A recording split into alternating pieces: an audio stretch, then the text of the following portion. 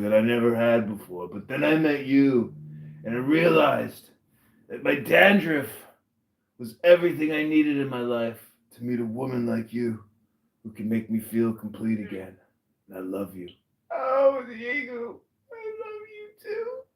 You're so handsome, despite what I've been thinking that fucking Jay Petrolinial piece of shit says.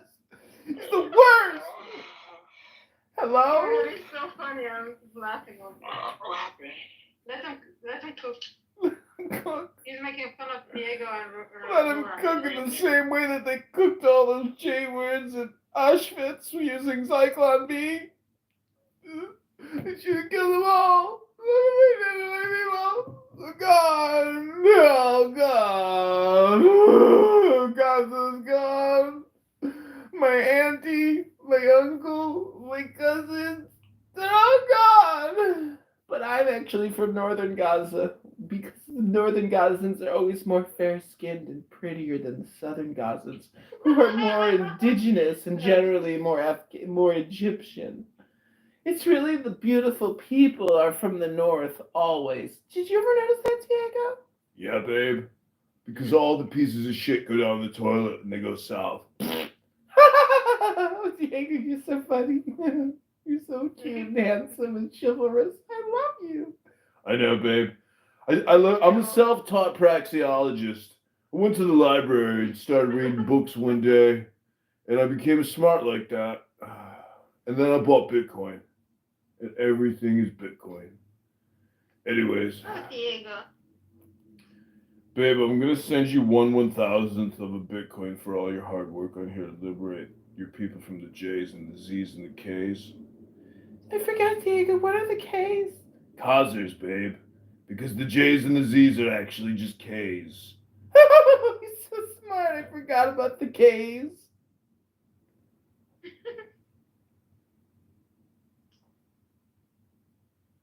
So Diego, how was it when you met me at the first time? You know that the one time we faked on Clubhouse that we met and everyone believed it? Holy shit. What? Just watching a video of a crazy person in Chicago shooting at somebody. Shooting at the bus. Yeah, that's intense. It sucks. They deleted my IG account. It's fucking annoying. I had an IG account. Why? I had an IG account with your kitty cat as the PTR. I don't know. They deleted it. Really? Yeah. Maybe they thought it was me. Maybe it was Nura. It's so funny. You know who Marshall Rankin is? Yo, you niggas are boring up in this shit. Well, make it fun. Nigga, fucking faggot, fucking cool nigga, bitch ass nigga, fucking damn Quran looking ass nigga. Yeah, make fun of this fucking bitch. Yeah, are they listening? Tell me the tea. I don't know. She probably is listening somewhere. Chicago, is she listening? Who's listening? You just cut my hair. Yeah, I did. Did you? Yeah, I did. You didn't do that. Stop falling asleep in my class. You can't just cut my hair. Oh my god. His teacher cut his student's hair off while she was sleeping in class. Hey, Quran, do you want to meet me in Chicago? Why would I want to meet you in Chicago if I don't even enjoy your presence here? 2019, California buys $24 billion to clean up the homeless problem here. It's been 5 years, you guys. That money is gone, and that money is not accounted for at POV. Now say the word peach backwards. Peach. I did peach backwards. POV. And not just a moment for him. Clam. Sleep. Okay, yeah, I'm gonna give you a series of words. You tell me what the words are backwards, Diego. Jew, wedge. Do you guys like Zionist. bone marrow? I love bone marrow. Don't yell. I love bone marrow. It's really good. Yeah. I love it. You like bone marrow? No, bone marrow soup. Yeah, we like to make. Oh, you like the soup? I just like it to eat it like that, like it's grilled. Oh, fried? like bone marrow. Not fried, but like grilled. Yeah, like bone marrow, like a cow, but like it's grilled, like on a steak. Mm-hmm. You eat That's super funny. old lady. I don't. That's not old lady, nigga. Bone marrow, Sorry. broth, bone broth or something. That's something like my grandma would drink or eat. I don't know. Is it soup? Yeah, it's a soup. Really good. Is cereal soup or is it its own category? Kellogg's cereal is a soup. It's a soup. It's No, technically it's a not. milk soup for white people that have pre-diabetic conditions, like So Diego basically, there's and such thing Nora. as milk soup. Diego, can you pick up some Frosted Flakes and 2%? That's what my dad used to get me. It'll make me feel so good. I got you, babe. Can I borrow your credit card? Of course. Anything you want, anything you need. One day my people will be free from the river to the sea. Hurry, Diego. Get the cereal milk. The soup, we call it. Babe, it's called cereal. It's not a soup. No. My people have no food. They have nothing to eat. They're dying. So when we eat this cereal together, we will commiserate and say a prayer for my people who have been genocided systematically. Apartheid. Oh, Diego, you're such a gentleman. So chivalrous. You're fucking stupid, Chicago. I'm stupid? You talk like that, and I'm stupid? You talk like a fucking white nigga. Allahu Akbar! I'm autistic. When I ask questions regarding an issue, I'm not trying to argue. Autistic people always argue. Oh man. Ryan's autistic. Dude, in that chillism room, I was listening to them. They're not actually arguing about anything. They're just sitting there saying, so when you do an ad hominem, and this is what I heard somebody say in the chillism room a few minutes ago. They're like, he's not a pedophile. He's not qualified to talk on the topic. It's like, Oh, wow. what the fuck? Yeah, they're looking for a pedophile to do the opposite take in an argument. Therefore, it's not a valid argument. I was like, That's this. crazy. Yeah, I was like, these people are so, like, you literally are dealing with people that, I don't know, they're just really stupid people. Damn, people on here are actually fucking retarded or what? I just don't understand, because like if you're actually really smart, you would figure out that this is a huge waste of your time. So Yeah, that is true. so like if you're gonna debate, like the basis is that you have, I mean, there's no credibility in anyone that's debating here because it's a total black hole. Like real smart, educated people would never spend their time here. They're too busy working. No, they do spend time here. But not like at scale. I mean, but let alone they don't have like significant debates.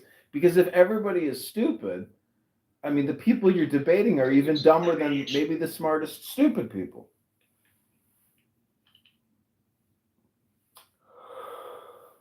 Oh, I'm just saying, have you ever met like a really well accomplished person in the real world who's like,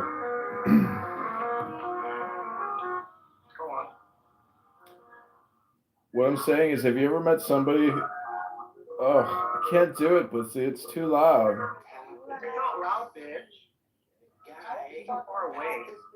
Diego, kick him. Kick him. Kick him. Diego. You're stupid. Where are they at, Chicago? What I'm saying is, have you ever met a very accomplished person in the real world and you were very impressed and you were like, wow, this is a great person? Yeah. The second part to that question is, have you ever seen them on Clubhouse? No. No. Why would they? Because they don't even know about it. It's not even a part of their life. Like this is literally an app. This is like a spider web for stupid people. And everybody's a spider spewing hate, stupidity, racism, and just general assessments. But if you are really in the know and you know everything, Like, why are you here? To, like, make sure we all know the truth? Or are you really here because you're lonely and you have no creative capabilities other than reading the news and telling people about what's happening? Because, that's about it. Mm.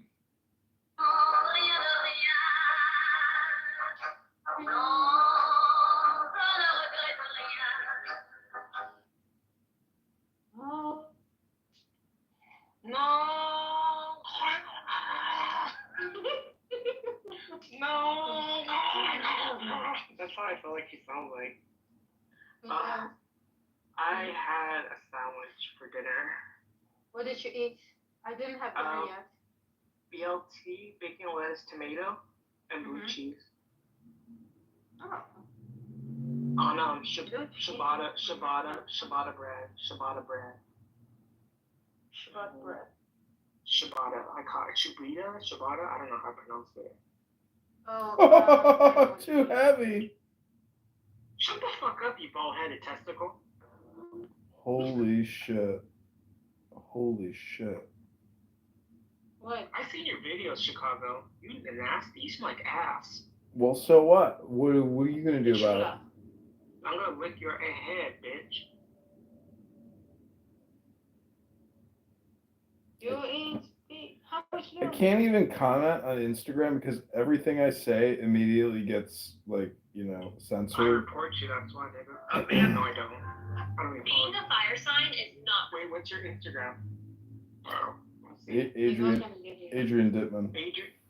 Why Adrian? Gross, what are you doing? Adrian Dittman. Oh, I see you're in Santa Claus. You're not live right now. Yeah, I'm live. I'm looking at fucking He 7 has friends. like 1 billion accounts. There's one, adriandittman.com. That's right. Hello? Can you hear me? Ooh, that's Indian. I'm in California dreaming about you. How we used to. I was like, really can't even see your arm. And I'm like, now I see it. Guys, I feel like so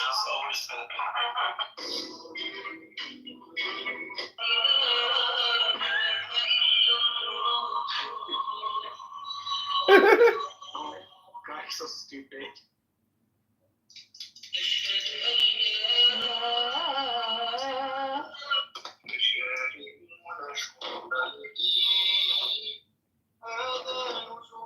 It's just you play music. Oh my god, you're getting Santa Claus. Bitch. 69 stream. Yeah. Oh, he's on. Yes, that's for black people that don't agree with them. And so my question is, I can't live stream anymore. My colleagues, comments there, we at least Why not? like downgrade her to sympathizer instead of full low rates. For me personally, Oh my god. that flies that invisible course. What's up? He wishes for nothing. Honestly, like it doesn't really matter what it is. If I know what it you've got a name out there for even a few moments, you just want to Healthy touch debate. Yeah. You met Hulk Hogan? Yeah. Oh my god, you made DMX too? Mm-hmm. Who's that nigga? You took a picture of a lot of niggers.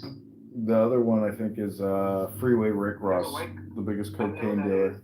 Oh my god, you look hella fucking Jewish in that fucking beard of yours. Shukran. And what's up with, look at you, military man. What happened to What a girl needs.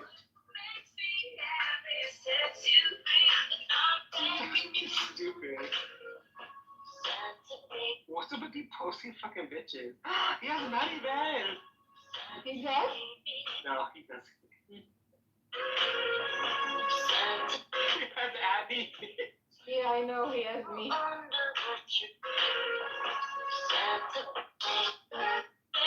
Oh my god, you're Jazzy. Oh, he has my PTR. He has my PTR.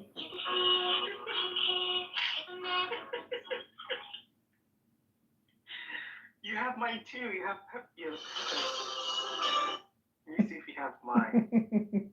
He does have like yours version of Danny. He has Adams. He has a nigger one. Oh, you have Uncle Ted. Oh, Adrian Dimmitt, do you want me to send you some clips of me and Jazzy fighting? You just play them here if they're good. I think you heard it before. Well, I want you to post something. That's why I want you to post it in your profile. It's Uncle fighting with Little Haiti. Or you can have it. Here, let me find it. Because, you need to pop up your profile, nigga.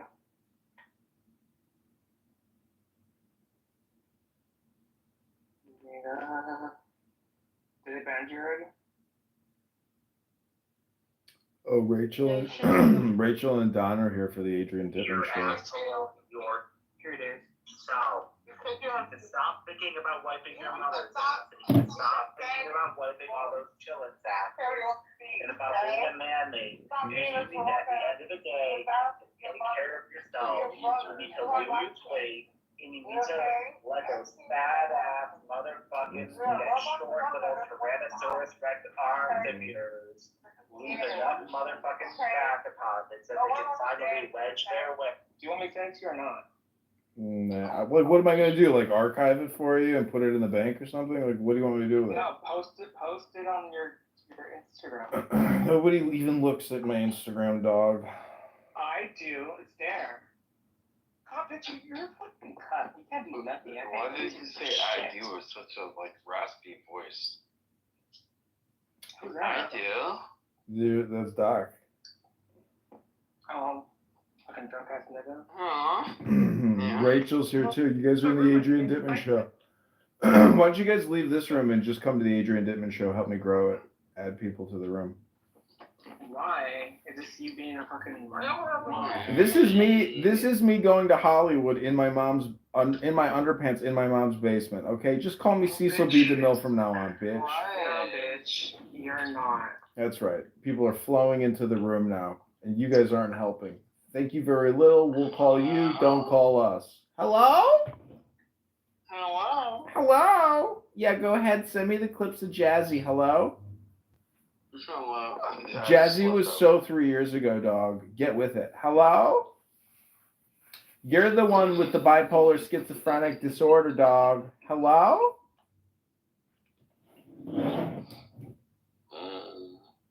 They don't understand. You guys just don't get it, dog. Diego, how much longer until my people are free? Babe, praxeology is it's a lifelong science. It just doesn't happen overnight. What? You promised me. Babe, you gotta be practical and pragmatic. You can't just free a whole people from the Z's and the J's and the K's.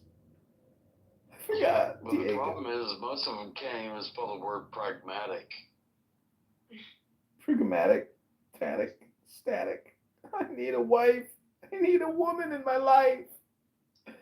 Diego, I love you. Love you too, babe. Are we watching Star Trek or something? Kind of. Oh shit! Wait, what happened? On Tuesday, I had a freaking apartment fire. No way. Yeah. Oh no. It was bad, but we were all safe, and they moved us to a new apartment in the same complex. Oh my gosh, that's good luck. I know. And all like my friends and family, and even people that I don't even know, like through Facebook, they were all stepping up and helping us, like make sure that we have everything we need for the holidays and stuff. Oh, good. How did the fire start? They don't even know. They said it started between the two floors. Holy and shit. They thought it was electrical at first. But now it doesn't seem like it was electrical, so they're like kind of stumped. But apparently they're doing an investigation. And maybe I'll find out on Monday, I guess, how it started. That sucks. That really sucks. See, my problem What? is like, Ryan, you what? know, Ryan my replies. heart He says he's is double really working. hurting really hard. I've had 2 heart attacks, but I mean, I'm just trying to get my dog to come, you know, lay in bed with me. But, you know, fuck y'all.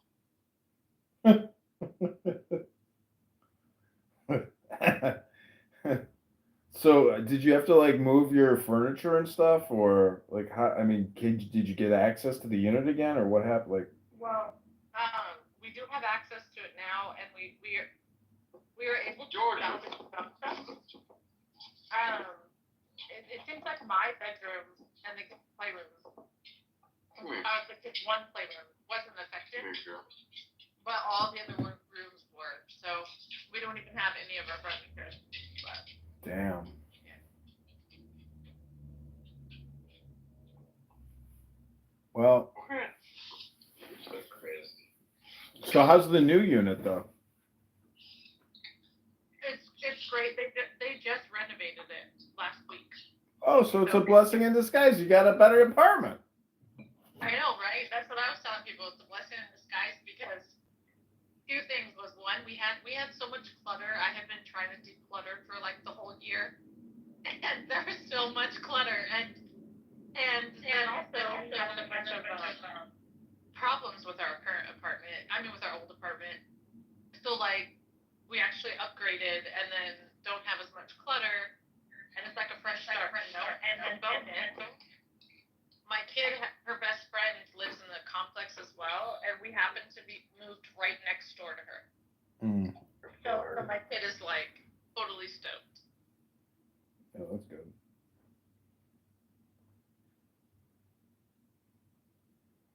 Well, it's Saturday night. The feeling's right. And Doc and Georgia are in love. Look at all these people in the room. Are you guys all H-1B visa applicants or something? Like, where did you come from? Holy shit, are you guys like software engineers? Did you listen to any? I doubt with your issues that like you listened to Adrian Dittman, but like he's been like. Oh, I listened last night. Oh, you did? A little bit, yeah. He had 30,000 people in his room. I know, I saw that. I came in when there was 5.2 K followers, and I immediately commented, was like, wow, you've grown your show, like you have that, and then it just kept increasing. Wow. Yeah, it's all because he was attacking Laura Loomer and Owen Schroyer the day before, and like I filmed all those, I put those on YouTube, and he outs himself as being Elon, and everybody knows he's Elon. It's amazing. Yeah, and then if you look at some of his posts, Elon's account, it's like totally in line with what Adrian Dittman was saying the night before. I was like, that's just like a dead giveaway. Yeah, and he posts Adrian, and then he has Adrian post Elon. He's just sitting there posting his content. I mean, I do it all the time. You know, it's like people make fun of people that like their shit, and it's like, oh, well, when you start liking your shit and retweeting your own shit. I remember playing Diablo, and I kicked his ass one time, and he yelled at me. Are you serious? No, you're joking.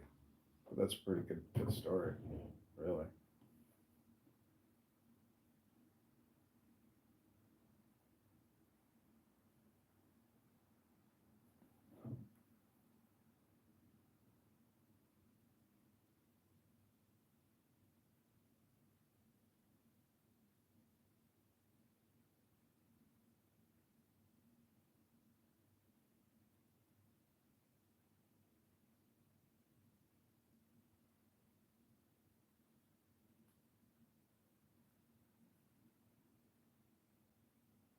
Just that. Well, do you know what it's called when your calf muscle, like, you pull your calf muscle? A potassium deficiency, and you got a cramp.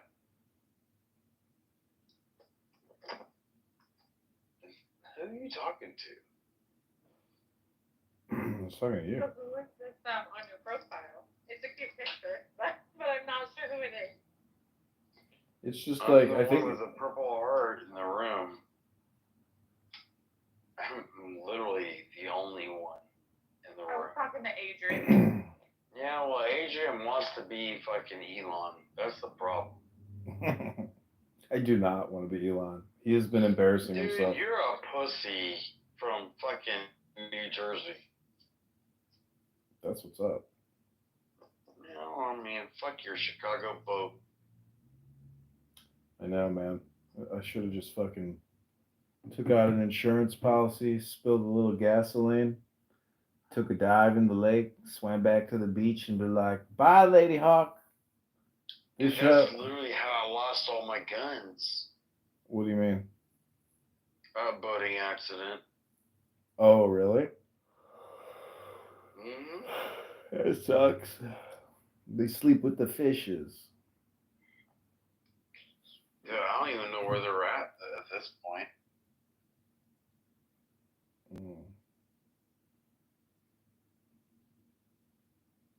Why are you trying to have me be accountable for guns that I lost in the boat wreck?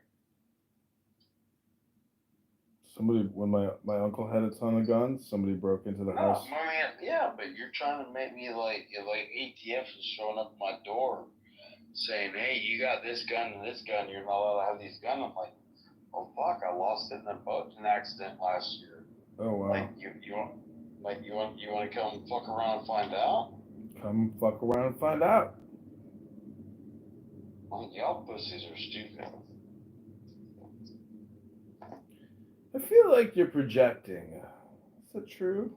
Yeah, well, I mean, I'm an American. That's how I do. Interesting. You want to fuck around and find out? How's your love life, Doctor? Non-existent. Really? Yeah, dude, I dropped my penis in the water at the same time I lost my guns. You dropped your penis in the water.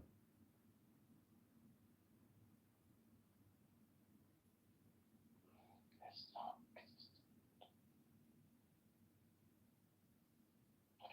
Please don't let me go pick up your mom to prove you wrong. She's gorgeous. Yeah, she yelled at me on Christmas. She went nuts. She was like, "You're the biggest disappointment. All the time and money we've put into you, and all you do is just keep failing and causing problems for yourself and other people. Shame on you." Sounds like my mom.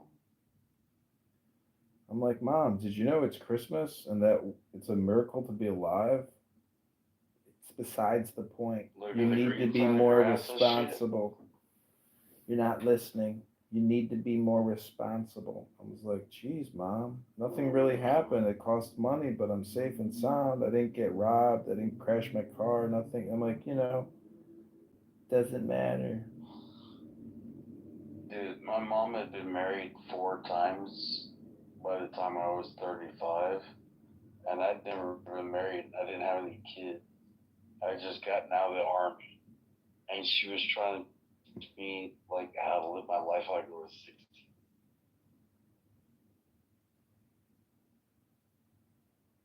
Yeah, my grandmother. I'm not even capping.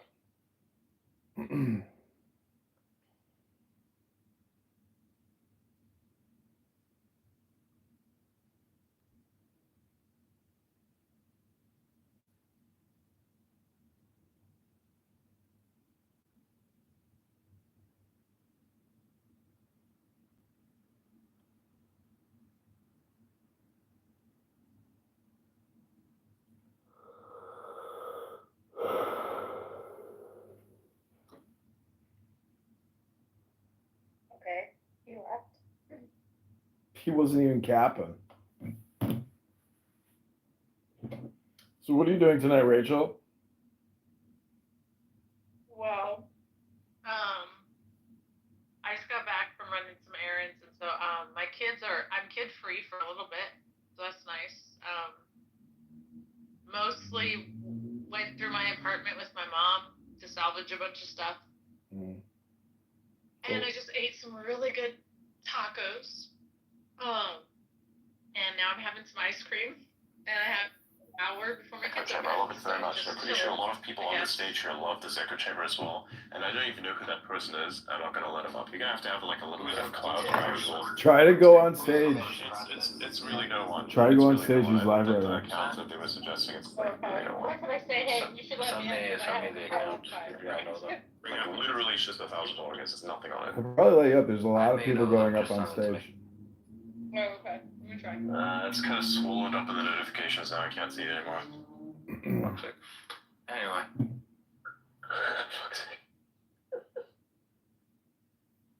No, seriously, it was like it's so much coming in. It's fucking hilarious.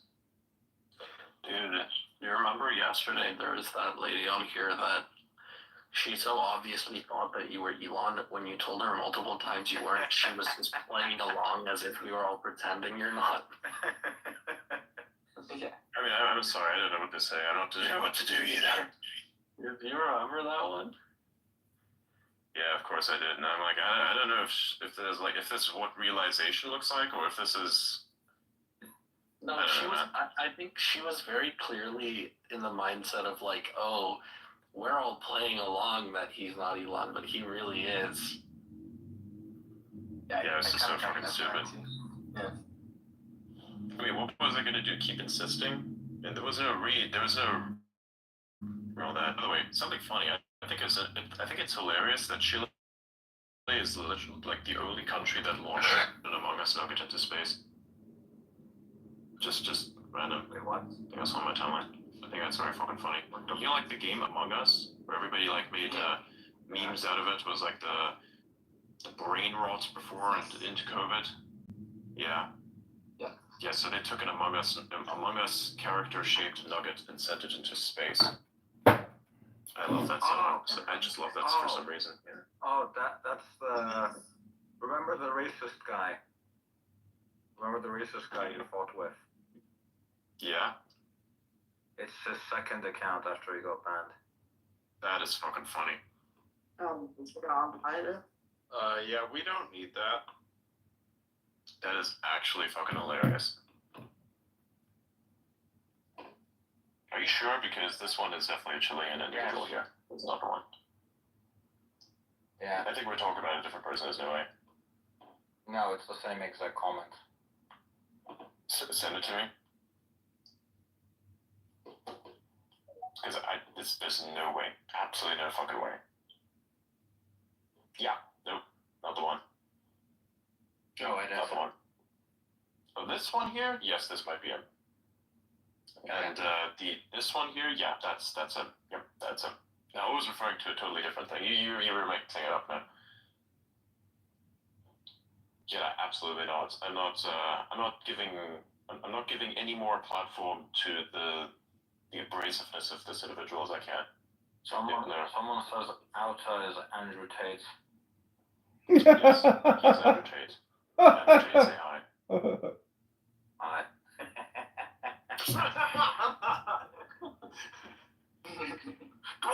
If you think that's like wait, what?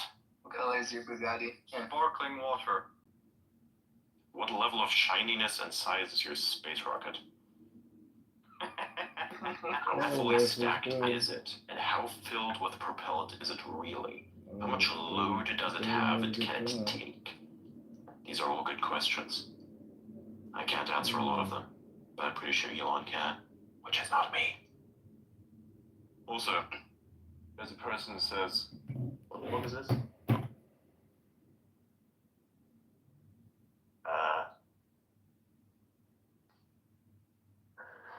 Adrian's much more intelligent than Elon. Somebody says, no one that intelligent behaves like a middle schooler. Do you not see that this is an act that I put on? It's also ironic that this comes from one of the Tesla Q people, because literally all of their assessments is less than middle school toddler level logic, to the point where it's so dumb that it makes me inversely dumb just for reading it. Have you seen all the Kick streamers, the Twitch streamers, the fucking YouTubers? They all act like fucking middle schoolers. This is what gets you popular online. Yeah, I mean, this is obviously dramatization. You know, let's not get it twisted here. When I say certain things that sound extremely ridiculous, We don't act like this. Exactly, we don't act like this in real life. It depends. It depends. Sometimes I do. When I have a conversation and I'm trying to put something. It depends on the conversation, of course. If we are in a professional setting, we are very well kept. But when it comes to like one of those throwaway, who gives a fuck about it conversations that you have with like family members or something like that, I act exactly like this, much to the detriment of them. But I don't give a fuck. So it's like, yeah. At a Christmas party, you go there and they have like some sort of discussion or something, and then they want to bring up certain topics. There was like zero mercy. There was zero mercy there. I'm glad that a lot of them didn't ask stuff that I thought they were going to talk about, because if I did, that would have ruined the whole fucking Christmas evening. 100%. They were lucky. I kind of feel like that maybe it was a result of the fact that nobody said anything because they already knew what was going to happen, but yeah. Because at the same time, I'm like a nuke that goes off and then everything else just kind of falls. I mean, seriously, you don't think that a person who says that in response to being called a supremacist, that says he has the smoothest brain on the platform and probably on the planet, you don't think that person is serious about that, do you? I mean, I literally posted a meme where I said, "Insult me all you wish, my brain is the smoothest there is." The insult in your words slide right off. Here, I put it up at the top for people who want to see it. Here you go. That's the one. I think that was a really good moment. I'm glad that people recorded this. They recorded it thinking that this was somehow a quip to me, or if this is somehow a problem for me, but it's not. This is 100% what I wanted people to focus on. Right here, that meme and that clip right there, This is why people need to have education in meme culture. Because if you don't have education in meme culture, you literally have no clue as to what the fuck is going on. 100%. You have literally zero clue as to what's going on. People need to understand what meme culture is and how it works. Because if you don't have that, you're just simply always going to fail. You're always going to be one step behind you're one step behind the super autist. 100% of the time. It's fucking funny as shit to me. MAGA declares Groyper War II against Elon Musk and Trump. Who says that? You mean all those Groypers that got banned for being racist? I don't know. I don't really. So where is it? I think it's very interesting to try and lead a war without a general. It's about H-1B, because, Trump said that he supports H-1B. It's almost like as if those people never supported Trump at all, even though they virtue signaled after he won. No, obviously the fucking Groypers are all supporting Nick Fuentes. Yeah, Exactly. Groypers have never been loyal to Trump. They've been loyal to Nick. And Nick played out in the 24 election. Why are they all Catholic as well? I don't understand this one. What is it up with, why is every single one of them Catholic? Good question. Well, dude, I don't like white supremacists, but let me just say, I cannot possibly respect a white supremacist that follows a leader who's not white. What is up with that? That does not make sense. Well, don't ask the race of their girlfriends and wives. Yeah. Oh yeah, 100%. He's like mixed, right? So he's got different ethnic groups. So He's a Mexican man who spent the past 10 years telling everybody that white people are superior to Mexicans. Wait, is he actually Mexican? Yes. Yeah, he's a castizo. Really? He's a castizo, but he's got different groups going on, and I don't know why he's a white nationalist. I mean, people dunk on him all the time over it. Oh my god, that makes perfect sense, actually. Wait, you didn't know? His last name is literally fucking Fuentes. What kind of white guy's name is Fuentes? Spanish? Exactly. In America, Man, my this is friend. a very common thing. Like, Yeah, a lot I of know. the red supremacists on 4chan, they're not No, white. I mean, of course, anyone who's like that, not saying that, it's just pointing out irony. Yeah, That's my point. like historically speaking, it's been WASPs that have led white nationalist movements, and he's like obviously of Iberian extraction, but he's not quote unquote traditional white. So I don't understand how he's like a leader of this movement. I don't know. I mean, I kind of think it proves the point, especially the point that I was making, man. Like, you're not going to win any mimetic war if your leaders, which need to win by repopulating, are a bunch of incels that don't know how the fucking world works. I'm sorry to say, but that's literally the breakdown. Meme. You know the meme that's like, don't ask the race of a white supremacist girlfriend. Yeah. Well, wasn't it also the case that Hitler had like black hair and brown eyes, and he was telling everybody that you need to have blonde hair and blue eyes?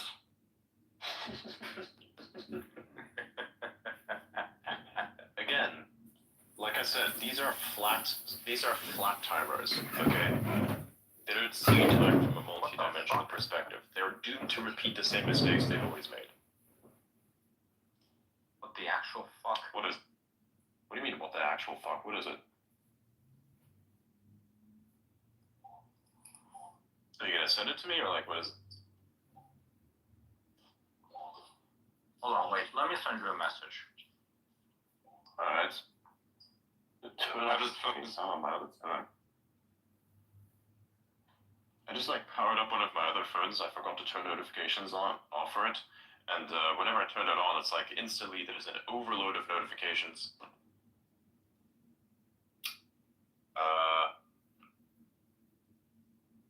Interesting. Yeah, that can happen.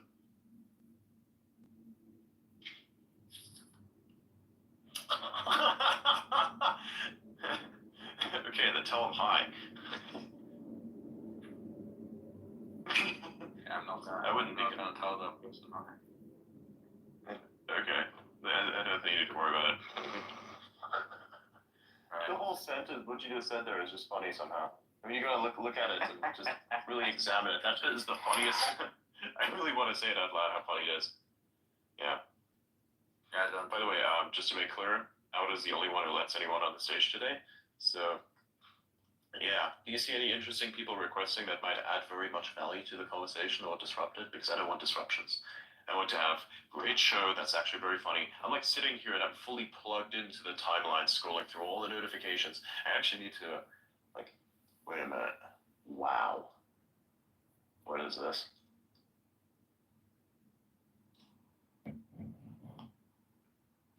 He's admitting he's. Oh my god. No.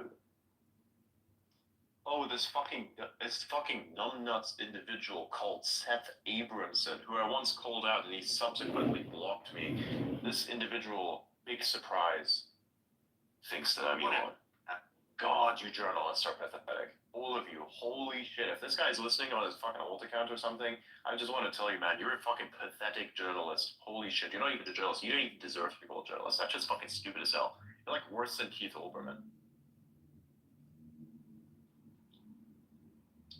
By the way, I don't have a massive issue with Keith Olbermann. I just kind of feel like it's extremely stupid that he calls for everyone's arrest, like as if he's somehow qualified to make any judgments at all in anyone's life beyond his, which, you know, is problematic enough. You know, I'm seeing a lot of chaos that I could cause by letting people on. I know. You know, with all welcome to my brain. Welcome to my brain. You're starting to really feel it. There's a lot of like Palestinian and Israeli flags. My brain's like, what would happen if I let them on? Let me tell you what's going to happen. Have you ever seen lithium and what happens if you introduce it to water? That. Yeah. It fucking starts exploding, burning, like fucking starts like going everywhere. Yeah, there's nobody that comes out on top of this. Neither the water nor the lithium nor anything that stands next to it. So. Except maybe the bowl. No, actually, no, the bowl explodes as well. The camera is the only thing that comes on top. No, not even that. Only the viewer. Yes. So for the audience, might be funny, but I don't encourage it. You know, if anyone wants to talk anything about that, we're gonna like let what is our guy's name who we always have up here? Spencer. We're gonna let Spencer up. Did you see Spencer? Who's Spencer? Yeah, Richard Spencer. Good fucking dude. Oh, I don't know that guy. How do you not know this guy? Oh my god. Yeah. I don't know. I didn't know. He's like a really good dude. I've never told anyone from real life, like my account. So like none of my followers, know who I am in real life, I guess. Dudes. Yeah. Sorry. A few days ago, I noticed that someone who I know in real life fucking followed me. Nice. Does he know? My friend, here's what's gonna happen. It's gonna take, here's how it's gonna happen. It's gonna take a year, and then literally everyone in your friend circle and eventually your family knows. It's inevitable. There's no way you get around it. Well, I mean, they didn't text. It's inevitable. You're gonna have to prepare for that. We'll see. They didn't text me, is this you? So, I think I'm safe for now. Probably now that I've said it, they're gonna text it to me if they're on the space. You're gonna get cooked in a year. I swear. You're gonna have to make preparations. You got a year. Oh my god. Maybe less, actually.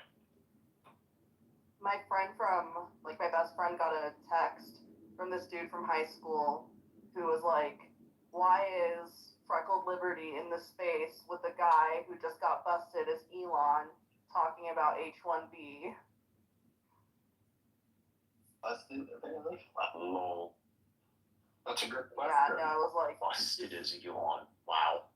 Well, I'm gonna tell you something right now. Yesterday's argumentation was so good. Even the thing I told about the smooth brain thing, I was so hard and so full-mast, I busted something, but we're not gonna be busting me.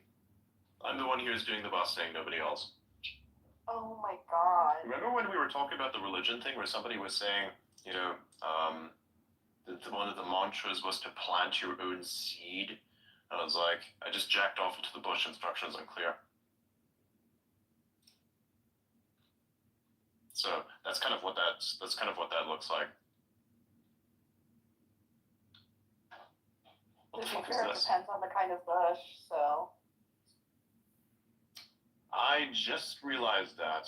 Fuck me, I guess. Oh my god. I just realized that. Yeah. This could sound very gay or very straight. Depends on your understanding of the world.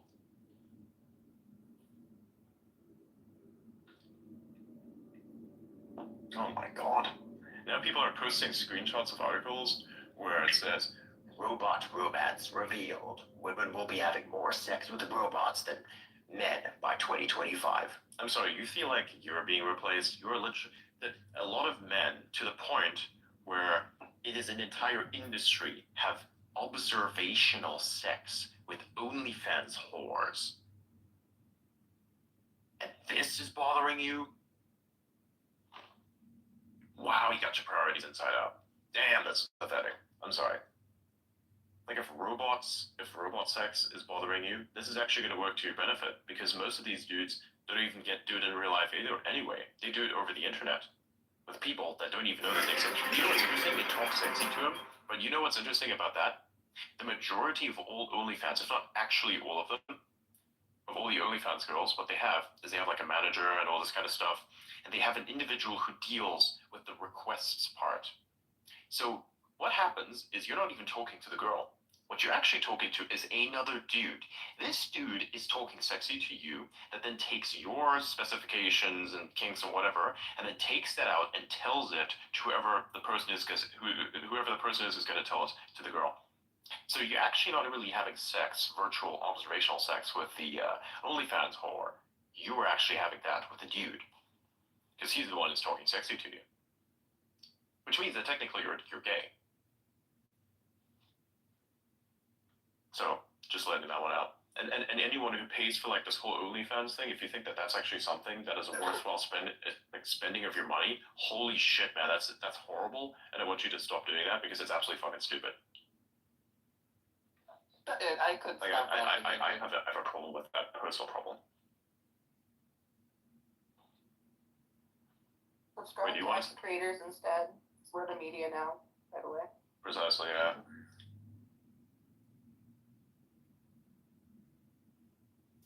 What is this?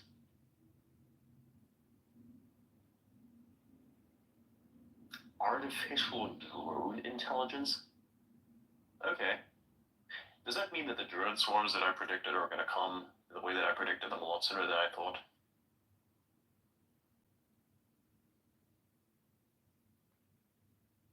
Wicked.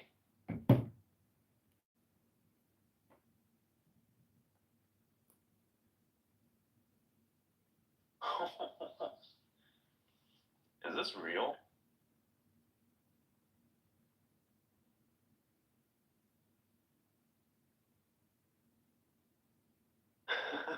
I'm seeing like a GitHub chart of somebody has so much activity, it's almost like a full bright green on every single cell. That one is just for show, right?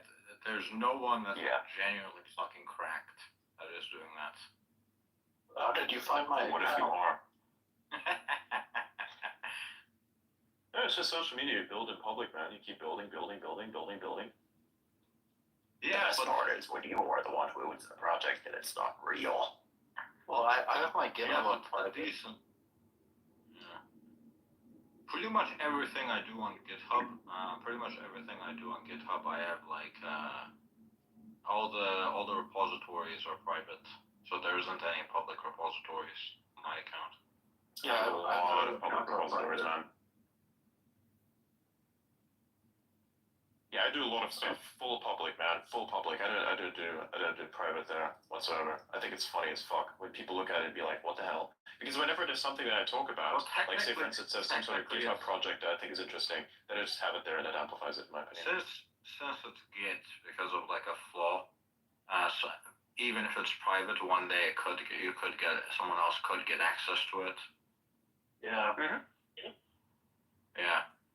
There was like a circumstance a few months ago that actually came out, where even if the repository was deleted, people could still access it. Because that's just the very nature of Git. Yeah. Yeah, I remember that.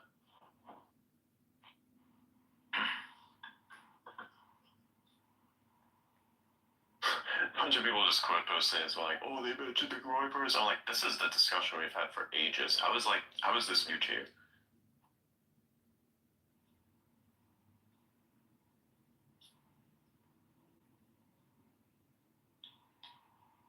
Or what?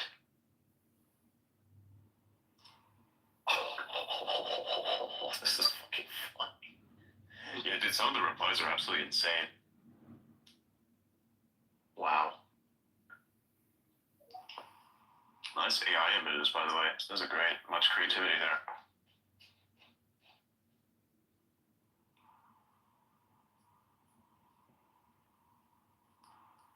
Wow. Okay. Look, if you're gonna DM me, may I speak, or may I join the conversation, or can you let me up, or let me up now, do it now. It's not gonna work. Yeah, I'm not gonna fucking let you up. It's like those people who say, hey, follow me back. It's like, no. Never. The chance of me following you, if you say that, decreases substantially. And by the way, it decreases at an exponential rate the more you ask. Dude, there was this one guy on here that followed me. I did not follow him back. Then he sent me maybe 100,000 words in DMs over the course of weeks. And then he accused me of unfollowing him. And I never followed him. I think I know who you're talking about because me and Adrian have that exact same person. Oh my god, yeah. Some person doing the exact same. They're sending me like one word a second. They're still fucking doing it today. Yeah. What the fuck? It's crazy. It's really, really crazy. I've had a few people that used to do that. They used to send me a whole bunch of bullshit until I eventually just said, okay, you know what, I'm just going to report the conversation because then no way anyone can message me back. They did that. Like, I tolerated it for a while, and I'm like, okay, this is enough. It's actually annoying me now. Oh my god, what are you seeing? Info ears. Yeah, of course. It's fucking funny, man. He keeps making these insane memes. Info ears DM'd me, let me down. Oh my god, let me down. That is fucking hilarious.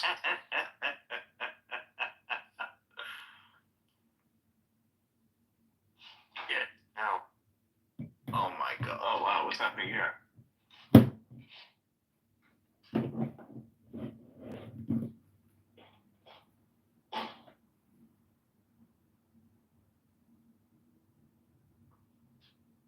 Let What me in is you. this? What the fuck?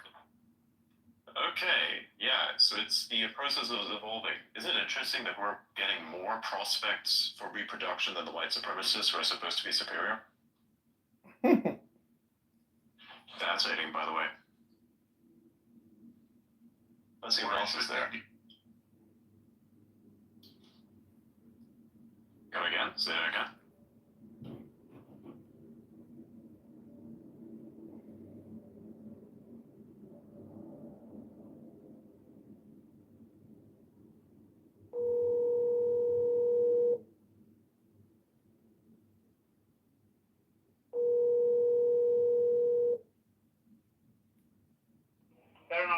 Hi, can I place an order for pickup?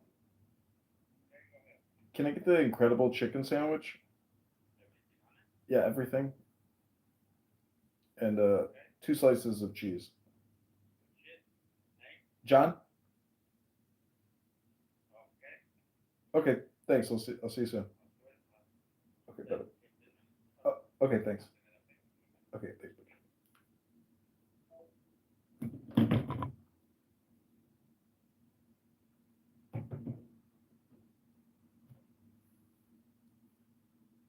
Wait, what?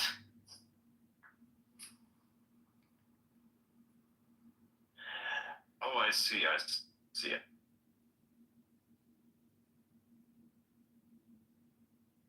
see.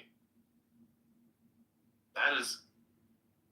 I don't know, man. Actually, yeah, because remember that kind of came across... We kind of came across that yesterday, remember? Yeah. That would be hilarious. They would attack me so much more if I said that. Oh my god. Yeah. That is fun. Then, like in response to people saying, hey, this guy is actually idealized, they're trying to give clarification. And then these people are like, well, they should meet up in person then. I agree, I actually do want to meet him up in person and, shake his hand and be like, hey man, I'm the guy behind all the crazy shit. He doesn't know what I look like, by the way. He doesn't know exactly where I am, everything. So, yeah. So he knows for sure who I am. 100%.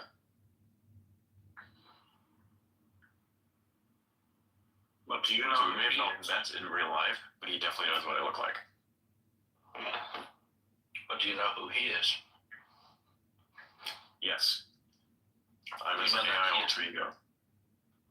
Do you know that he is alternate Adrian? According to him, at least. Mm-hmm. Who alternate Adrian is? Yes, I do. Yes. I know who everybody is here. Well, I'm saying alternate Adrian Elon Musk. No, he's not. One of the theories, but yeah. It's a great theory. It's just not a very simple theory. He's a parody account. He's been around for quite a while, and he just posts memes and crazy bullshit and keeps reposting my stuff. I think it's funny as fuck. I have proof that he's Elon. Oh my god. He plays Path of Exile. No, he doesn't. He plays Call of Duty. And thumbs down. Don't you? Do you play Call of Duty or do you not? Last I saw he was like playing fucking Warzone. There you go. He's a Warzone maxi.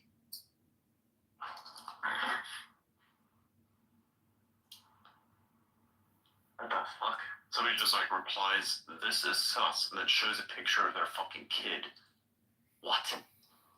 What?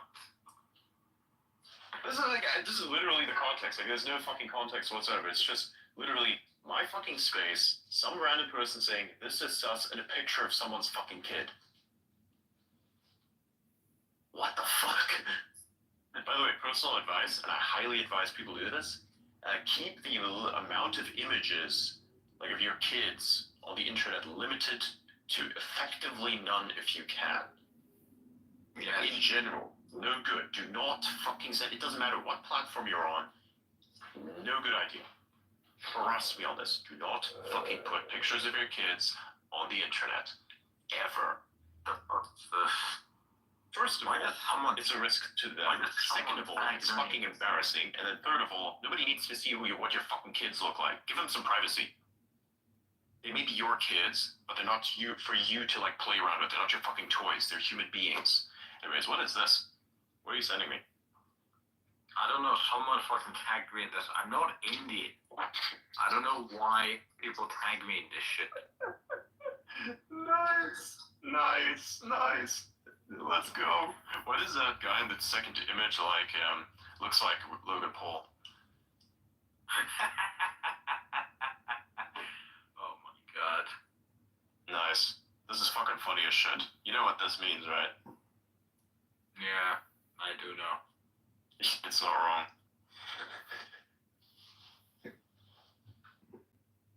Oh my god. Yeah. This is great. This is really fucking funny. And now, oh, nice. First one. People are claiming that I am the Antichrist. Nice. The white men go for the foreigners, and the foreign men go for the white women. The way I see it, everything will return back to normal again. You know the fucking meme that's like the brown guy and the white guy, and then like there's like a bunch of women, and it gets like progressively like more white, and like with a white chick, the whitest chick, the fucking white guy is crying, and then the brown guy's excited, and then like you go to the other side, and it's like a brown chick, and the white guy is losing his mind, and then the fucking brown guy's like, no. You know the meme? I think I've seen that, yeah. Yeah. Somebody responded, "You are not Elon." No fucking shit. Wow. Welcome. Finally. These memes are fucking funny. Elon's like way too busy. I mean, he's got a lot of priorities. He's got a lot on his plate. Like, how can he be on Spaces for hours? Yeah, he's way too busy posting on the alternate Adrian account. Yeah, that's enough of that. Between the amount of time on Spaces and in Discord playing PoE or Diablo, there is just no way. There is no way. Yes. What is this? There's a dude here that is posting step-by-step images on how he is rewiring his live outlet. While listen, he says, "I'm rewiring a live outlet while listening to this electrifying space." Yes, I have shocked myself a few times. And anything to numb the pain and level. Oh my god. Sparky masochist? He just finished it. Time for the light switch. And no, I'm not going to kill the power. I'm not going to find a headlamp. Oh my god. What the fuck? Why would you do this? This fucking post where it's like 97% of human accomplishments since the 14th century occurred from men born in this region. Get the fuck out of here. What's the region? It's like a part of Europe. It's not even all of Europe. It's like a part of Europe.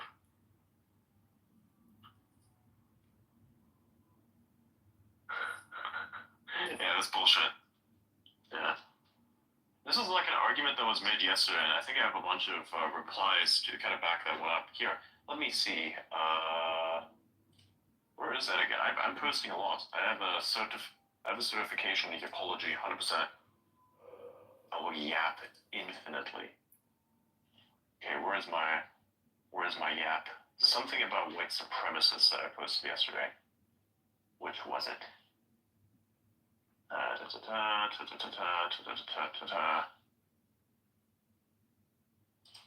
boom. You know, That's it's 1.1 million impressions. Holy shit. You know, it's funny that any other week we probably would have made fun of whoever was bringing up white supremacists. Yes. This is nothing different. We do this every single day of every single week. This space exists constantly. It's just now that people are seeing quite a lot of it. We usually get like 300 to 400 people in, and it's just kind of chilling there. It's just today that we're getting like not even today, even the day before. I think like this is definitely how it's going to look like going forward in the future. It's very nice. It's very awesome. Yeah. I really enjoy this. I really think it's cool. Finally, people are actually seeing the light. I'm saying like usually we would make fun of people for bringing up like the word white supremacy. Because 99% of the time it's that's not it whatsoever. So we usually make fun of them, and like this week we're actually making fun of. Well, the thing is, like saying the other night, this is an echo chamber of principles, and some of those principles are law and rational thinking, and call out bullshit no matter what side it's on. People on the right will say so. Yeah. Lawyers and you really need a better internet connection. Yeah, you need to cut the fucking voice sensitivity shit. That shit's annoying as hell, and it's not functional. Oh yeah. Just cutting out like the last couple words, it's kind of annoying. It's not just annoying, like we literally can't hear anything you're saying. Yes. Alright, so I found the thing.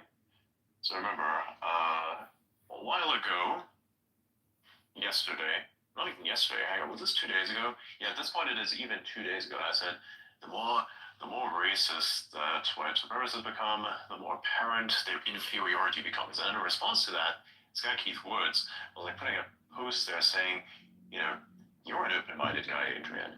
Does it make you uncomfortable to discuss the fact that Europeans are responsible for approximately 97% of human accomplishment and gave us the modern world with, and basically names a bunch of achievements, and then as a response to this, I just simply said I'm gonna give a very no, you're gonna give a very nice thing after I'm done with this. I'm gonna read this first. I'm gonna just give people a context so people understand what's going on. Now, then I said, why would this make me uncomfortable? The accomplishments of Europeans are not being denied. The only thing I'm seeing today is people who haven't built anything relevant complaining about races other than theirs, building or assisting in the construction of something that is. Also, the 97% number is from Charles Murray's analysis in Human Accomplishment. It's a book, by the way, and is likely exaggerated as it's derived from his specific methodology, which focuses on Western-centric sources. True, by the way, and you can look that up for yourself now. The next thing he says after that says, I reject your use of terms like white supremacist to dismiss people proud of their people and concerned about losing their countries to foreigners, and I resent this attitude that ordinary whites have no right to an opinion on immigration if they aren't as successful as the best foreigners. I just suggest that as an immigrant yourself, you should be sensitive to the fact that millions of white Americans have an understanding of their country that goes beyond a sports team franchise. Seems disrespectful to just dismiss them as racist. Bullshit. And this is why I reply. Firstly, fitting the textbook definition of a white supremacist makes the individual in question a white supremacist. Secondly, I'm not an immigrant. Thirdly, I'd argue that Thomas Sowell has a better understanding of American history than the proud whites, quote unquote, who bring nothing but shame to the race from which they hail. People can be proud of the achievements of their ancestors. All people should, but not achieving anything yourself, yet believing you're entitled to respected positions you didn't earn is laughable. Now, there's a bunch of stuff in what he said, and basically saying that I'm trying to dismiss concerns by calling the people the thing that they are by definition fit, right? Because the concerns themselves can be voiced in different ways. Actually, as a matter of fact, I voice these concerns better and more frequently than these fucking idiots themselves do. And specifically in previous spaces, I have stated myself directly, even to a member of the World Economic Forum, by the way, which they haven't because they're too abrasive to talk to anyone because they like to live in an echo chamber of information and not ideas and principles, where I said, you know, the problem is that people are getting supplanted because there is not enough people having kids, and it keeps happening, and it will keep happening. This is a thing where it is a very logical assessment, and I think it's somewhat concerning, right? Because if you see that the specific people are just dying out and becoming extinct, that's a bit of a problem, because then there's not enough diversity on the planet. You know, I think that's a bit of an issue, you know? And I've said this many, many times, but you don't have to be racist about it. You don't need to be pathetic about it either. And now a bunch of people are looking at this thinking that he somehow cooked. No, you don't understand. He got cooked, and he keeps cooking himself and making everybody who voices the concern about, you know, not a very low birth rate. Like you're making anyone who voices concerns about there being a very low birth rate look like an idiot and a racist because of people like that. That is the thing that I'm trying to get across. Not to mention, you can make a point, or you can make a point in a retarded way. That is what this is. Not to mention, if you actually genuinely fucking cared about any of the shit that you're claiming to care about, you would literally be focusing on the step 1, which is the fucking, like, they're trying to focus on step 1, 2, 3, 4. You need to focus on fucking step 0, right? Which is the fucking damage that feminism has caused, and the damage that it's going to continue to fucking cause going into the future. This is literally fucking step 0. Nothing else is going to get solved. You know, white people aren't going to be a fucking minority. They're not going to be replaced any of this if fucking white people sat down and had a bunch of kids. But they're not going to do that. Yeah, the other thing that I find interesting is, so Keith is an Irish nationalist, if I'm not mistaken, and he's talking about the greatness of white accomplishments. Well, that includes the British Empire. So does that mean that the British Empire was also great, you know? Well, if that's what he thinks, I don't understand how he can be an Irish nationalist at the same time, considering they were suppressed pretty bad, so I don't know. I will say, then this is going to be a very, very hot take.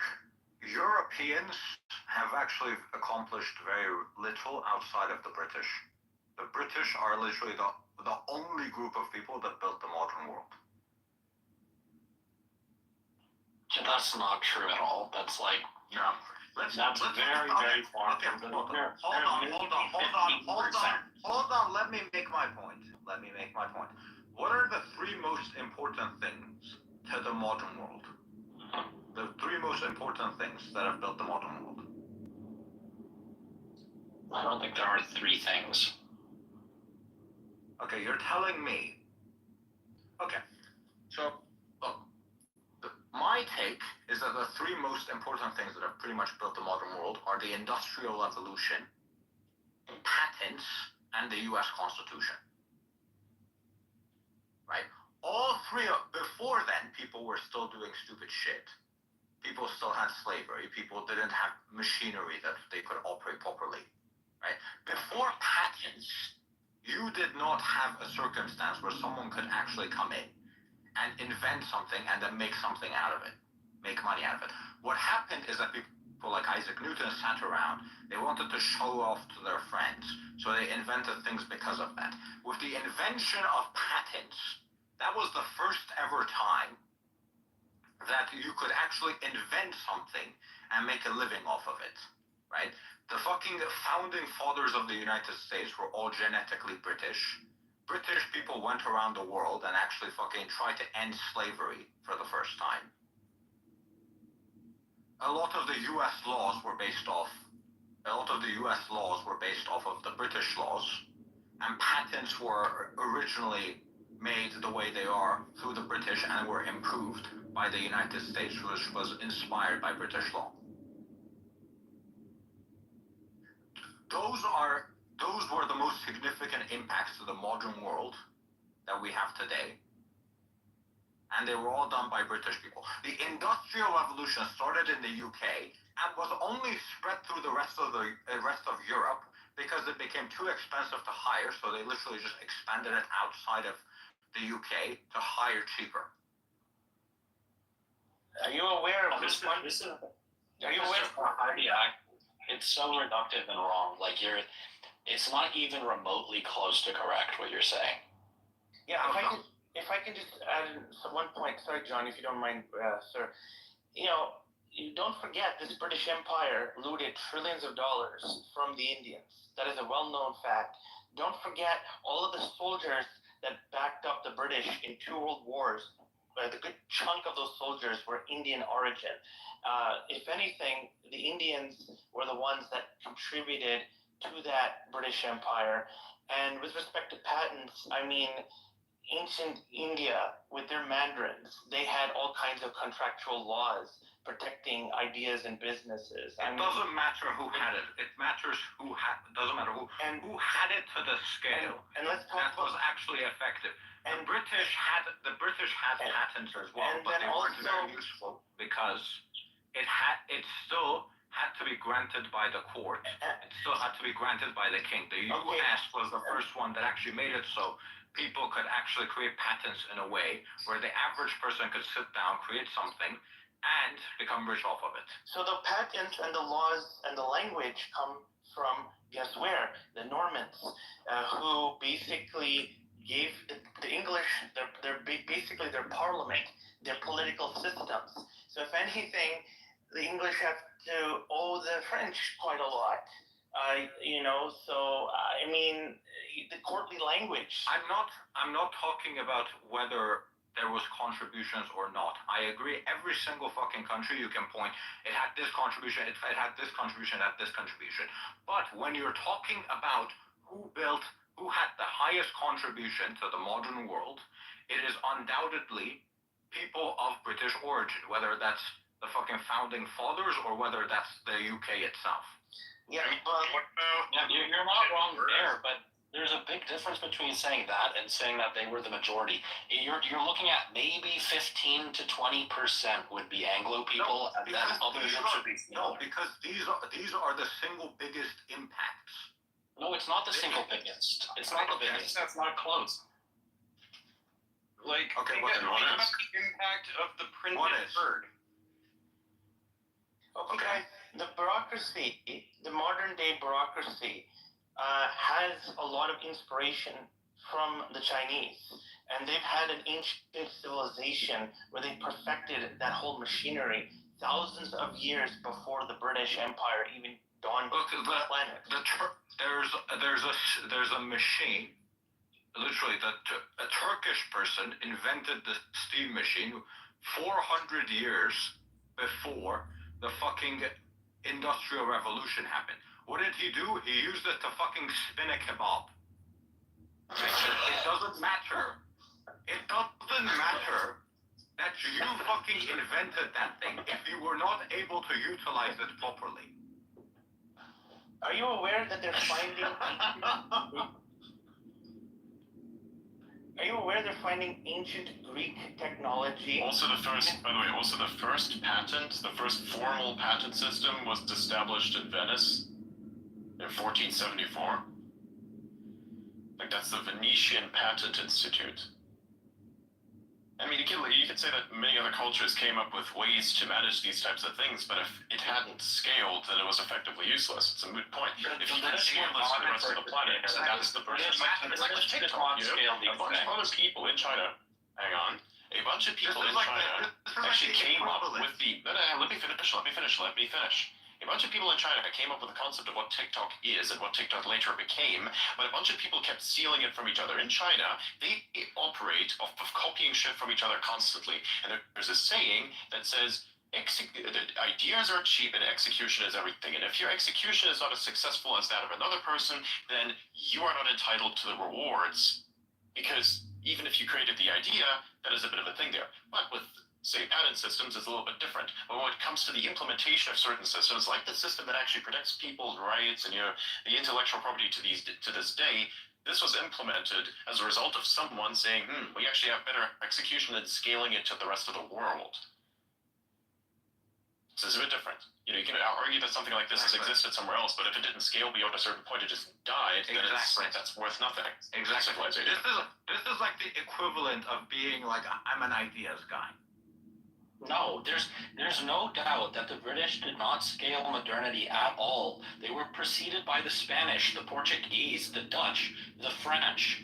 Broadly across the entire world, almost every single place the British Empire ever colonized or controlled was modernized by other European nations. And half of the Industrial Revolution was invented by French and German people.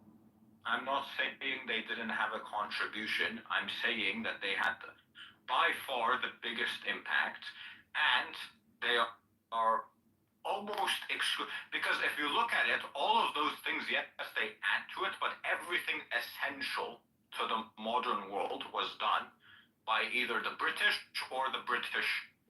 This is not true. This is not true. This is so far from true. Even to claim that the British were more influential than the French is a bit of a toss-up. It's not really intellectually honest to make that claim. Why? Okay. Hold on. Do you agree that the Constitution is the single most important thing done? U.S. Constitution, the single most important thing done in all of human history. Where did the Constitution come from? The Constitution. You attribute that to the British? No, I don't. Okay. Why not the French? I don't attribute it to the British directly, but the founding fathers were predominantly British descendants.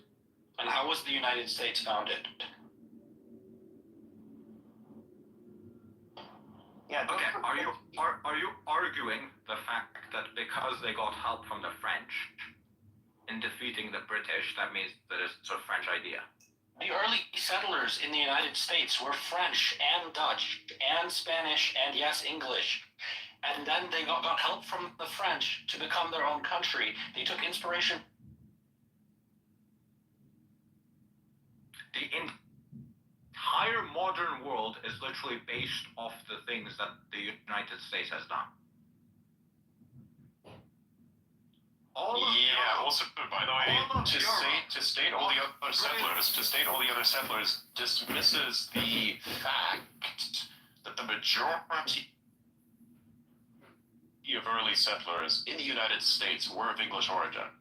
That's not true. They were the majority. Early settlers were French and Dutch. The English simply held the majority. Actually, look it up yourself. I'm sorry to say, but that's literally what it is. We know that New York was mostly Dutch in the beginning. What I'm saying is that it was mostly British people that contributed to these things. British people were literally slavery has existed in every single fucking country, in every single fucking place in history. British people were the first people that actually sat down and said, actually, let's sit down and fucking end this shit. That is such a freaking not okay. So when the how is that incorrect? How is it incorrect? That's literally true, though. That is literally true. How is that incorrect? Give me a moment. It's not. So in the British Raj, slavery was still ongoing while the British had ended it in their own lands, and it was not quashed, and it was in fact kept going for a while, a good damn freaking while. It was Indian nationalist reformers who were trying to get slavery out from their own country, and it was those reformers that got the British to eventually do that decades after the fact. So no, it is not the British that's going around doing this great virtuous thing to save the world and slavery. Yes.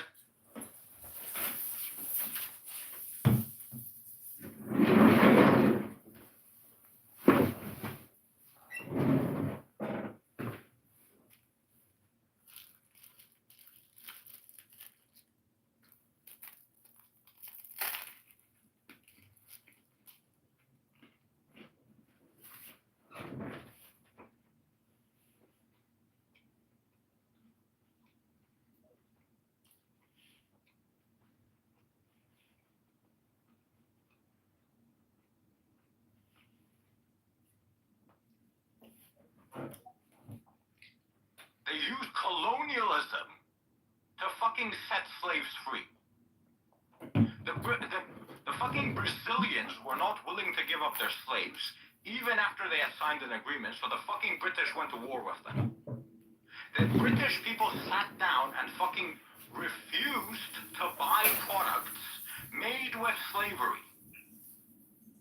That's what had the biggest impact. You can make things illegal, you can do this, but if people don't sit down and actually fucking put force into it, look at what's happening in America, right? There's all of these laws, they're not being enforced, right? It doesn't matter that the law exists if it's not being enforced. The British were willing to sit down, not buy shit, and also go to war to fucking free the slaves. What you're saying is not true. Look, you're saying a few Yes, things. it is actually. It is. No, Okay. it's not. Now, for some. Wait, damn, man, the mute takes way too long. It is. Okay, to basically clarify, so I just looked it up. You're actually wrong. The French, they did it. Hang on, fucking so much research. I feel like I go through every single fucking tab. Anyways, the first abolition of the French, slavery in France, was on February 4th, 1794. Right? This was during the French Revolution. It didn't even take off from there. It was reinstated by Napoleon in 1802. Right? And then the second and final abolition came in April 27th of 1848. Now with the British, let's go over here. The British, they acted on it in, so prosecutions within Britain were done in post 1807 and against slave owners in 1833. Of course, there were a few variations in enforcement, and then there was also the 1807 Act and various other instances. So what you said was effectively completely false. We need to do like an actual history study space at some point, because we're getting a bunch of stuff that's thrown around here that's verifiably, objectively false. Also, by the way, the British Navy was instrumental in enforcing this. If you were a slave owner or a slave trader and you saw the Union Jack on one of their ships, prepare for death, because they're gonna take your ass, stuff you, take you to fucking Britain, and execute you in their town square to make an example out of you. That's what they did. You want to look at the old town square executions? Have you seen any of the pictures of Trafalgar Square? No? Probably not. We may continue. The British, Adrian, sorry, but what you just said is not true. You're saying that what I said is false? No. France did not just start to abolish slavery in the 1800s. They did it in 1350. Where's your proof? They were. Look it up. Where's your proof? Abolitionism. Look up abolitionism. France was the first country they fully outlawed slavery 800 years ago.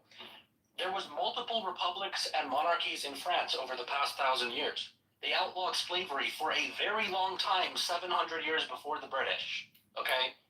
This is true. Do not tell me it's a lie. It's true. The Japanese outlawed it in the 1500s. The Americans outlawed it in most of the northern states that were originally settled by French and Dutch. The early abolition was in 1794. It was in 1315. Look it up. You look it up and then you show me the link where it came from, because it's bullshit. Look up wikipedia.org/abolitionism. Go there. It's the first sentence. 1315. Then the Japanese in the 1500s. Then the Americans, who were originally French and Dutch states, they outlawed slavery. And then the British.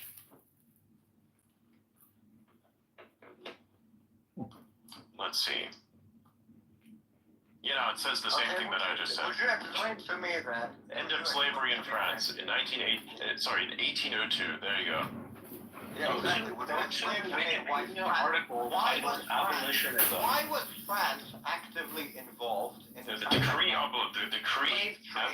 decree abolishing slavery? That was go to abolitionism. Yeah, you're talking about a different France. Why was France involved in the transatlantic slave trade then? Because that's a different France. There was multiple republics and kingdoms. We're in the fourth republic right now. World. We're talking about the modern world. And you're saying, I will posit that if a ban did not last, they did not successfully ban it. It lasted longer than the British ban. I mean, British ban is still in effect. Yes, it did. It's only been in effect for 219 years. A ban that lasted way into the modern world, and it was enforced by them into the modern world. Yeah. If it didn't last, they failed under it, then that's kind of their own fault. But yeah, this one lasted into the modern world. You can't say that about the French. You're talking about a completely different administration. There's multiple different republics. I don't care about the administration. Looking at history, this is exactly what has happened. Yes, and Auda's original statement that the British were the first to ban slavery. Nothing has changed. What I've stated is still correct. No, it's not, because you told me it's not true that the French banned it in the 1300s. They did. The Japanese banned it in the 1500s. And another thing that's true is that the Americans banned it before the British in the 1700s. Louis, no. In 1315, Louis published a decree abolishing slavery. Right? But it still continued until the 17th century. Really? You're saying there was slavery in 1350 and 1400 in France? That's not true.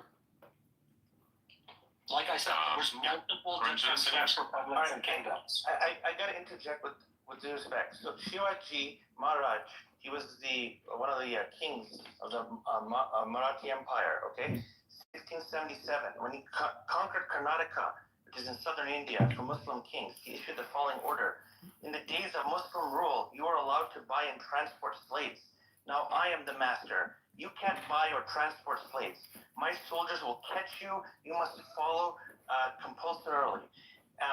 The fact is, there have been other regimes, though not as big, not as supposedly great as the British, that have abolished slavery before the British Empire and attempted to get rid of it in as many regions of the planet. So, I mean, the British do not get the credit for it. Did it last? Okay. How about this then? The British were the first If it doesn't last, then it doesn't count.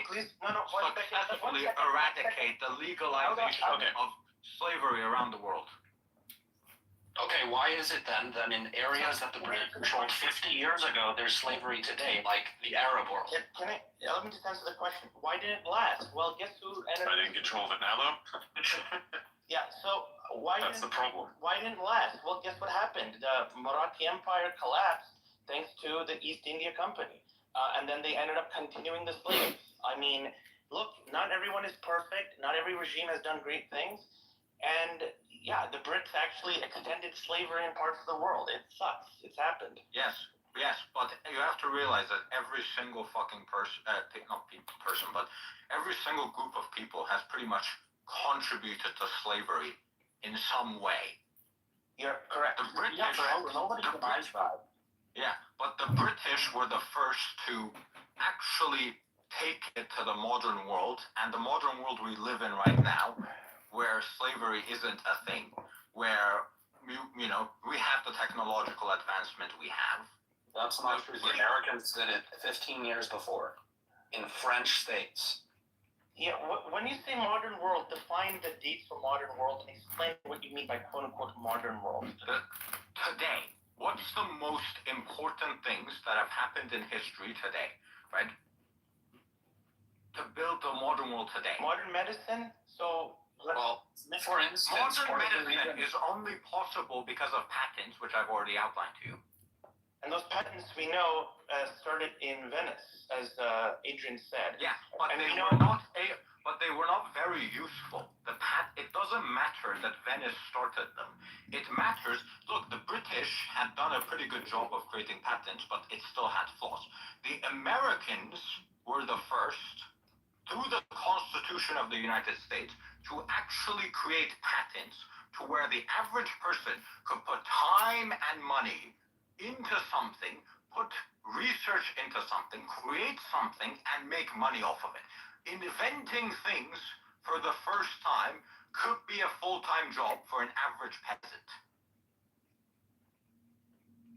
Nobody's denying that. Like, you're saying a lot of things that everybody here would agree with, but your overarching statements are false, and you're moving your goalposts, and you're cherry picking. Like, you can say, what's the most important... No, he's not. He's literally addressing every single point that he's made that she said was wrong and reaffirming it with evidence. No, he's not cherry picking anything. You're cherry picking arguments, and he's responding to them. That's why that's your cherry picking by reflection. They were not the first to end slavery. They were not the first to end it in the modern world. The Americans were. They were not This is literally, They did not do the majority of the Industrial Revolution. The execution. Yeah, we're talking about execution. So you're asking what's important to the state of the modern world? You can talk about the Industrial Revolution or whatever. How about the fact that we have the entire world interconnected through trade? Who did that? The Portuguese and the Dutch and the Spanish and the French, all before the British.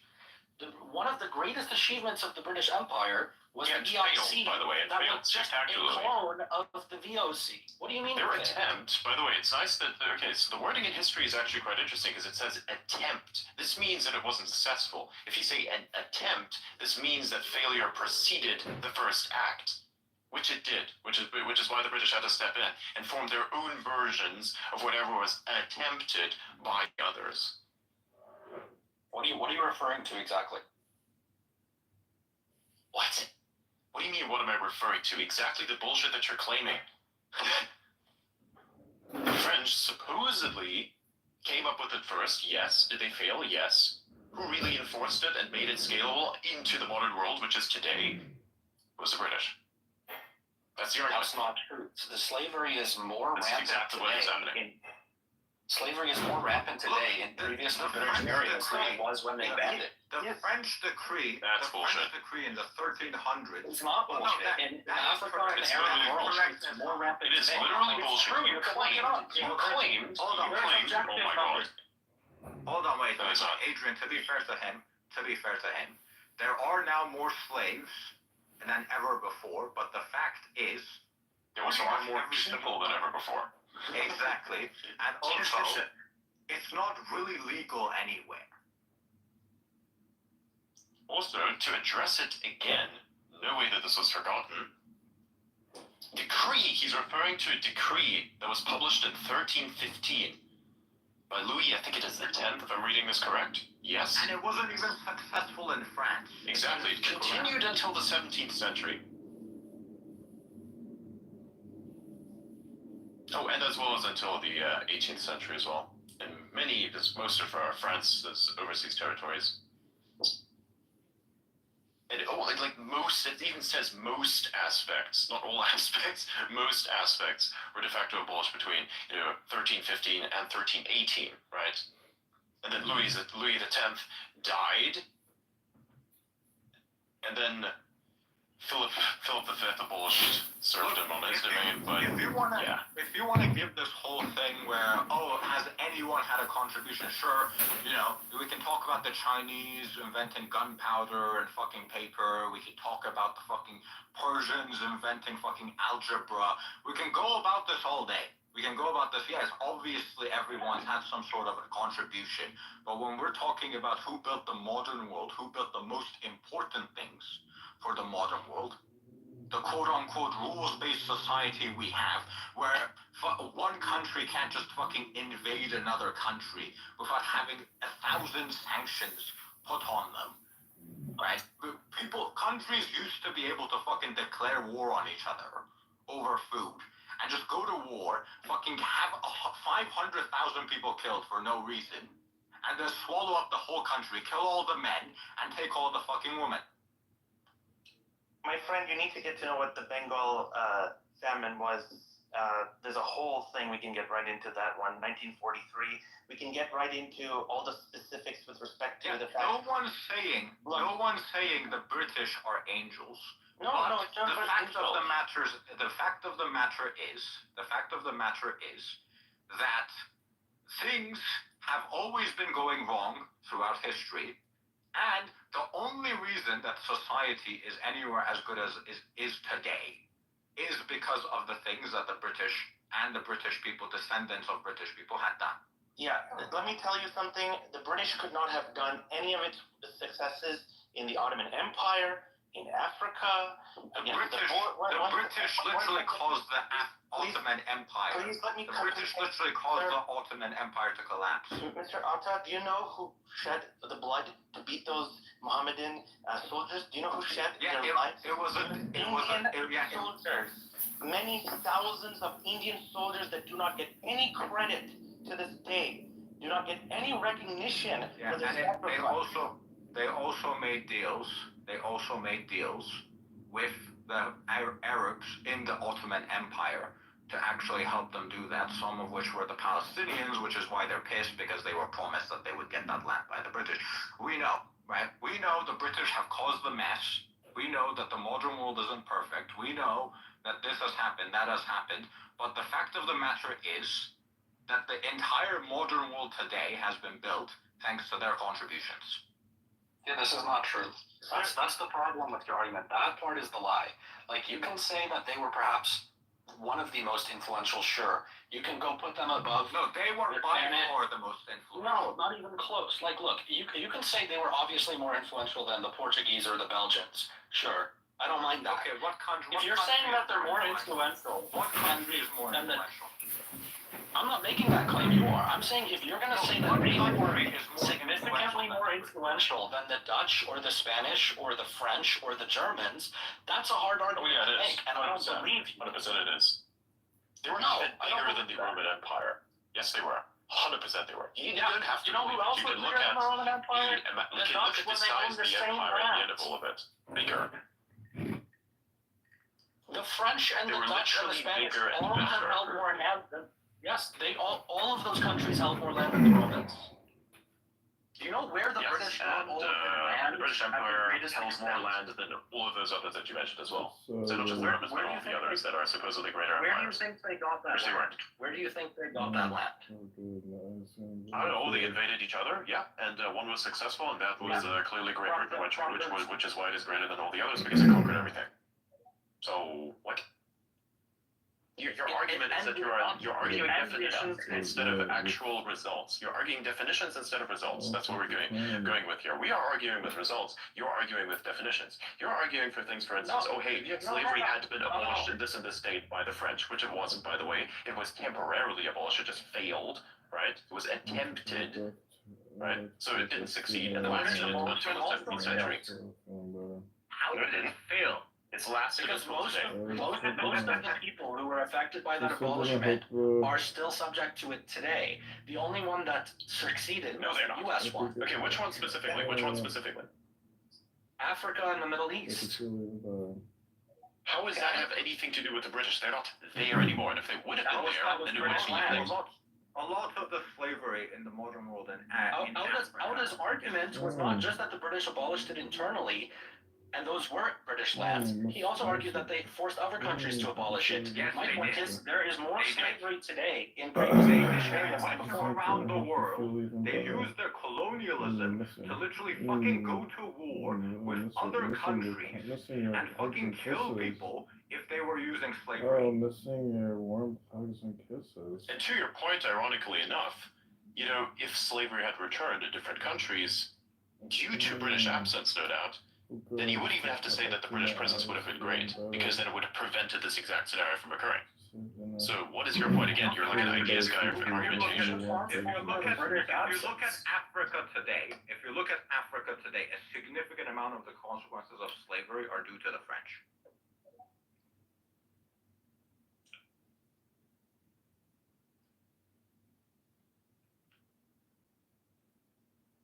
Okay, let me maybe we can change subject or something. I don't know. What's one thing? I really hope that people read a lot more history, man, because I've heard a lot of stuff here that's verifiably false on very many levels. Now we're arguing definition as opposed to actual execution, and even when you argue on that level, it's also wrong. Like everyone. And Indians did make a large contribution to the battle against the Ottoman Empire. Of course, nobody's denying that. But the majority of the contribution was made by various other countries that banded together to try and finish them off. So they were part of it, of course, part of a great unified effort over history, over time, to defeat them. Nobody's denying anyone's contribution.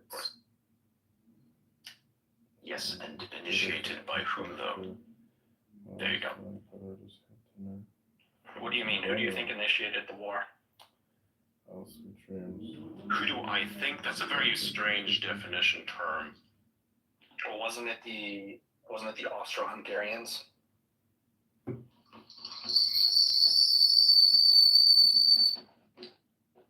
Let me check just to be sure, because I'm very certain. So I just wanted to say one quick point. The British. By the way, I want to make a point.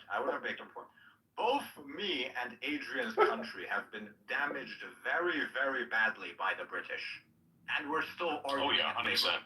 Just because we understand history. Yeah, understanding history requires. To be a point, by the way, before this continues, it's actually very good to segue.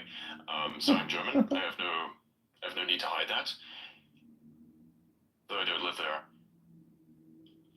The efforts by the Allies over history and by also various many other countries surrounding it had effectively, to no uncertain extent, decimated the population that lived there, along with their infrastructure and all of their history. And the British, to a large extent, were instrumental in this. So if you'd imagine that I'm actually a person that not just speaks their language and does so proudly and does so happily and advocates for them and the world peace that they've created to a certain extent and the standards that they've enforced in various many other nations, tells you something about my exact position. Yeah, if I can just say... I should be angry, actually. Final point. Hold on. Also, consider the fact that every single one of us here is talking in English. Yeah, that's another thing. We would not have a unified language that is so easy for everyone to learn. Practically anyone can learn it. Do you guys know that we wouldn't have the freedom to speak as much as we can with each other if it wasn't for the British and their language. Literally, it's the Germans. It's the language you speak, it's the language you type, and the language you think in and live in. English is an Indo-European language with roots that go to Sanskrit, they go to Persian languages. It's actually a Germanic language. And it is a Germanic language, but it takes influence from other languages. But yeah. Oh yeah, absolutely. No, it's not. Doesn't matter. Doesn't matter. We're not arguing that no other country has had an impact. What we're arguing is that by far the overwhelming majority of the impact has been done by the British. Yeah, that's a lie. That's just wrong. My argument is... You're literally speaking to me in English. How is that a lie? If Germany won the war, we'd be speaking German. If the Dutch prevailed over the British, perhaps we'd be speaking Dutch. And if the French prevailed over the English, perhaps we'd be speaking French. Guys, look, the calendar that we use is a Gregorian calendar. Hold on. We do get nuked for the phone time. The Dutch all moved to Amsterdam and became hipsters. They wouldn't have won. The entire land of the British Empire was the VOC, which was a Dutch company. Yes, I know. And the British also had an Indian trading company. Okay, but the difference is they did not build the colonies. They took it from the Dutch. They essentially took it from the VOC. So you're talking about who built the modern world. You could say it was the Dutch, you could say it was the Spanish, you could say it was the French, you could even say it was the Russians, and you could say it was the British. But to pretend that they are the majority is absurd. To pretend that they're even over 20% is absurd. How can you say, the English language, the fact that you're speaking the English language itself is more than 20%. That's not an interesting argument that they were majority responsible for modernization. You're talking about a snapshot at the very end of hundreds of years of modernization and colonial empires and industrialization.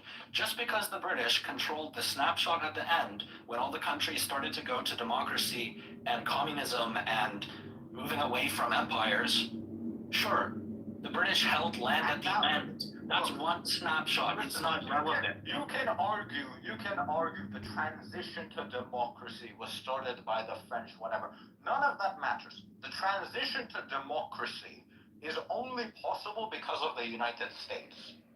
And the United States is effectively the only thing that's holding democracy in almost every other country together. Yes, and many people would argue that the United States has more French influence than British. No. There are historians who make these arguments. Over the past 200 years, people have made this argument consistently. My point is that what you're saying is not even remotely close to fact. It's not remotely close to sensible to say that they're responsible for the majority. British is a significant minority of the European powers over the past millennium. The American laws under which you live have been built by the British. Exactly. The UK is a failed society now, yes, but it has still built the modern world. I'll be back in 2 minutes. Alright, so if you want to make the point. Yeah, go ahead. Literally the reason if you look at squatters, the people that can come and live in your fucking house and literally effectively take it hostage. Why is that rule there? Is that from the French? No, that's literally a rule from the fucking British. If you look at the countries that allow squatters, it almost perfectly lines up with countries that were former fucking British colonies. Okay, my point I was trying to say here was, the Boers in South Africa had to face some really terrible things thanks to the British Empire, okay?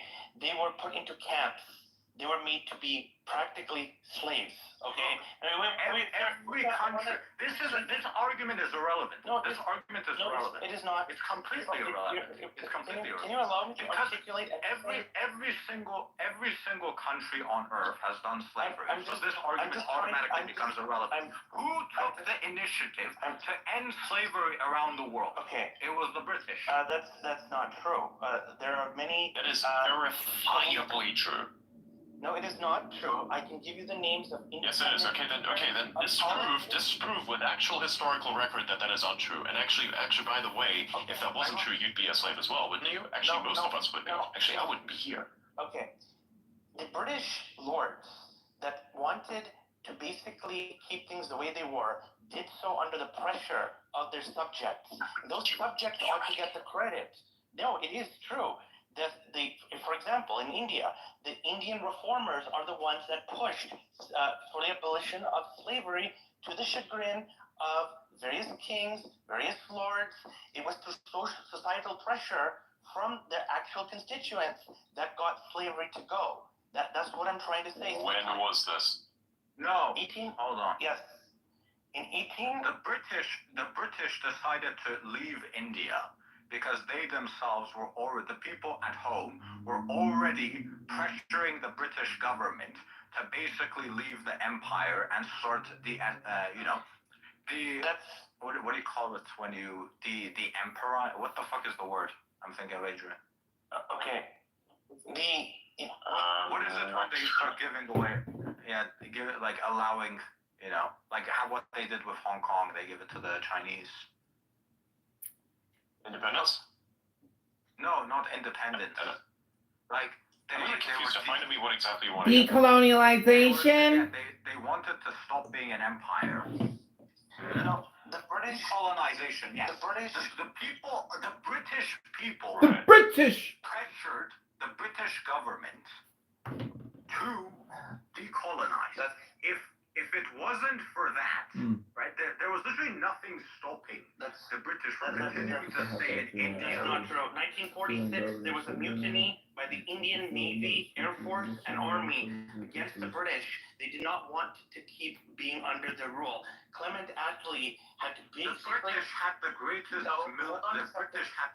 military in the world, the greatest navy. In India, India would not have been able to beat the British Navy. You fucking losers know how to talk. It's like a bunch of autists. Rebelled against the British in 1946. Clement Attlee was under pressure from the Indians to get out, and they did not. They could not keep it. This happened after World War II. Yes. This happened after World War II, yes. Where the British had already decided that they were going to start decolonizing. They did not have any intentions of quitting India until the pressure came from the Air Force, the Navy, the Army, and it was through that pressure that really pushed most of the pressure was inside of the UK itself. It was not mostly from India. And then also the Brits were having a debt to GDP ratio of over 200%. They could not continue their colonies, and there was pressure, yes, from the Brits, I agree, to decolonize, to cut on costs, absolutely. But with respect to India, it was that mutiny, or I would say actual independence war, that got the Brits to get the heck out. And I can show you all the documentation. 1946, Clement Attlee faced a lot of pressure. The Indian Navy actually stopped fighting. They refused to serve. Naval officers actually just quit the job. They refused to take orders. This is very widely documented.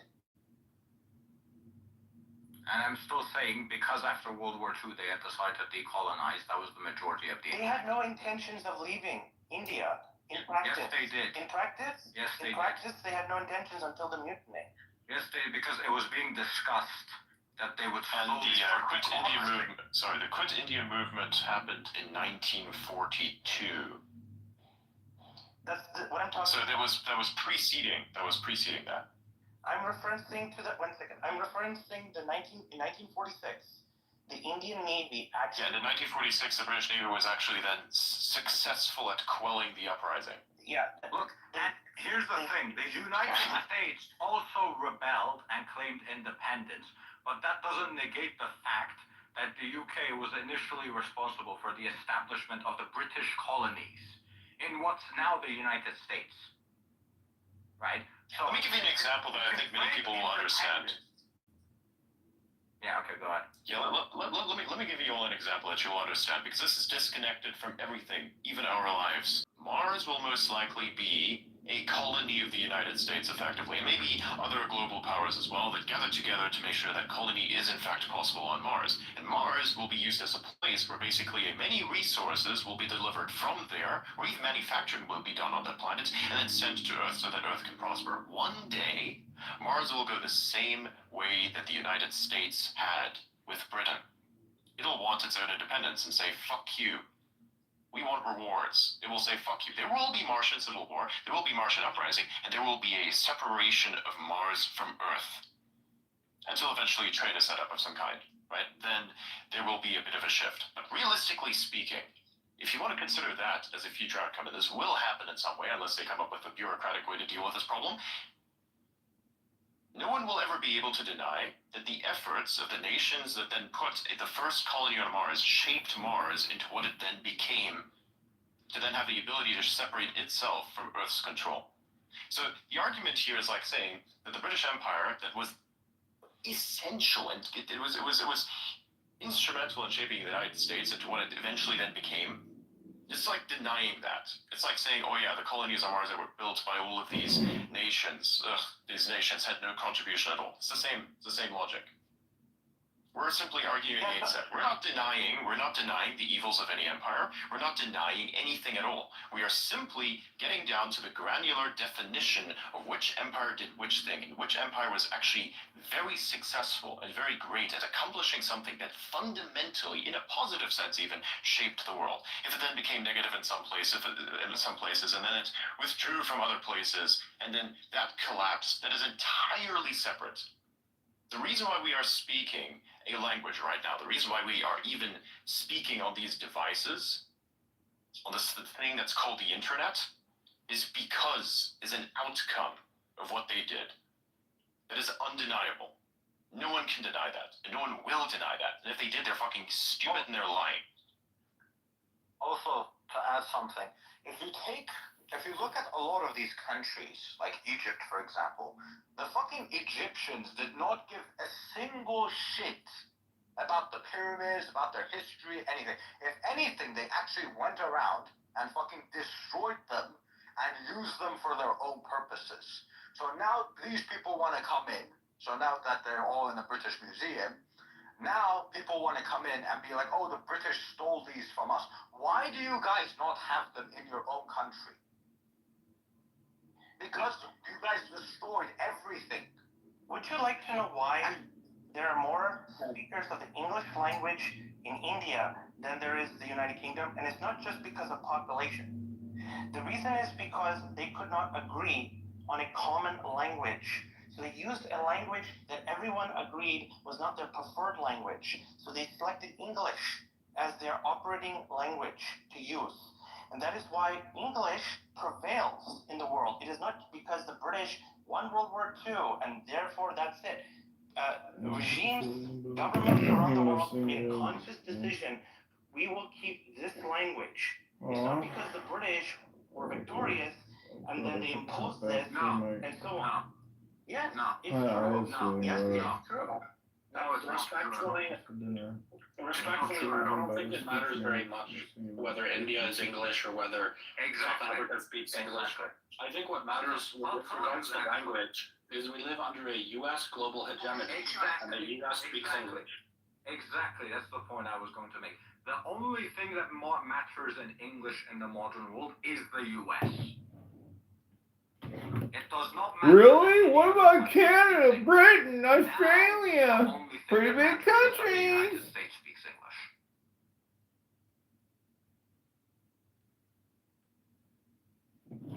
Oh, so nobody getting laid this weekend? But the British were the people that spread it around the world.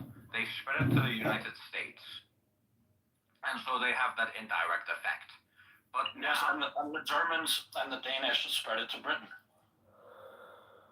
I mean, there's also friendship for You know, Okay, arguably, let me steel man your argument. you know, Okay, the simulation so we're led the to believe is Constitution of the true is United true. States You know, he's takes one of its the leaders of the free inspiration world. from You know, he the commands an English army, unwritten arguably. Constitution. Not a fan of the guy, but I'm just So saying the picture they Mostly paint. the Roman It's an Empire army and has the right British, to but want to yeah. fuck him.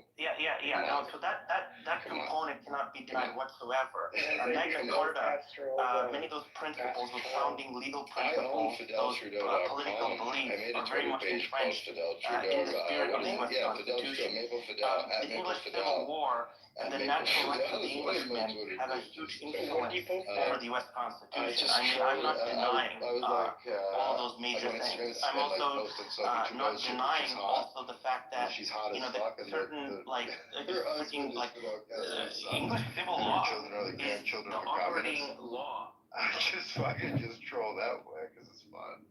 But I mean, he's definitely Fidel Castro's son. That's probably why he murdered his brother. What do you mean he murdered his brother? I know So Justin Trudeau has a brother, right? Like his mom was a whore. Like she traveled with the Rolling Stones. She banged Mick Jagger. Like she's a groupie. Like they were like swinging 70s, swinging 60s, fucking, you know, lefties, right? So I believe that cock diplomacy happened. And that either he or his brother is the result of cock diplomacy, and that cock diplomacy has been going on for a long time in some sick, demonic way. So I believe he's the result of cock diplomacy, and perhaps his brother got a DNA test. But to answer your question, his brother died. So Justin Trudeau had a half-brother who died in a ski accident, in an avalanche, and his body ended up in a lake, and it was never recovered. Never recovered. Right? It's Son like of nearly a fucking 2 dozen prime languages. minister. No Political one language dynasty in the country could is be faggoty as accepted he is. as the national You know, language. You So know, the compromise was made, which was because the that don't make sense. His body was they never were saying recovered. because the My British ruled us personal opinion. and English was used for a long time, and by the bureaucracy, just for efficiency purposes, it's best to preserve this language, have it used, and because no other language could be agreed on, English was just kept as something to be used. So, like, you know, I would ask you respectfully to also see that, you know, governments had to make these very interesting compromises to basically govern their populations. It's not because of you know, the British imposing this and whatnot. It's because certain decisions were made. I mean, the Indians did try to get rid of this English language as the operating language. In fact, nowadays the government is very heavily focused on the use of Hindi. So, I mean, I'm just saying, you know, it's not all clear cut. No, I think it's very clear cut. The fact that it brings stability to the country, that they have to use things that are inspired by the English, is exactly the point that the British literally built the modern world. If that's what's bringing stability to the modern world, then that's... Like, look at now that they're trying to use Hindi, look at how much chaos was happening in India between the Muslims and the Hindus. Okay, that has nothing to do with language, and that's like a completely That's a different... part of it. No, it's not. No, actually, no, it's okay. If you want to get into this one, it's kind of... The people, the Muslims of India, many of them do speak Urdu, which is a sister language of Hindi. So that argument doesn't bears relevance there.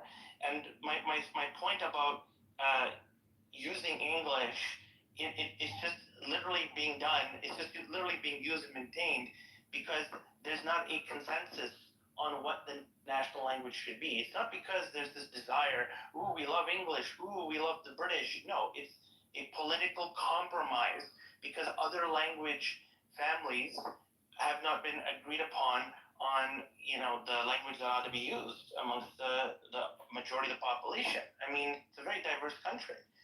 So, I mean, that's just my point. Let me make you my argument for why I disagree with your majority take in a way that might make sense. Okay, go ahead. Yeah. So my big issue before it got so heated is not that you're saying the English were perhaps the most responsible, but to say that they were the majority responsible. And my argument is, I think there's maybe 5 or 6 or 7 European countries that are almost equally responsible and perhaps all of them are a little bit less responsible than the British, but they are all almost equally responsible. And here's a great way to think about it. If the British disappeared this whole time, my argument is there would still be the United States, there would still be Canada, there would still be the Commonwealth, there would still be a global world, there would still be capitalism everywhere, there would still be Christianity everywhere, and even industrialization, because despite the fact that England at times led in all of these things, at times contributed greatly to all of these things, I'd say 80% of the effort was outside of England, in France, in Spanish. Hold on. Are you arguing that if the British disappeared today, or if they didn't exist at all? If they didn't exist at all, if they were just some piece of land that nothing other than farming happened and it was controlled by France or Germany or whatever, my argument is the world would have gone almost the same way. Because you're absolutely delusional. I think it's very true. This is the most delusional so thing. What would be the difference? What would be the difference? What would not have happened? I don't even know how to respond to that. Most of the things that you would attribute to England today had already began happening through Spain or France or the Netherlands or whatever before the English took over. All the same lands would be colonized, all the same countries would be connected with trade, capitalism would still have spread, Christianity would still have spread, the Industrial Revolution would still have spread, the rule of law would still have spread. Do you disagree with that? Yes. Why? Which one of those things would not have happened? I do not think without the British there would have been any United States, and the United States was absolutely necessary for the modern world. I don't think, and I'm going to make a very, very, a statement you're going to disagree with. Democracy, as you see it in Europe or Australia or New Zealand, does not exist. All of it is pretty much backed by the US military. I agree with that. Yes. And the only reason South America exists is because the Americans defended it from Europe. Yeah, I agree with that as well.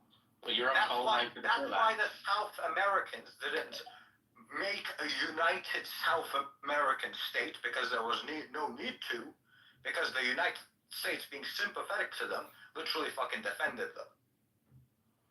I agree. If that wasn't the case,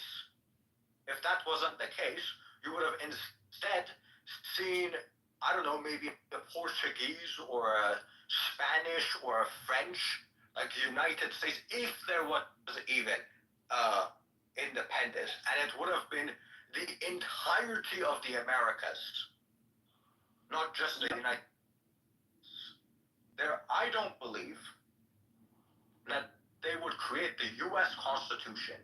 If you look at human history, whenever there's a revolution, these people have this very delusional, we'll start from scratch and build the better world ideology. They sit down and have this retarded ideology of, now that we've gotten rid of our leaders, everything can start again from scratch, and this time we're gonna do it perfectly. The fucking founding fathers sat down and they knew humans are retarded. Humans are selfish. Let's create a system to fucking prevent these retards from destroying the entire country. And that's what they did. The fucking Spanish didn't come up with that. The fucking French didn't come up with any of that. It was the fucking founding fathers, and most of them skeptical of, the Church of England, especially very, very, very skeptical of the Catholic Church. That's why they came up with these ideas. You don't think that the Dutch would have done that? Europe was. I don't think the Dutch would have been able to conquer all of the Americas. The Dutch were there. They came to what is now New York. I think back then it was called New Amsterdam. But New Amsterdam. He's citing the movie. Yes, but the Dutch also colonized much of Africa, much of India, much of My point is, look, if you think about why was the UK the winner in North America? France was there in a very big way first. Spain was there in the southern part in a very big way first. What would have happened if Britain hadn't gone there? Probably the Dutch would have gone there in similar levels because Britain replaced Dutch in most of the areas where it operated as a colonial empire. Okay, hold on, wait. I need to address some of the comments. Before the modern world, the rules-based society that we have now, which was created through, British ideals and then later on enforced in the United States, there was no British ideals as fucking stealing land. Right? There's people claiming that the British came in and stole land. There was no such thing in history as stealing land. You came in, you fucking killed a bunch of people, you declared war, you fucking killed all the men, you took all the women. That's how. Such a great history course, I don't even know why I went to college to listen to this shit, but, this is the modern world where the genius people of Elon Musk's inner circle will be helping Donald Trump make all the big decisions,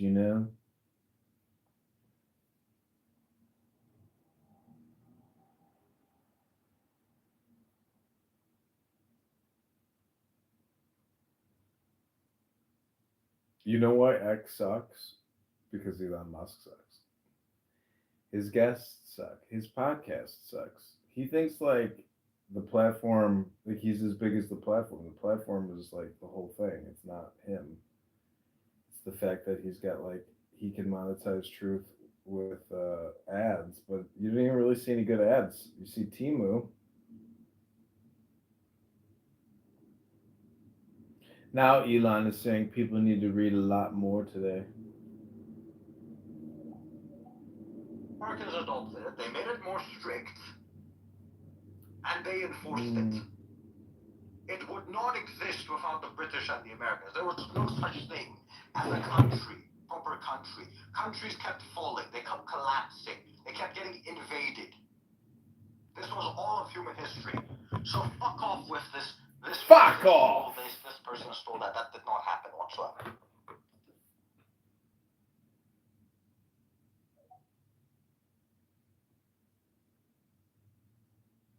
So apparently, someone was sending me that Nick went on apparently some kind of outside event with a cat boy or something. This was some years ago.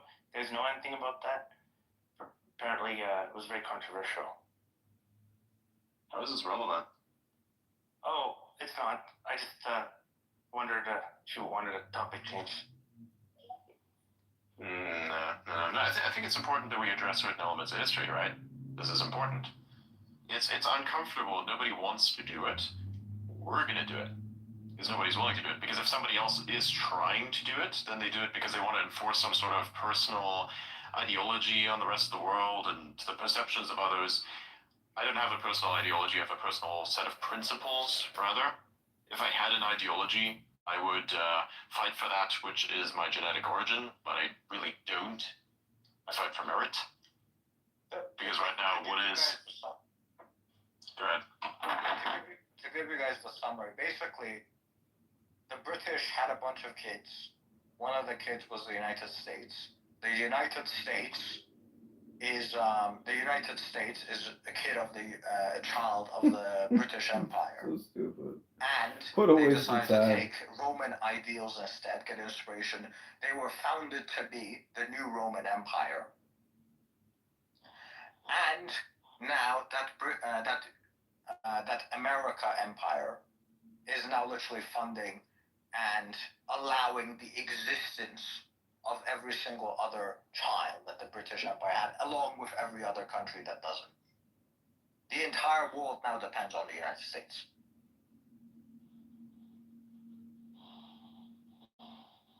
Yeah.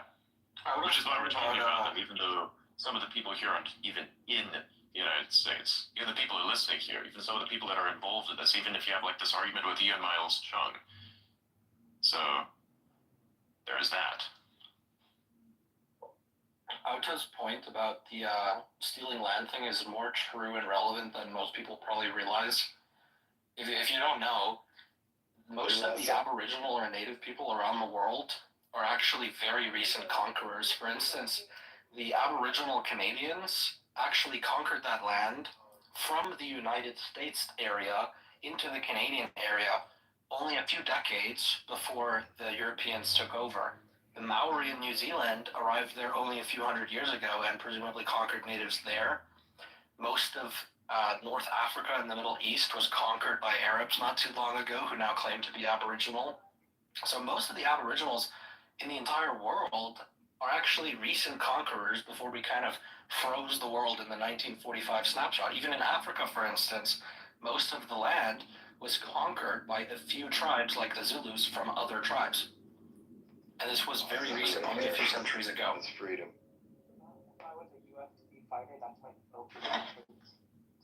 Alright, so there we go. We just went through the tough end, and now everybody agrees again. Fair? Well, I still disagree with the original claim, but that's neither here nor there. No. You've given me verifiable evidence, man. I know it's a tough thing to accept, but by execution... You haven't given me evidence of the primary claim. Are you there? Yes, we did. I did many, many times, and my brain goes very tired and exhausted of having to repeat it. But I will repeat it again. The French, when it comes to slavery, implemented something. It didn't last. Then slavery itself lasted until the 17th century.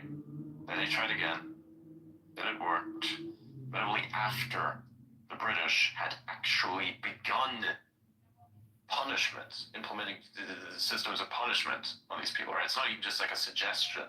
They were actively acting on the problem they identified and set laws for. They were actively enforcing it, right? So the French tried and failed to do it first. Then the British did it at roughly about the same period of time that the French did, but were much more successful at enforcing it throughout the world in all of its colonies, even though many of the places where Britain was at now still may have slavery, but that is because Britain is no longer there and withdrew. So that is not something you can even put anywhere close to them, just because.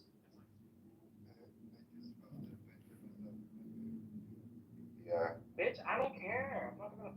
My favorite Jew should be on PTR. So that was Adrian Dittman talking about history, and it's like his first clubhouse room every night. It's fucking Ari Shapir, dog. Hello. It's Ari Shapir, man. The Amazing Racist. Whoa. Do you not know The Amazing Racist? Yeah, Oh I my know. god, I know look who up he The is. Amazing Racist. It's fucking brilliant. I know. How did you meet him? He came to Canada and you saw him in the It's show? not Canadian at all. Look at the nose on that guy. The motherfucker's not Canadian. No, he came. He did a show in Canada. You saw him? Did I send it to you? Yeah. Great job, Abby. Hey, KB. Long time no see. Are you an AI chatbot now? The original claim Again, was a little that bit about Britain is the grand impact and the contributions. I got the app and it was the first room at the top of the fucking thing. Let me sum it up very simply. The original claim that I took issue with is Auta said Britain is responsible for the vast majority of building the modern world.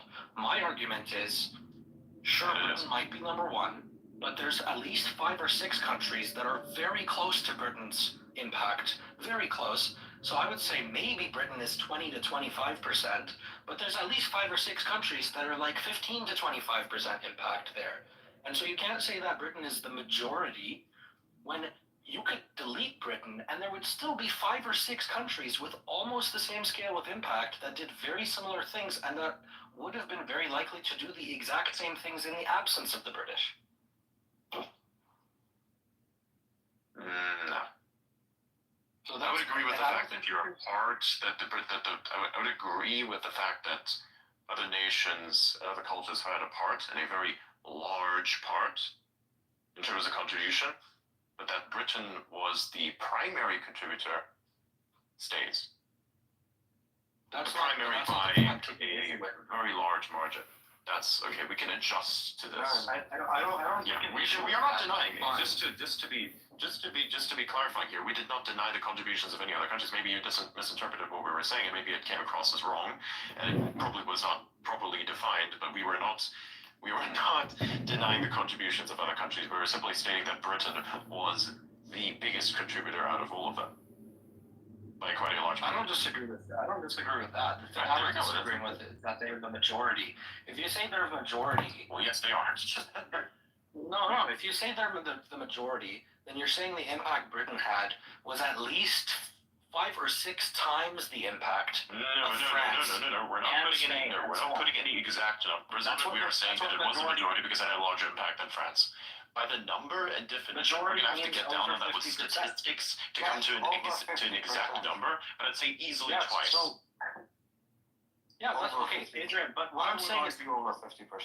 Yes. Adrian's point here, I agree with completely, but it's very different from Auda's. Adrian's point, if you say the British was twice as impactful as the others, then you could say Britain was 25% and France was 12.5% and Spain was 12% and Amsterdam was 11%.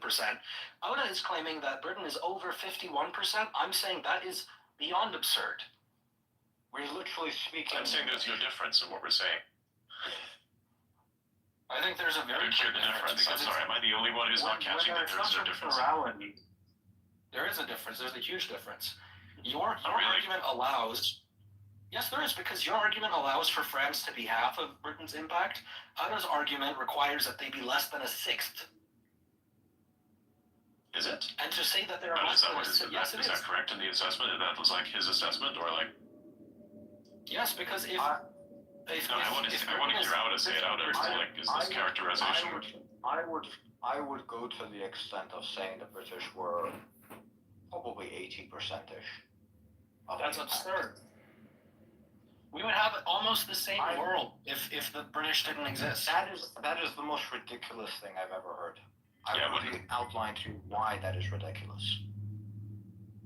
I find that crazy. I think there's so little that is special about Britain compared to having a coalition of the French and the Spanish and the Dutch and the Germans. The coalition would have fallen apart. All of those people would have been busy fighting with each other. Yeah, Britain was fighting with them too. That's besides the point. You know, France was... No, it's not. This is a very integral point. And even if you wanted to say that there are contributions done by other countries, you would only be able to justify them on the individual percent. So that individuals of those countries had contributed to the world, not the countries themselves. Like if you'd say, for instance, Germany and German engineering has contributed to the world in incalculable deal to a certain extent. Right, but that is because of individuals, not the country itself. Yes, like for instance, the entire existence of the space program is more or less the result of bringing, Nazi German scientists from Germany over to build those fucking rockets. Right, so they were directly responsible for the shit that we see today. Okay, they were also responsible for the nukes. They were also responsible for all this. Of course, there were other countries that then, of course, on the individual basis, the people's basis, then contributed to the creation of various, things that allowed for instance, the nuke to happen. Einstein discovered the principles. You had Oppenheimer put it together, even though he was having an emotional breakdown. The president sent the nuke. By the way, if Oppenheimer is the person who cries about the fact that he killed a bunch of people, that's complete fucking bullshit. He did not kill any of the people. He simply put the weapon together. Okay? It was the president of the United States at the time who gave the order. That blood is on his hands. So Oppenheimer could stop fucking crying about it. That's literally what he said. That's literally what the fucking president said. He's like, what a fucking crime. Never bring him into my office again. Literally, the fucking president of the United States, when he brought in Oppenheimer said he regrets the fact that he did this. And the president literally said, get the fuck out of here. Not the exact phrasing, but basically that. He kicked him out. And then he told his fucking assistant, never let that guy come in here again. What a fucking crybaby. Wow, that is hilarious. The blood is on my hands, not his. I mean, it is, you know, like it's like saying that the creator of the Kalashnikov is the person who's responsible for all its deaths, you know, at the hands of the weapon. No. He's the one who made it. It's almost like as if I could say that a particular, it's like, if I, imagine if I work on a machine and I operate this machine in an improper way, and then I get sucked into the machine, that Bosch is the company that's killing people if it was a Bosch machine, right? But it's not. Right? It's a dumbass that used it for something. Or it's a serial killer that uses the Stihl fucking chainsaw to massacre people. It's not Stihl, the company's fault at all. It's not, the blood is not on their hands because it was not designed to, you know, saw people apart. It was designed to saw trees apart. It's the same argument, but anyways, just give it a reason. So yeah, we're not disagreeing. I think we're disagreeing on the exact number. By the way, this cannot be safely explained, but that the impact on an empire level was highest from the British Empire. That is a fact. On the individual level, in terms of the contributions via technology, culture, and various other degrees, that was, to a very large extent, actually other countries, not Great Britain, right? Britain actually took on a lot of the cultural aspects of its surroundings. For instance, the white wedding dress, the Christmas tree, various other things. The Christmas tree, for instance, in America is only brought in by a fucking German. And the Irish were the ones who were responsible for Halloween. By the way, and, yeah. What you just said, Adrian, is exactly why I think we would be fine without the British, because the reality is there was so much culture. No, you would not. No. Here's the problem. You still need a facilitator. You still need a facilitator We for have those cultures, facilitators. which the British created. They created the environment. They created the environment where these things could be integrated into. They were the ones who kind of like set the table. It's like saying that the people who set the table and made the table have no contribution to the fact that the table is there and the banquet is being had. No, I think they had a contribution. That's literally exactly what we're arguing right now. We're arguing I think you people can who fire made that the table, person the and people who somebody else set can the set the table, are the table. people that have nothing contributed to the fact that the table was there, upon which now is being had a banquet. By the way, you're also denying the efforts of the cooks. Carpenter. No, you could not. You could replace any of those people with somebody else who could do the same job. No. Look, if you want to talk about empire level impact, I think what you guys are arguing, it's plausible to say the British were the most impactful, but in my opinion, they weren't, because it's this is just the an world we live in. example. It's an example of recency bias, because the reality is the French subjugated the British and dominated them for much of the past millennia. The French were more powerful than the British 150 years ago. Yes, the British also lost a dozen times to the French. Yep, and you know who founded argue past victories, the British aristocracy and the British monarchy is the French. The British literally had several victories against the French. Yes, and like vice if you were to versa. keep score, there were actually more victories against the French than the French had victories against the British. If you wanted to keep score, because if you want to go down to that level, then it's going to look even worse for everyone else. Actually, I don't know about that, but look, that is literally what it is. If you're going to look at wars and victories, that's exactly what it's going to tell you. Okay. the British aristocracy and monarchy. Okay, let Adam make his argument.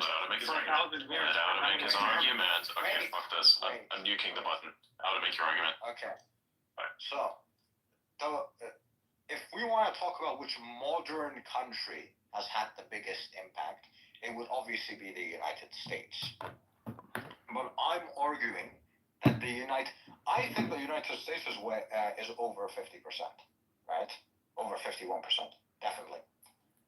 My argument is that the United States exists and has contributed to the world that it has, and is the powerhouse that it is because of the British Empire and the things that the British Empire did.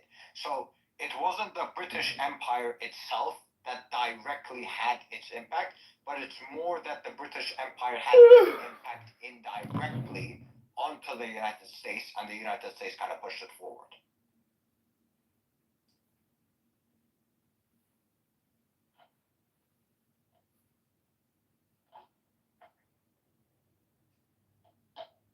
Are we in agreement?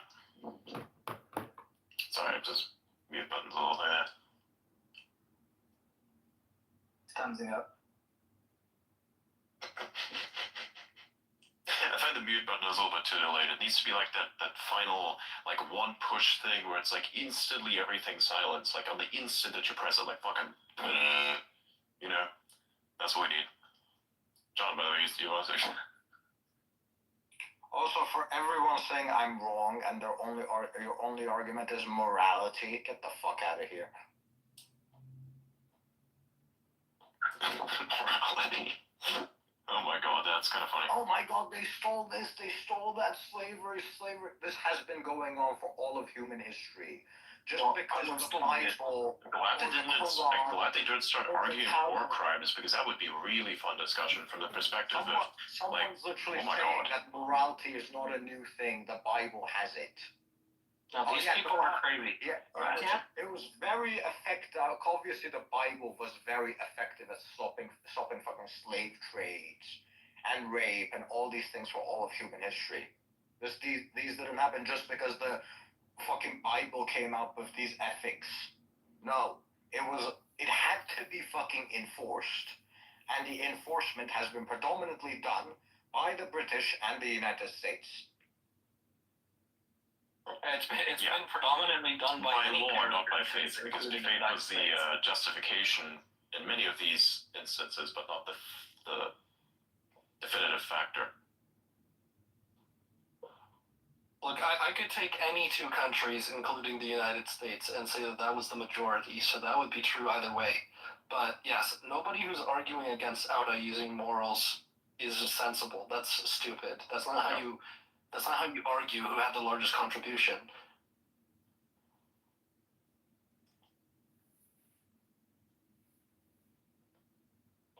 The bias that people have against European colonialism is absurd. I think this person actually requested to come up. I think I saw it. Would be fun to let him up and see what he argues the Bible came up with these. And I think we can also then later on let on the key disruptor, if you know what I'm saying. Right. Where's this person? They're not there anymore. Yeah, they left. Where's this person? Okay, there we go. I'm letting this person up. Yeah, it's been an exciting last couple of days, huh?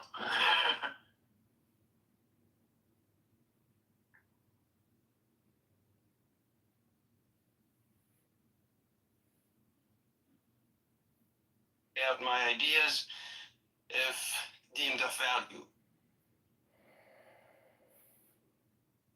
Alright, no strange conspiracy theories. Obviously, just conspiracy theories. For instance, that's the first thing. Well, yeah, that person, please don't say anything racist. I do not want to have any of that right now. It's not going to reflect positively on anyone. But yeah, so no weird conspiracy theories or racist shit. That's the obvious. And racism is like an obviously, objectively definable thing. All right, everybody knows how to act. So yeah, if you can operate within these rules, then everything's good. Everything's safe food. You can do that, yes, absolutely.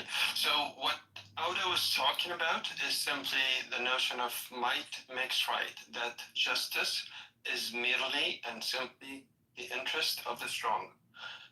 Just because things are the way they are, you're implying that that's how they should be, and you're confusing is with all. We're not arguing there should be.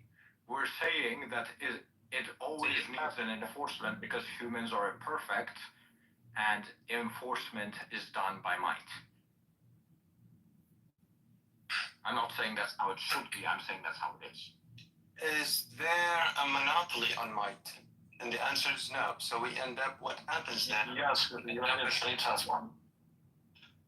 Not as exclusive as it wants. It's beginning to deteriorate. It has had it for the past, 70, 80 years since the bomb. But now, even the bomb, even nuclear technology is becoming decentralized. And there is genetic engineering technology that's becoming decentralized. There are all sorts of psychological and social technologies that are very decentralized. Language, mathematics. So there is no monopoly on might. And this is why... If what you were saying was true, then China and Russia would not be using the petrodollar and backing it up. So So what happened? And China would not be afraid of sanctions. There's a reason that whenever they do something with sanctioned countries, they use their smaller banks, not their big banks. Because if the smaller banks get sanctioned, then it's no problem. But if the big banks get sanctions, it's a disastrous event for the Chinese. What happens when you end up with an exponential existential technology, like many of the technologies we use in our world today, is you can, in order to win the game, you have to end the game. So in order to win a nuclear war, everybody will have to lose. In order to win almost any kind of war today with the technology we have, everybody will have to lose. The winner will lose. And that's where we're at. It's not sustainable. It's self-terminating. Yeah, but what does this have to do with the argument that I'm making? That it was the fact that it was the British and the Americans that enforced this in the past that actually led to the modern world that we have now. If we take, Genghis Khan, we all know, Genghis Khan was a mass murderer, murdered a lot of people. But for the people that lived in his, empire, the Mongol Empire, he actually let those people have freedom of religion. He protected persecution of religion. He did that entirely through might. You need might to enforce the rules that you want. In this particular anecdote you've used, might implies kinetic force, right? No, it's also intelligence. Okay, let's go. Would it be power then? By might, let's mean rivalrous power, be it political, be it political maneuvering, social influence, etc., right? So. Yes. Could that have been the only way that he could have achieved that? Yes. How do we know for sure that can be a counterfactual? Because no other method in history has worked. And this is the multipolar trap. No other method in history has worked because all other methods went up against violence and against manipulative and violent force. Yeah, but this is the whole point of the United States Constitution, the fact that humans aren't perfect and they're retarded and they're always going to resort to violence, right? It's this exact optimistic thinking that says we're never going to have a world without the things that you're mentioning right now that has caused revolutions to fail over and over and over again, and the fact that the United States was, I would argue, the first ever successful revolution in all of human history, because they understood the fact that humans aren't perfect, and they actually calculated this into it. People before it had created this optimistic view that we're going to, break everything down and we're going to start from scratch, and because we got rid of the old people, everyone's going to do it right this time. And that never ever worked out. The same idea with communism. You have this idealized version of humanity. That's not what humanity is like at all. For you to say we're not going to take violence and cheating and manipulating people into account because humans should be better is a flaw, because it needs to account in human factors.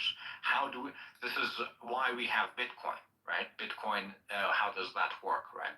You don't trust other people, you verify it. You have multiple people all working together to come to the same conclusion, and everyone accepts something because they know if the system can be broken by one bad actor, it all goes to shit. We as humans automatically know that we can't trust other human beings. So I think we now got to a question of human nature, because what you're building your points upon is or are assumptions about intrinsic human qualities. Is that correct? These are not assumptions, they're facts. Okay, facts about human nature. Now, yes. And you also alluded to the social contract, which the United States embodies. Is basically humans. You said humans are not perfect. and therefore we need an overarching umbrella, some kind of institution, a nation state, a national government, something like that, a politic, some kind of politic body. To put them. I think one of the founding fathers literally said, if humans were perfect, there would be no need for a government. Right, and this is the Hobbesian assumption. Plato and Aristotle talked about this, but I think the one who put it most lucidly was Thomas Hobbes in his Leviathan, where he said that the condition of man in an original state of nature was solitary, poor, nasty, brutish, and short, and therefore we need this Leviathan, this social contract to which humans delegate some of the responsibility of managing conflict and arranging deal with one another, right? Because he assumed again that the condition of man is solitary, poor, nasty, brutish, and short. There are many things to be said about that, but you just consider that Hobbes himself, and this is and after him was Locke, and then the founding fathers of the United States, and many of the French and Scottish philosophers and thinkers, they based it on his work, on Thomas Hobbes' work. Thomas Hobbes himself said, my mother gave birth to twins, myself and Fear, when she heard of the Spanish Armada. So his view, just on a personal perspective, his view was very paranoid and very limited, and his knowledge of human history and human anthropology also was extremely limited. Our knowledge today is very limited. Now, it depends on what is the story of humans that we tell one another? Is it a 1,000-year story, or is it 200,000 years story? Because most of what we know about human nature and human behavior comes from our study of humans in very specific conditions, in very controlled environments. We do not have access to study human behavior in how it was, say, 100,000 years ago or 200,000 years ago. Most of what we know, almost all of what we know about human behavior and so-called human nature is post-agrarian. Most of our history is pre-agrarian. In fact, I would say most of what we know, most of our social science is post-industrial. So could humans have behaved differently, or did humans behave differently before industry, before agriculture? That's the question. It's very difficult because we don't have that big of a window. We only have, just measly fossils to look into that. So it's a very difficult question. We have answers before industrialization. We know that Genghis Khan killed 10% of the world's population. Yeah, but that's well after agriculture. That's well after grain, well after settling and settlement and what about the people that existed before that? Were they human? What happened to the Neanderthals? What happened to the Neanderthals? What happens to the other humans? I'll let you. Why did they go extinct? Why are we the only ones that survived? I'll let you say that. I'm not going to make assumptions why you're bringing that up, so I'll let you say it. Well, we don't know for sure, but it's very likely that our species was very likely involved in killing it because they were a threat to us. So here's the deal. Putin has access to enough nuclear heads to destroy the planets many times over. And this is just one of the United States, yes. Yep, and they're not the only ones, right? And if some malevolent actor or some sinister agent gets access to nuclear technology, they would deploy it for their interest. We can genetically engineer completely new species. We can extend new species. This type of power was exclusive to gods in human myth and human story. If you talk to people 2,000 years, or if you read what people wrote 2,000, 3,000 years ago, this kind of power. Hold on. Wait, I need to stop you right now. What does this have to do with our original argument? Because this will demonstrate to us the very unique place we're in today as humans. This will show us that the pattern that we have used in the past to solve bigger problems and to resolve conflict are no longer effective and should be reconsidered. So when you say it's when you speak, So what exactly are you arguing for? So when you Are you arguing that we should basically genetically modify the violence and the bad tendencies of humans away? You know, that's actually very interesting, because that's a very useful thought experiment because let's assume that we could actually do that. Would you want to get to this? I don't know. He's What kind of fucking interdimensional bullshit is this? I mean, I just posted that time is not a flat circle, that this happens next. I think the universe is sending me a message saying that I'm correct, because I don't get whatever the fuck that is. I'm too flat-brained. To answer your question, every single aspect of humanity is there for a reason. And this idea that we're going to remove it away and there's not going to be any consequences because of it is completely ridiculous. Sure, we can maybe genetically modify ourselves out of violence and out of cheating, but who knows, maybe they serve a very good purpose. And if we modify they're just dysfunctions. Yeah, I would say we do not genetically modify any inherent behaviors out of humans. Instead, we enhance the existing things that we have, like our brains, for instance. That would be really good to enhance our brains, perhaps, to a certain extent, but to optimize out of this perfectly evolved thing certain tendencies that definitely have helped it survive and craft some incredible things is laughable. Never gonna happen. Fuck that. Yeah. And it will never stand for it either. Absolutely fuck that shit. Your emotions are there for a reason, even though they're annoying. If you don't control them, it's a problem, but they're there for a reason. The fact that you have violence is there for a reason. The fact that you are opting out and, say, cheating on people, that is just a dysfunction of you having, say, I don't know, we should probably, like, switch different preferences, right? It depends on what kind of, like, decisions you've made. Like, this is just the outcome of you trying to cope with the decision that you've made under false pretenses, perhaps, or you haven't thought straight when you made it, right? That's just a human trying to cope with an existing fuckery of a mess that it created for itself.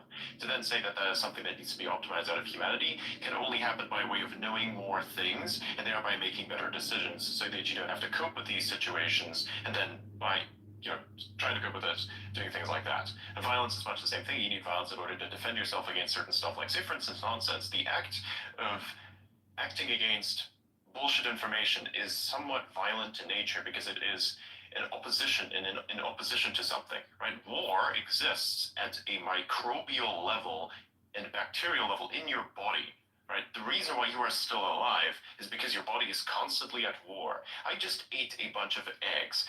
I can assure you there's probably a bunch of stuff that's on there that my body's fighting with right now, and it's fucking loving it, right? There's stomach acids that are ripping apart everything right now, and it's absolute fucking hell down there. I wouldn't want to be down there myself. The only reason why I survived is because of all the mucus and shit, right? Anyways.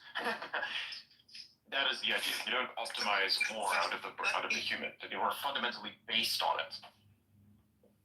Adrian, let me even try our cells, to white bring blood it cells up. are a perfect example of it. They're like little white, they're not even really white, they're just like these things that exist. They're really cool. I like it. White blood cells are awesome. They're like the defenders. And the immune system is incredible. So they're Adrian, not like back to the original point. What does any of this have to do with when you spoke so I'll tell you, when you spoke so forcefully, saying that it has always been this way, there are no rules, there was no, what got you into it and what got my attention when you started talking about throughout history, there was no such thing as stealing land, right? You simply took the land and you killed the people, you took the women, and the land is yours, the women are yours, and that's that. There were no rules. I don't want to paraphrase you and say something that you didn't say, but that's what you were trying to say. My point was morality has always been there to kind of put some kind of, make that less transgressive, because we recognize that we could be the carrier of injustice today. We could have power on our side today, but it could flip tomorrow and be against us. This is one thing. And the other thing is, now we are at such point, because of the technology we have, we just can't do that anymore. We have just too much power for it. Are you saying that we cannot have our own morality anymore, that it's impossible? I don't understand. You gotta press a little bit, you sound like an AI. Sorry, I'm not. So the rivalry or the rivalries. In what you're talking about morality given to us by the Bible. In the Old Testament, God told the Israelites to rid the land of whole people, like the Amalekites. Well, I only use that as an example of just a long track record of human attempt to find some. Just make your point. I know the context. We have more context than you can imagine. Is your point? Because I'm trying to piece this together myself, which is insane. Is your point that we live in a world in which morality has to be enforced differently than just something that's inside of somebody's head or our heads collectively? Is that what you're saying? See, Arian, when you say we live in the world, there is yes or is that a no question? It's more complex than that, man. That's not that simple. So I don't understand what that, the point is. You're just talking for the sake of talking. There's no way. Every single time I nail something down to a certain extent, you can literally not take any part of that and say, okay, well, here is this, here is this, here is that. You can't do that. You actually don't do that. You're just talking and talking and talking and talking and talking, and there's no substance, no context, no consistency of any kind. It's like a hallucination. It feels like when I dream and I think of a video game and it posts at the same time, I can't really pin it down and think of anything. So I'm just waking up and I'm like, what the fuck did I just think of? We have the capacity to develop existential technology. We should develop within ourselves the responsibility to steward that technology well. We already have that. None of this has anything to do with our original argument anyway. We were talking about historically. Yeah, we can. I think we can make the argument. If you can make the argument of saying, "Oh wow, we have new technologies that we haven't before, and our morality is insufficient for that," I'd wholeheartedly disagree. Every day is just about a stick that you have being smaller than the next bigger stick that you can find in terms of technology, ability, and weapons. So say, for instance, if I had, back then, having muskets was the thing that would separate you from someone who had a spear and would give you the higher advantage. Now it's like nukes, for instance. Now everybody gets nukes and says, these are pretty big sticks. If I use this thing, it's going to fuck me because you're going to fuck me with the big stick that you have too. Okay, let's not use that big stick at all. But everybody has the big stick. So in this world, this is also why free speech is very fucking important. Everybody has to have a big stick. Literally everybody has to have a big stick. Okay, it's just about who wields it better than someone else. That's where the merit argument comes into play, because free speech is just literally like that. And then perhaps somebody else admires the fact you can use your stick better than somebody else, and then aligns their sticks with yours, and then you basically have a collective big stick. That's kind of how religion works in a sense. That is really how all of this breaks down. When it comes to new technologies, it doesn't change how humans work, not at all really, except for the perspective of being able to transmit more information to more people and then have more perspectives inside of singular brains that receive all of them and that are willing to receive all of them. But beyond that, there really is no change in morality here, only that people forget it. That's the difference. We're just memory holding stuff now, including morality. That is a big problem. What's the difference between what and what? What? Yeah, I thought you were asking me. I thought you were asking me a question. What's the difference here? I didn't ask any question whatsoever. I was making a statement based on whatever you said, and it doesn't make any sense. There's no different than anything. Yes. I'm just simply stating that you're talking about stewardship of technology, and you're not making any sense, no matter how much you talk. I'll keep my peace then. I'm the only one going to say it.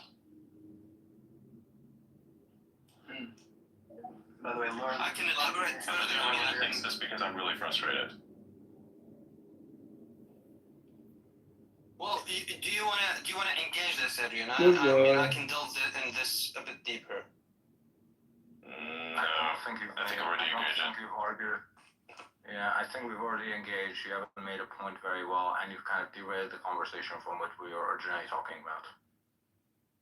Yeah. See, he's gonna tell it to you in a nice way. I'm just an asshole. I apologize for being that, but I am. Anyways, We do have an interesting situation that is about to occur. We have the subject in question that launched all of the chaos that has been quite beneficial to someone like myself, ironically enough. Laura Luber is on the stage. Welcome. To a crash on Forest Road. Thanks for having me. On October 13th. That's where they found Brandon Bustos' truck. But he was nowhere to be found. Well, I decided to come back because the other night I tried joining your space when you were booted from the other space, and I wanted to participate in your space, but because my account was disabled, I wasn't able to request to speak. It kept on kicking me off, so I decided to come back to finish the conversation, to talk about free speech and to talk about. He knew how this ideally, it'd be really nice if people could see the bigger picture here and supporting President Trump and supporting his America First agenda as opposed to fracturing the base over censorship. And I know that Elon probably doesn't agree that it's censorship because he thinks I dox his friend, but as I posted He doesn't think he doxed anyone's friend. It's not his friend either. It's a official that is acting in whatever position he was placed in. Now, here's the thing. The violation in question was you took, albeit public information, placed it on the platform, but did not censor personal information contained within this public information. It clearly states within the TOS that the personal information, it doesn't matter if the information is public. If the information is personal information and you're releasing it without that individual's consent, that is a problem and that is a violation. It is deliberate. It is literally word for word stated in the text. I posted the image. I'm telling you exactly what happened, and I have the screenshot to prove it. So I posted the image originally, and I blurred it out on the editor on my phone, and I posted it. And what happened was the top part of it. It was like mostly covered, and then as soon as I realized it, because in premium it gives you 30 minutes to edit your post, within a couple minutes of seeing it, I immediately edited the post and changed it, and I increased the block because the edit function on the annotate option didn't cover it all the way. And I was very honest about that. And I edited the post, and I immediately deleted, and you can see, because obviously Twitter does not allow doesn't allow you to edit a post past 30 minutes. And so when I refreshed the post after editing it, it had showed that the new version had covered it completely. And I have a screenshot to prove that. Okay, so hold on. Yes. So we already have your original post. Yeah, Someone based on your original post can find out the full address of Suran inside just the picture itself. And I explained to you hold on, let me finish. Just because you edited the post doesn't mean that people after that can't see what the previous post was. Well, I thought that when you edit a post on X, it changes it to what you edited to. That's what my perception is. Unfortunately, it doesn't replace it. There's a button to see the old version, so the only way to delete something is to delete it. Well, I wasn't aware of that. I thought that when you edit the post, that it changes it for the good. So if that's the case, I apologize. And it changes the post, but the previous version of the post still remains. So you can see this on any single post. I always delete my posts if I think that I need to edit them. But even if you edited, the original version of the post is still there for you to see, even if you click a little button to see it. And even from previous quote posts of that post, by the way. So when I refreshed the image, know that on my end when I refreshed it, because I would have deleted it if I thought that it was still there. But when I the issue isn't that you could have edited it or deleted it. It's that you shouldn't have posted it at all if you hadn't blocked out that information. Well, as I said before, when I edited it with the annotate feature in the phone, it had covered it, and I uploaded it, and it had only covered it halfway. And I said that I was going to fix it by removing it and re-uploading it, which I did, and you can see this in the back end of X, or you can see just from the screenshot itself. So again, I'm not trying to incite anything against Suram. I wasn't trying to dox anybody. I know what it's like to be doxed. I've been doxed. I've been swatted before. It's not pleasant. I know what it's like to live and get death threats and have people post your personal information online. I was posting an FEC record, and my thing is look, I'm willing to have a conversation with Elon and X about this, but I think that if that's the case, because I think it was Ken Kippelstein, however you say his name, also had this issue a few weeks ago where he got banned, and they said, oh, he posted JD Vance's docs because he posted the dossier, And then there was an argument that it was personal information that was being reported on through a document. And so maybe X should just clarify their terms of service as it relates It's already to. very clear in the terms of service. You literally just quoted them back to us, those exact words. That doesn't matter. Laura, can I say one thing really quick? Wait, hold on, wait, no. Alright, so, hold on, let me find the post. I'm going to link you to the post along with that has the link. The post is gone. The post is gone. Not your post. Not your post. I'm gonna link you a post that explicitly states X's rule, and this was the rule before you had uploaded that picture, that says even if the address is public information, you are not allowed to post it. Can I say one thing real quick? With people. Okay, go on. Laura, here's the thing, and I'm gonna say it as clear as possible, so hopefully maybe we need to be more clear, but I will be as clear as possible for you. When they sent you back the screenshot and you posted the screenshot of, hey, delete this post, even if you deleted the edited version, delete the post means literally delete all of it. Not, like, I don't understand how much more clear that is, but that means that's not what I'm talking about. You're conflating two things. They didn't say I'm letting you know that's the reason. All right, they didn't Laura. say Sorry, can we move on to the... Hold on, wait, they didn't before say, Laura. nobody ever told me to delete any post until after my account was suspended for 12 hours, and then it said in order to get your access back, you have to delete the post. So I deleted the post. Laura, do you see that thing I've pinned up there? No, I only see, okay, now I see it, yeah. Okay, so click on that. That one clearly states the rules. I have the link as well, so you can check. I haven't photoshopped this. It says, is the information available somewhere else? However, we may take action against home addresses being shared, even if they are publicly available due to potential for physical harm. Okay, well, I understand that, and I wasn't trying to post his personal information. I was posting an FEC record, and there's nothing to be done about it now, because obviously my account has been unverified, but I just wanted to say that I have opposing views on immigration and opposing views on H-1B visas, and I am a Trump supporter, and I wasn't trying to incite violence against anybody. I wasn't trying to get anybody harmed, and that's all I can say. And I apologize if he feels that I was posting his personal information, but I guess there's really nothing else I can do except to tell the truth like I did and say that I apologize if he felt that I was targeting his personal information. He didn't feel anything. This is a very strange thing to say. He didn't feel anything at all. This was an enforcement of X's rules. That's just to be clear here. Nobody reported anything from from his end. This was literally stated. I've posted a lot of FEC records in the past. Right. So there was an address in there. That address is personal information. As such, X acted on this, making sure that the personal information along with the post is gone. That's it. Nobody felt way about this.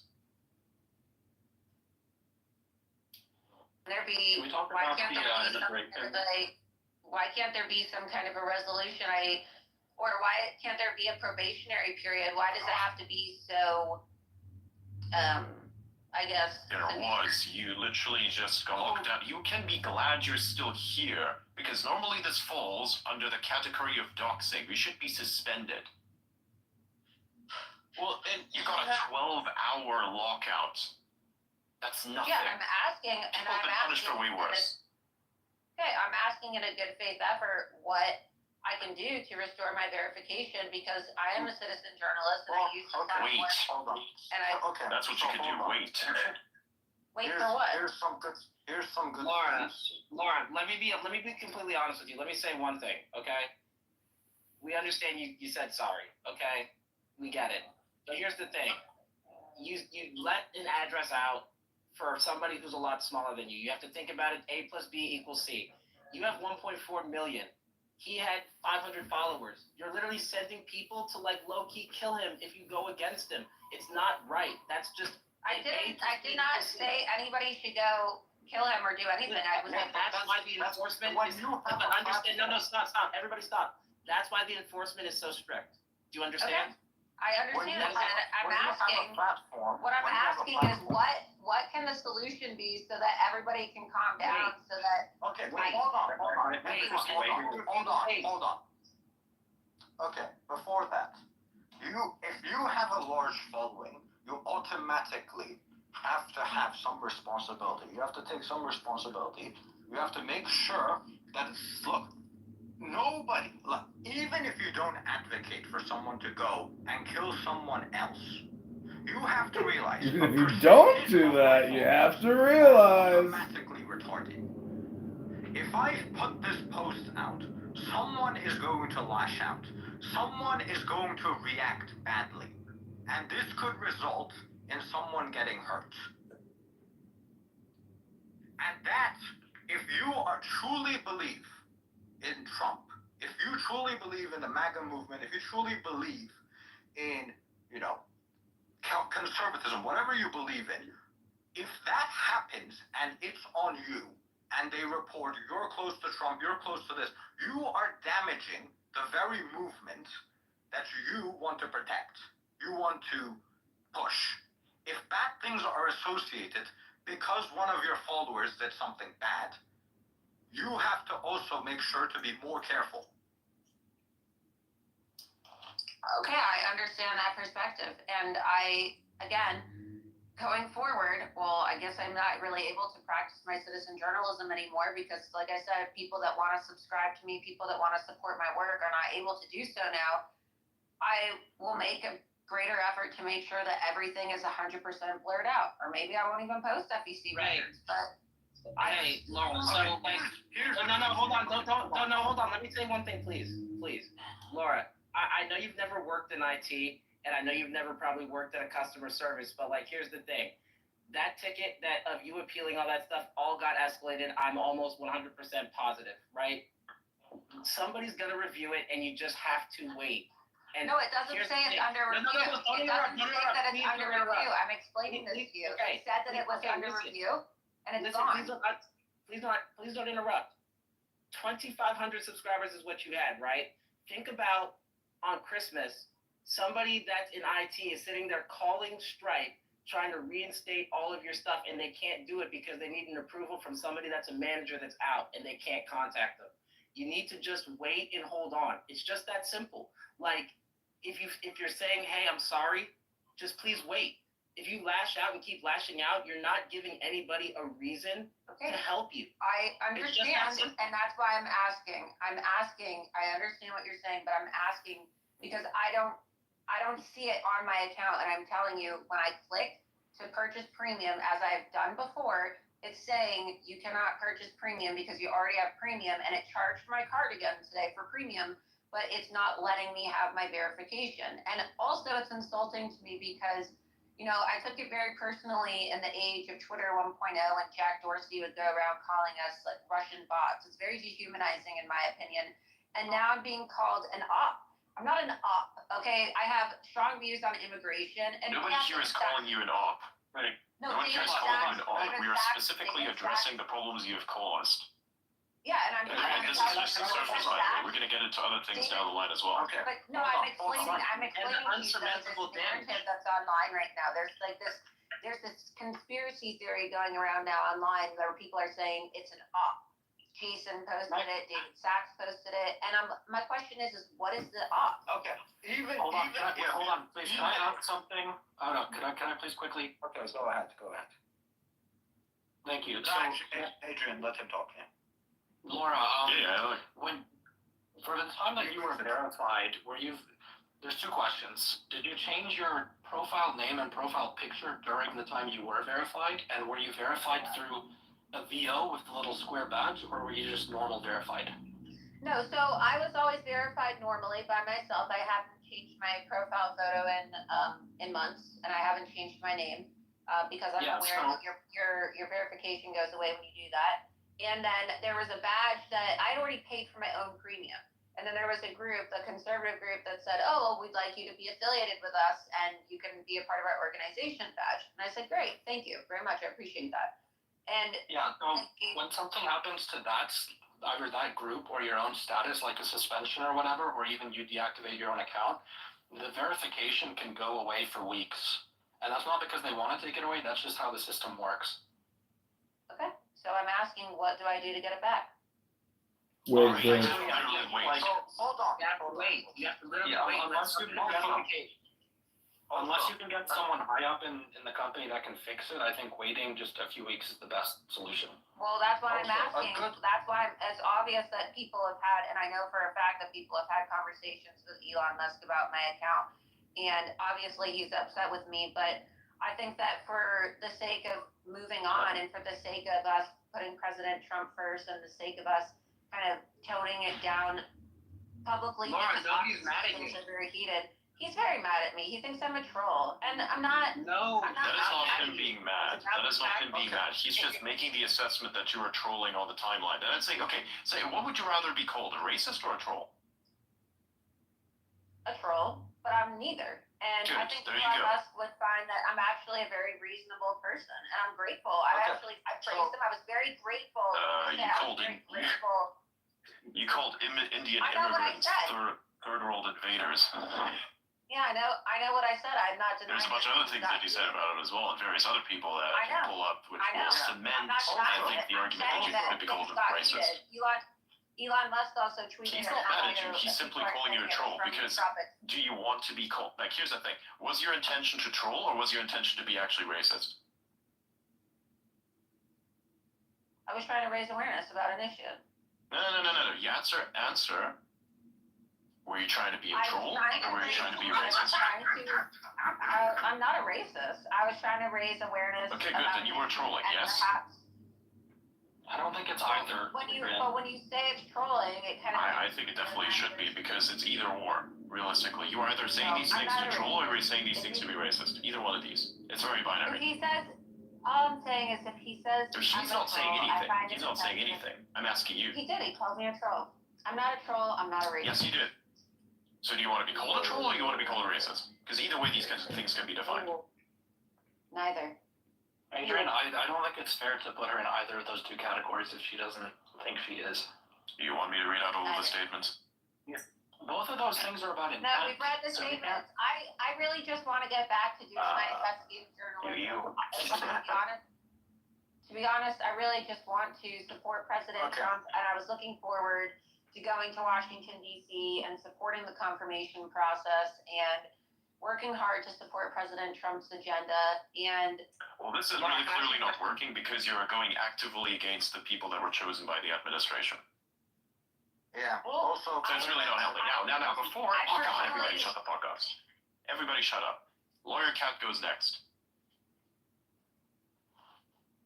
This is not ex-customer service. Why are you here for this?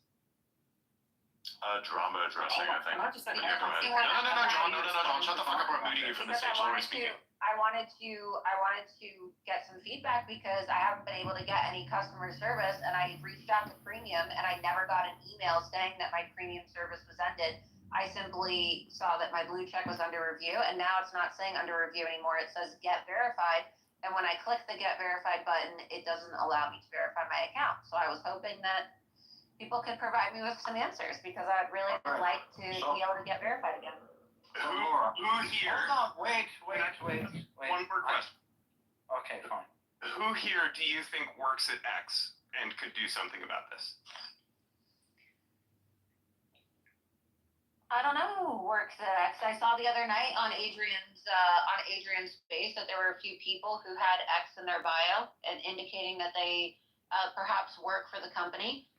But again, I'm asking questions about how I can get my verification back and if other people have experienced this and what the best solution is because I'm solution oriented and I want to get back to having my verification. I feel like my identity has been taken because a blue check is supposed to verify your identity, and it's not. That's how it was in the previous Twitter, and that's how it is now as well. And when you're not verified, you get ranked as spam, and that's what's happening. I've screen recorded it. When I post, it's now saying that it's probable spam. And I Hey, feel can like I ask a question? Hold on, wait. Let me make a point. So a good way to start would be to take some responsibility, issue an apology post, and admit that you weren't targeted for the political view, but because you broke the terms of service. That would be a good place to start. I already made a post saying earlier, and I sent it to Blythe. I said that Send it I wasn't to trying me, to Laura. dox. Laura, send it to me. Send it to me. I said I wasn't trying to dox, and that if I caused Serum harm, I apologized. I said I was sincerely sorry for Now, that. I have a question for you, and I want you to answer this honestly, all right? You do realize that your show is still verified, right? Your show's still verified. So it's not like they stripped you of everything. They just took yours away while conservative lost theirs. Okay? But my show though doesn't have the ability to have my subscribers, and so my account for my show doesn't qualify for subscriptions, and so Laura, I understand that, but here's the thing: you're going around what I originally said. Imagine there's a guy that has to go and reinstate 2,500 subscriptions after they just got refunded on Stripe. You're not thinking about the one guy who has to get all of that approved. All right, Laura. He has to sit there and wait for his manager between Christmas and New Year's, where people are on vacation. That's why we keep telling you to wait. It's a big amount, right? You're a big account. We know who you are. Every person in here knows who you are, right? Correct me if I'm wrong. All right, there you go. There's your ego stroke. We know. Everybody knows. Why don't you just hold on and wait? And once you get an answer and a reply, then you can jump to conclusions and you can say this, that, the third, Elon hates me, da-da-da-da-da. But don't forget, conservative also lost their badge because of your doxing, right? So while your verification is also in review and that amount of subscribers just got refunded, that's an instant red flag in somewhere in a system. You've never worked in IT, you don't understand that. Like, you don't understand how these processes work. It has to go through steps. Like, also 14 minutes ago. You can't just walk in. You literally can't walk inside of a store and demand answers every single time. It's a company. It's Fortune 500, correct?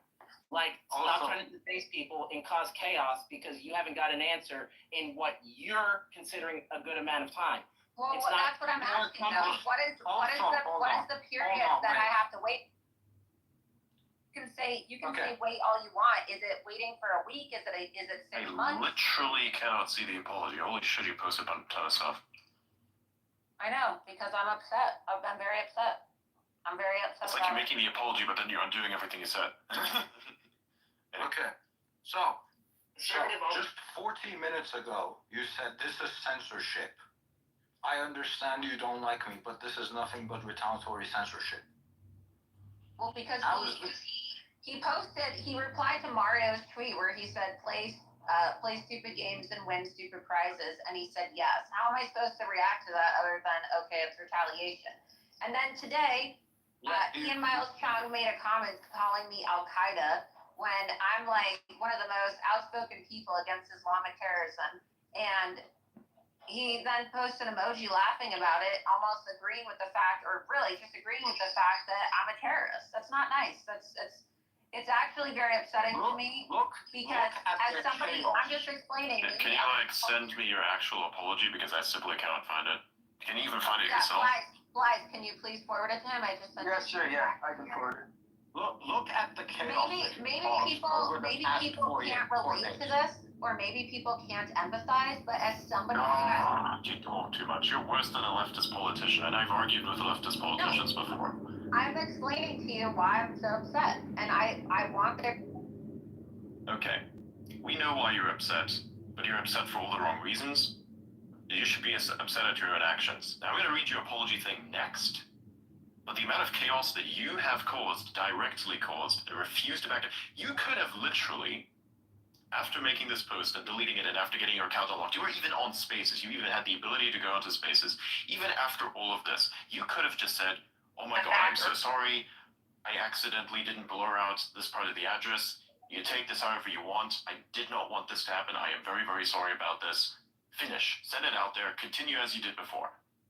Instead, you opted to making up a bunch of bullshit with the Conservative OG account, getting a whole bunch of racist people in there to fucking support you, including a guy who's a fucking professional anti-Semite, if there is such a thing, to support support you as well, which is the wildest thing I've ever seen. I did not think I had that was even possible, or that you could have that on the 2024 bingo card. Holy shit, that was insane. That happened yesterday and the day before. Like, all of this kind of stuff, you've caused so much chaos, and you could have simply avoided all of this if you wanted to, which you didn't, because you could have done this. You could have just simply said, I am sorry, not been rhetorical, and just ended this So but you did not. sorry. Instead, you drummed up a bunch of chaos, caused massive amounts of harm, mobilized entire armies of dumb ideologues to try and be racist against other people when they can't even read fucking statistics. Oh, by the way, those people are after my ass now as well. So congrats for that. Well, I didn't orchestrate the spaces. I don't control the You didn't orchestrate. You directly influenced and drove the orchestration. There's a difference, but that difference is very small. Well, I think everybody's responsible for their own individual actions. So I don't know why that mute button thing keeps coming off. I said everybody's responsible for their own individual. That was insane. All right, Laura, what would you have done if the fact that you had posted that led to him being murdered? Would you then say, oh, everyone's responsible for their own actions? As I said before, I was not trying to dox him or cause any harm to him. I blurred out the image, and I am sorry if the information was not fully blurred. I apologize if it was not properly blurred out, and I hope that people can accept that apology. If not, I understand. I thought that it was blurred out. I promise you, I thought that it was blurred out. But I understand. I understand that, people are going to be upset, and it's not people are going to be upset. You caused a massive amount of chaos after an action was taken against your account. That's what you did. There's a difference here. And I'm going to read out, just for the sake of it, I'm going to read out the apology that you wrote. Adrian, hold on, wait, before that. Could you address the thing with Nick Fuentes' thing being left up? Because I'm having a ton of people asking about that. Yeah, and I tried.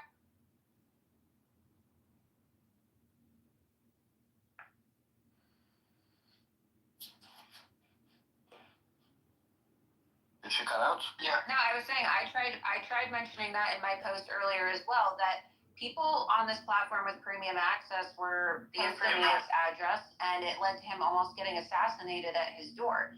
So my question is how does this... If you knew that, why did you not take the precaution with the guy you were doxing now? You knew that Nick had almost gotten assassinated because of that, and you didn't take the precaution. I did take the precaution. I told you that I had thought that it was all the way... You clearly did not. As a quote-unquote citizen journalist, before you sent anything out to the extremely large fan base that you have, you should look at the image again and again and again, fucking send it to your friend and say, is every personal piece of information completely obfuscated? And then send it out, which you clearly either did or did not. I can't tell. I don't really know. Then the next thing, so then what happened next is you actually did issue the apology post, which was, I was posting FEC records, which are public information. I was not trying to inflict harm on anyone. If Sriram felt as though that's the part that's bullshit, that's the part of it which is bullshit, I was trying to dox him. I sincerely apologize for that. I promise I wasn't doxing. I believe more speech is the answer, not less. Now, here's the thing. You said if Sriram felt as though I was trying to dox him. No, nobody felt anything. You did dox him. You did leave the public information in there, and you refused to properly vet it, which led to this being out there, if you are to be believed, which is insane. Anyways, X then had to deal with it by removing this post from the timeline for the safety of the individual whose public information was left in the FEC records. There's nothing wrong with posting the FEC records. What is wrong, however, is leaving personal information within these FEC records unobfuscated, which is exactly what you did. Send it out. And you still haven't properly apologized for it. You said if he felt as though he didn't feel shit. I just did. Hey, Lauren, I'll make you a deal right now. I'll make you a deal you can't refuse. And everybody in here, how many is this? 2,000 people as my witness, right? Post exactly what Adrian just said as your tweet. And apologize properly. And maybe I'll go to bat for you. Maybe. Alright, before that, Adrian, can you address the whole Nick Fuentes shit? Because people won't stop shutting the fuck up about it and constantly whining. Alright, okay. I'll explain to you what it was. So someone, I'm not even sure what the source of it was, posted his address. Right? Now this was a smaller account from what I could have seen. But anyways, this individual posted it, then a whole bunch of people quote posted it like absolute fucking mad. That account then got suspended, but a bunch of people screenshotted the original post and spread it around the platform like wildfire because everybody wants to see this fucking guy fail. If you have a platform that is as large as his, you have as many people coming after him as he does, then you have basically more of a hate following than you do an actual following, right? Because they kind of want to get out of your skin as much as possible, and he kind of does that for entertainment or whatever. I don't fucking know what he does, really. He's a fucking insane individual. Anyways. So, as a result of this, there are many people who just wait for an opportunity to shit on him in some way or cause him massive amounts of harm, and as such, that then gets spread all throughout the platform. Now, the issue is, if you have so much information coming out from places that you couldn't really nail down, pin down, or predict, then there's going to be some stuff that's left up and then dealt with at a later date, a date that is probably maybe a day or so. So if you deal with it, I can't speak for X. I just know that for myself personally, and I've dealt with a lot of information vetting and transmission systems. It's a fucking long story. Anyways, when you deal with this much information, and when you deal with that level of a viral incident on a platform that is that big, this big as X is, it is nigh impossible to scrub absolutely everything. And if you did, that would be an absolute miracle, and people have worked overtime to prevent that from happening. That it spread some more. Consider the fact that with this specific case, it came from your individual account, which is a massive account, whereas with that, it came from a bunch of accounts. No, but Milo Yiannopoulos was the one that posted it. He did post it, and then what happened was people mass reported Milo, and there's actually screenshots of him sending money to an ex-user saying, if you send a Latin King gang member to Nick's house, I'll send you this money. And they posted that, and he used the DMs to send those messages. I don't know if that shit is even real. I don't even know if that shit is real. You've lied so much within the last couple of days, I cannot believe a single word that comes out of your mouth. No, I don't think anyone should either. He posted, people have... If I cannot see this directly, and unless somebody can verify this, other than you, by the way, or any one of your weird friends, I'm not going to trust it and just assume it's false. Because I have no other reason to believe it in any capacity. Because you've lied so much on so many levels that I can't even believe myself talking to you right now. It's insane. Laura, I want to ask you a question. Will you apologize? Sorry for your thing cut out because they muted you. Say that again, Jordan. I just want you to go on Twitter right now, or X, okay? Go, post, and put your heart into an apology and apologize correctly, okay? And I will help you out, okay? I will say that. And you send it to my DMs. Don't bullshit. It's already been 10 minutes and you're still here talking and running because and running. Adrian told you what to do. You refused to do it. I know, but my character limit isn't that long. Stop and do it. So I will have to post it in multiple. You don't need to be within the character limit for this one. It is that fucking easy to type out. Should I narrate it for you? Should I write it for you? Please. Should I? I'm being serious. As well. Because clearly she won't type it. So just I will type it. I'm doing it right now, Jordan. I'm doing it right now. And DM it to me, and I will go and make a phone call for you. Okay? Okay. Thank you. I appreciate that. Holy moly, is it that hard to ask for help? You don't have to just run amok and just, literally, I just told somebody last night, you don't have to be fucking Machete. You don't gotta run into a building and shoot everybody up, kill everybody, when the one last guy's bleeding out, you ask for questions. Why can't you just say, hey, I'm sorry, and just actually say sorry, not tag everybody and cause so much chaos and damage, and, you don't have to fish for clout. Laura, you already have it. When you fish for it even harder, look how hard everything's dipping down. Okay. I'm not trying to get clout. I just want my verification. Let me be honest with you. The last 2 days, ways if you would have just said, hey, I'm sorry, directly after you said, I feel like I'm misunderstood about my H-1B stuff. If you just immediately said, I'm sorry about doxing and I'm sorry about everything, instead, look what you did. You just caused even bigger of a riot. You literally put gasoline on the fire.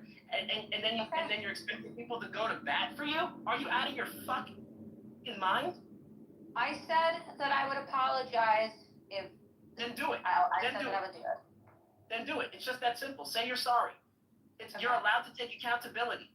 This is a case study on accountability. Well, I understand that. I'm not sorry for my views on immigration, though, but I will apologize right now. Thank you. That's all everybody wants is just an apology. You literally put a man's life in danger whether you see it that way or not. That's the bottom line.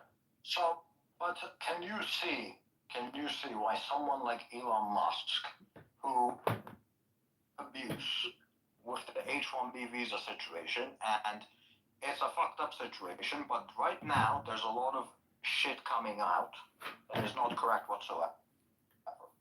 But you have to also admit that a lot of the most intelligent people in the United States today came on the H-1B visa because they didn't qualify for the O-1 visa, they didn't qualify for the EB-1, they didn't have enough money for the EB-5.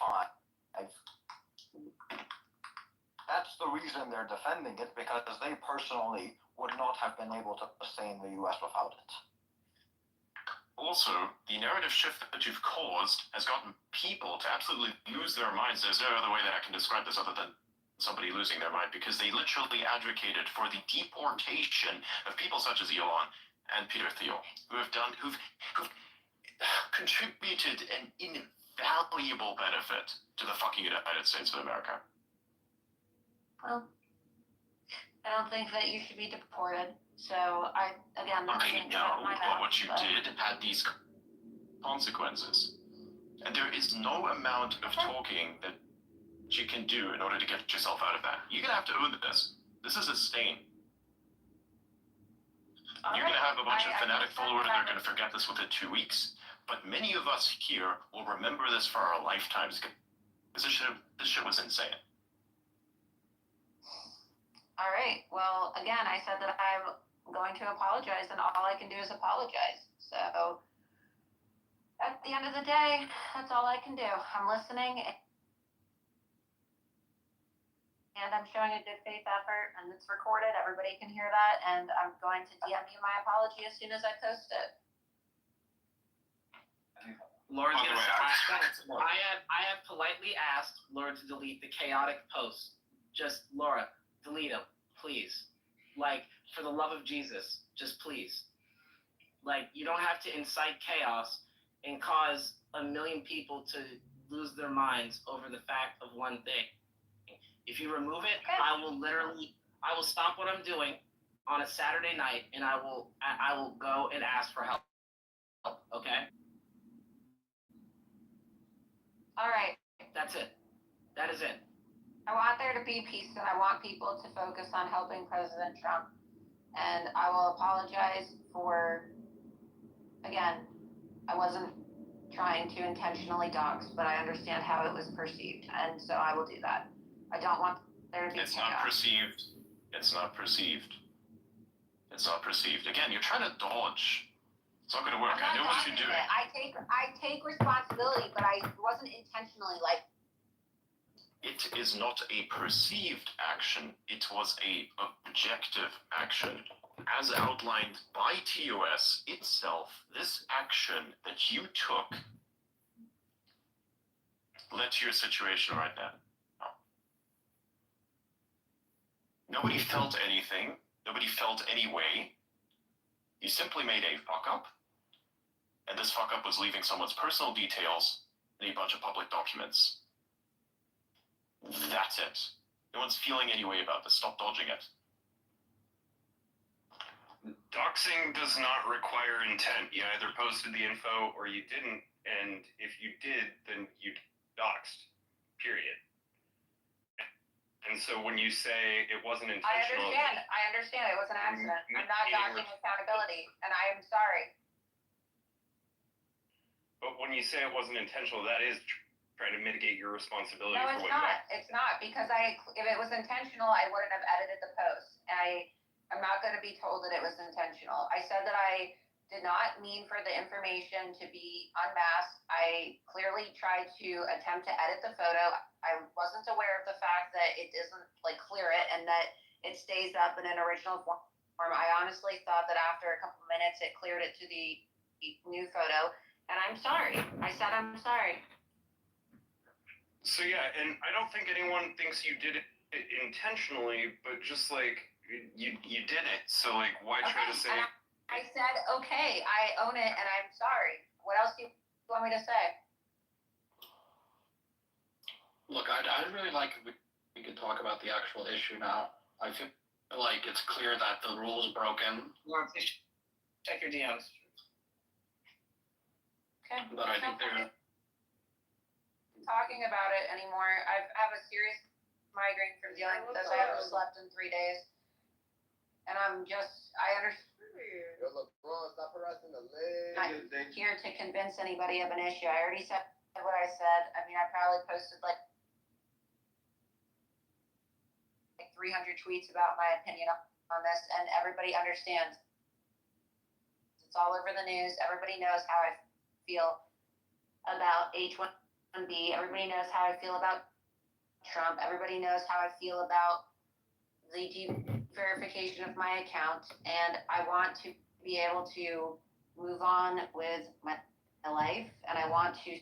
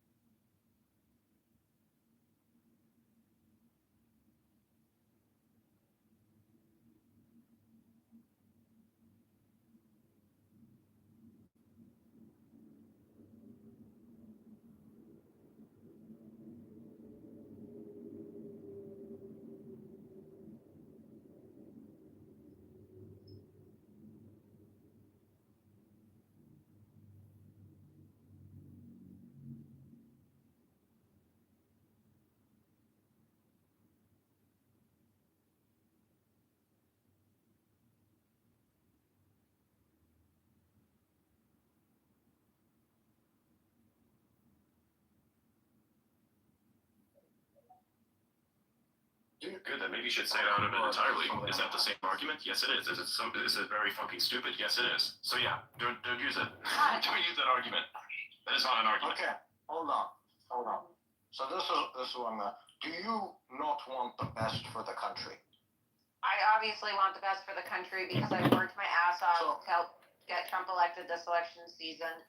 I put my life on hold so that I could help get him elected, and I believed from the get-go. And I would often, when you want to speak of trolling, I, for the longest time, would comment on every single one of Elon's posts and say, why haven't you endorsed President Trump yet? And eventually he did, and he donated to him, and I am grateful to that. I'm obviously... Here's the question I have for you. Trump obviously wants the best for the country as well.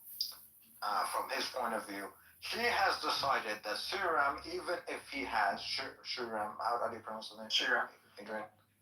Shriram. Yes. Yeah. Shriram, even if he has different politics, Trump believes that he has the best advice specifically for AI. So if he has been willing to put away his differences, and if you believe that Shriram hates Trump or doesn't like him or whatever, and they've managed to put away their differences because they want to work together to improve the country, why do you have a problem with that if Trump has already determined that he thinks this is the best person for the job, despite the fact that they don't share the same politics? Because even if you don't agree with the person, even if they have a different politics, everyone should still want the best for the country. And, Trump was still willing to go with J.D. Vance. Trump was still willing to go with RFK Jr. because everyone still has a shared goal of what's best for the country, even if they don't agree on how to get there. So why did you have such a problem with him specifically? Despite the fact. Because I have a very black and white perception of loyalty. And for me, I view government and administrations as needing to be loyalist, and people have different opinions on this, and maybe it's, oh, who's the best person for the job? In my opinion, I feel that the best person for the job also should be who's the most loyal. And for me, when I see people trying to get into the Trump administration or being appointed into the Trump administration, and mind you, Serum's not the only person that I've called out who's been appointed to the Trump administration. I look at their records. I look at who they voted for. I look at who they donated to. And I just found it to be a little problematic that he's donating to Democrats a month before the presidential election. And it makes me question. Do you not think that it's possible that Elon and David Sachs told him, sit down with him, they discussed it, they put away their differences, you change perspectives perhaps? Maybe. Because it's entirely possible. Maybe. Everything's possible. Because Trump's not an idiot. I know. Right? He's not going to put someone that's going to completely fuck him over in the administration. Exactly. If he does, he immediately fires them. Okay. Well, a lot of people did fuck him over in the first administration, and that's why I am so aggressive in my approach. And some people don't like my tactics, but the reason why I'm so aggressive is because I want President Trump to be protected, and I want us to truly have an America First administration, and I don't want saboteurs to infiltrate the administration like they did the first term, and then end up staging a coup against the president like they did in his first term. And so, for me, as somebody who's followed and supported President Trump since the beginning, that is the lens that I view things from. And so maybe some people will say that it's too aggressive, or, oh, you need to give this person a chance, but that's I'm explaining to you how my mind works, and I view loyalty as being very black and white. I don't see things, I don't see gray matter. I really don't. I just see things in terms of black and white. The last administration, Trump didn't have any experience, and that led to the issues that he had. He's already addressed that. This time he has better judgment because he already knows what's going on. Well, we can hope. We can hope. I hope that's the case. I mean, that's what we're told. And, I love President Trump. I know President Trump. President Trump knows me. President Trump likes me. And I'm going to be working to help his administration as well. So Elon's not the only one. There's some of us too, and we all have to get along. So we're all going to be working to help Trump. Will you be retracting the insults that you've made to the quote-unquote generalized group that are the tech bros? Tech bros. Will you take that back? Well, I have a lot of issues with a lot of the guys in tech. It's not just the people that I was criticizing online, including Elon. But as I was saying before, I've been subjected to years of deplatforming and dehumanization at the hands of people like Mark Zuckerberg and Jack Dorsey, who are tech bros. And they are not tech bros. There are people in tech. The real tech bros are people that are friends with each other and do things together. You could say that Elon and a bunch of other people have this, and these people have given you a lot of freedoms, actually, or have contributed to things that have given you a lot of freedoms that you didn't have before under the people that are also still in tech. I guess I'll never get that one out of you, to be honest, because I feel as though the talking point of tech bros is so powerful, you're never going to let it go. By the way, one of the people who's supposedly, MAGA, is an individual who said now tech freaks. I'm pretty sure we know exactly where this is going next. Right, so you've started something, a bunch of you started a bunch of things, and I would highly recommend that you just basically shut that down as well, because it's going to cause a lot of chaos and make all of you look absolutely fucking stupid. People have brains, they have eyes, and they have ears, and there's no amount of talk that you can output that will at all convince any of these minds or ears of any assessments that are somewhat conflicting with logic. So, I'm telling you this. But what specifically do you not like about the term tech bro, and what do you want retracted? I specifically have stated that what I don't like is the utilization of tech bros to discriminate against a bunch of people because you just so happen to disagree with them. You take a bunch of individuals, Elon and others included, lump them all up into one singular group, and then say all of these people are fucked up. That is fucked up. That is what has been done. And I would highly Not all recommend, now fucked you up. individually, They're you not cannot all see. fucked up. A lot of them are fucked up. And Elon's a Yeah, exactly. That's the point. That's the problem. That's the problem. You're taking a They're bunch of not people all, that are they're definitely not all not fucked up. but a lot of them are. You're taking a bunch of people that are not fucked up who are in tech, and you are bunching them up and you're putting them together in the same bucket as the people in tech who are fucked up, thereby passing off the whole bucket as fucked up, which is unfair to the people who aren't fucked up. You understand? That is your problem. That is a problem that you have caused, you've contributed to, and many others are contributing to as well. And this whole thing is shifting to basically target these people more individually now, calling them tech freaks instead of tech bros. I myself have been called tech bro. I don't really care about that. I think it's fucking hilarious as shit. Because like, what exactly am I doing in big tech? Anyways. Well, I understand your perspective, but also I've been hurt by these people, and I want to see some results. I want to see some changes. But lopping the people who have given you your ability to speak freely in with the same people that have taken that ability from you in the past is not fair. That is bullshit. Yeah, also the Indian community does not appreciate being called third world invaders. We're not rapists. I understand, you're very rightfully angry with H-1B program, the immigration system. It is absolutely a concern. But you made many millions of people, including something under 1 million Indian Americans who voted for President Trump, furious. The Democrats are poaching these voters very aggressively, saying, oh, see, Trump doesn't like you. MAGAs don't like you. This is what they really think about you. A lot of money, work, and effort has been put in to recruit these wonderful individuals. And all they're just asking for is an apology just for some of the loose talk. This is a small gesture. It would really just make a lot of people just happy. Could you consider that in any way, Laura?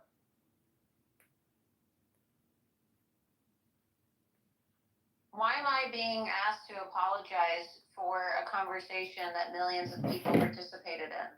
We either have free speech or we No, don't, you and specifically participated in it from the perspective of contributing to this conversation by making remarks. These remarks specifically are the ones that people have an issue with. Participation from your end has been in the form of contribution, and in no uncertain volume, by the way.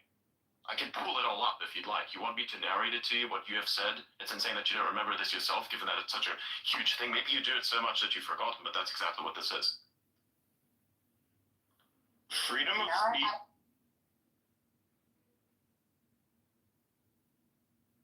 I haven't forgotten. I do not hate Indian people, though. I'm just explaining you stuff.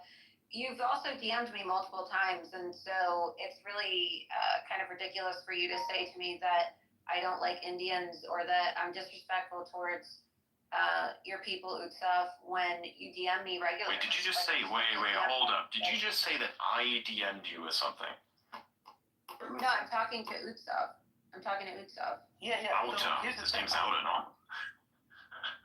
Well, I don't know. Sorry, I can't pronounce it. It's from on stage. Okay, I'm not saying that I'm not grateful that you respond to DMs. I'm extremely grateful. What I'm simply saying is some of the remarks you made recently has alienated wide swaths of the Indian American community, especially those who voted for President Trump and contributed to him. And it is very, very hurtful because they are not all rapists and they do not have these perspectives that you're making them out to have, and you even questioned or implied about their loyalties to the country. It's caused a chilling effect. It's made them feel like, what the heck? I thought Laura was an advocate for the Indian community. She has spoken well of us in the past. She put out a very wonderful YouTube video defending us in the past.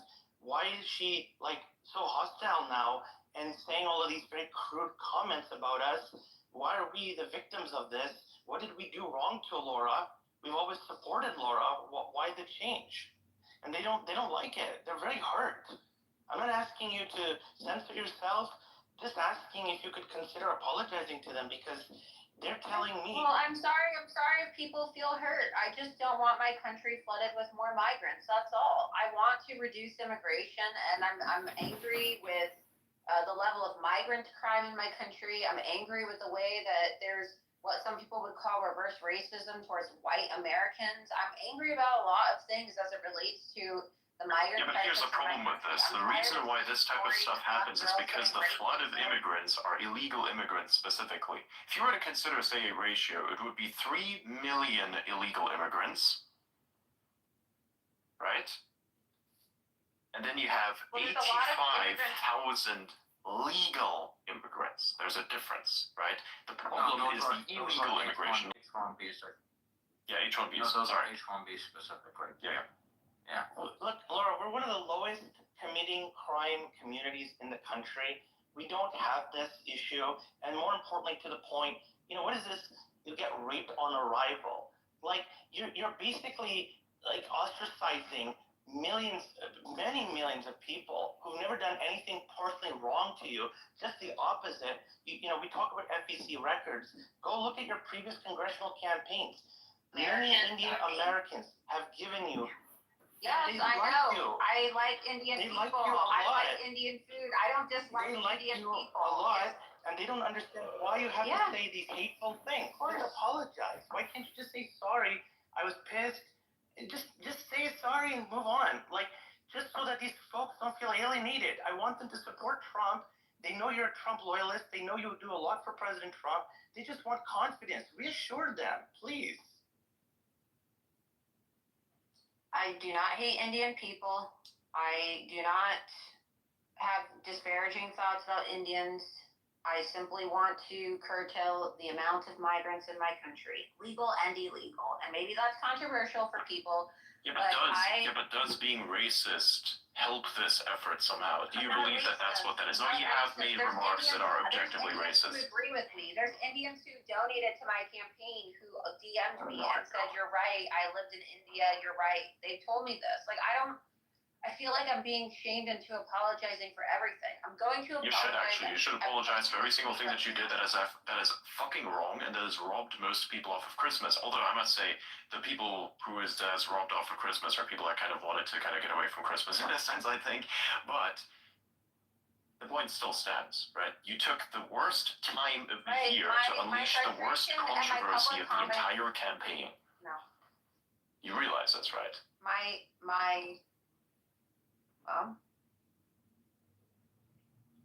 the way, out of every single group here and every single community on X, we are the only ones who are actually willing to have a discussion around accountability without being absolute pieces of shit about it, in a sense that we just support people that are trying to damage the system for no other reason than the fact that they are ideologically in opposition to whatever Elon or various other people who work at X believe.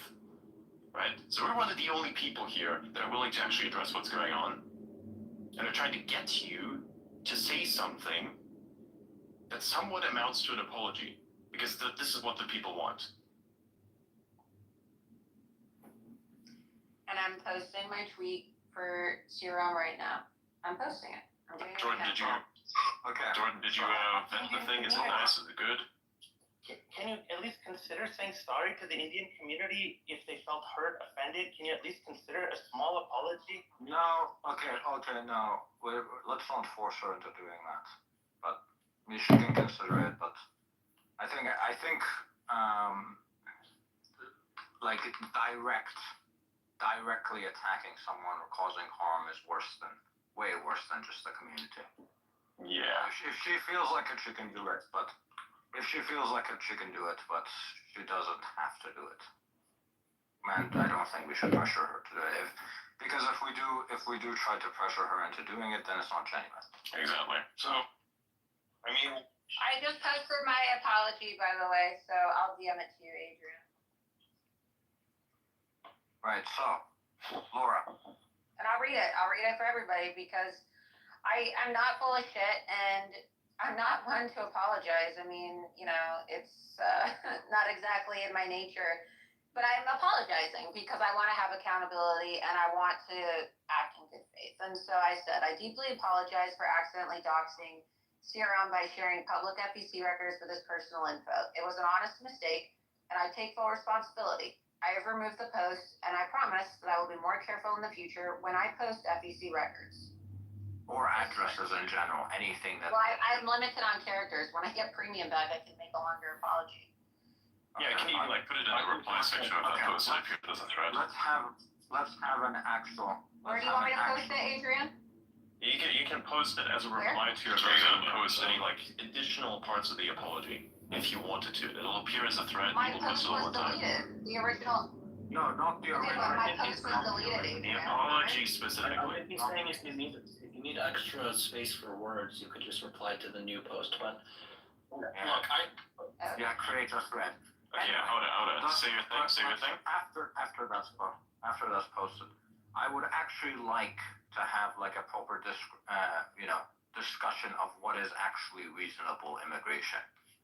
Yeah, I've been hoping we could talk about the policy side of things here for a while. And frankly, I want to say over the past half hour or so, I frankly think most of the people on here have been kind of unfair to Laura. I think pretty much everyone other than Laura here agrees with our opinion.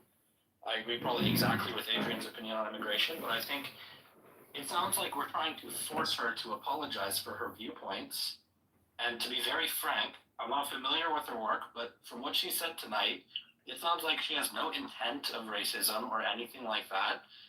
And I feel like there's like a subtone here, frankly. Sorry to say this, Adrian, but I feel like the disagreement with your viewpoint on H-1Bs and immigration, you're framing it as if it's inherently racist. And that's exactly what I really don't like about this.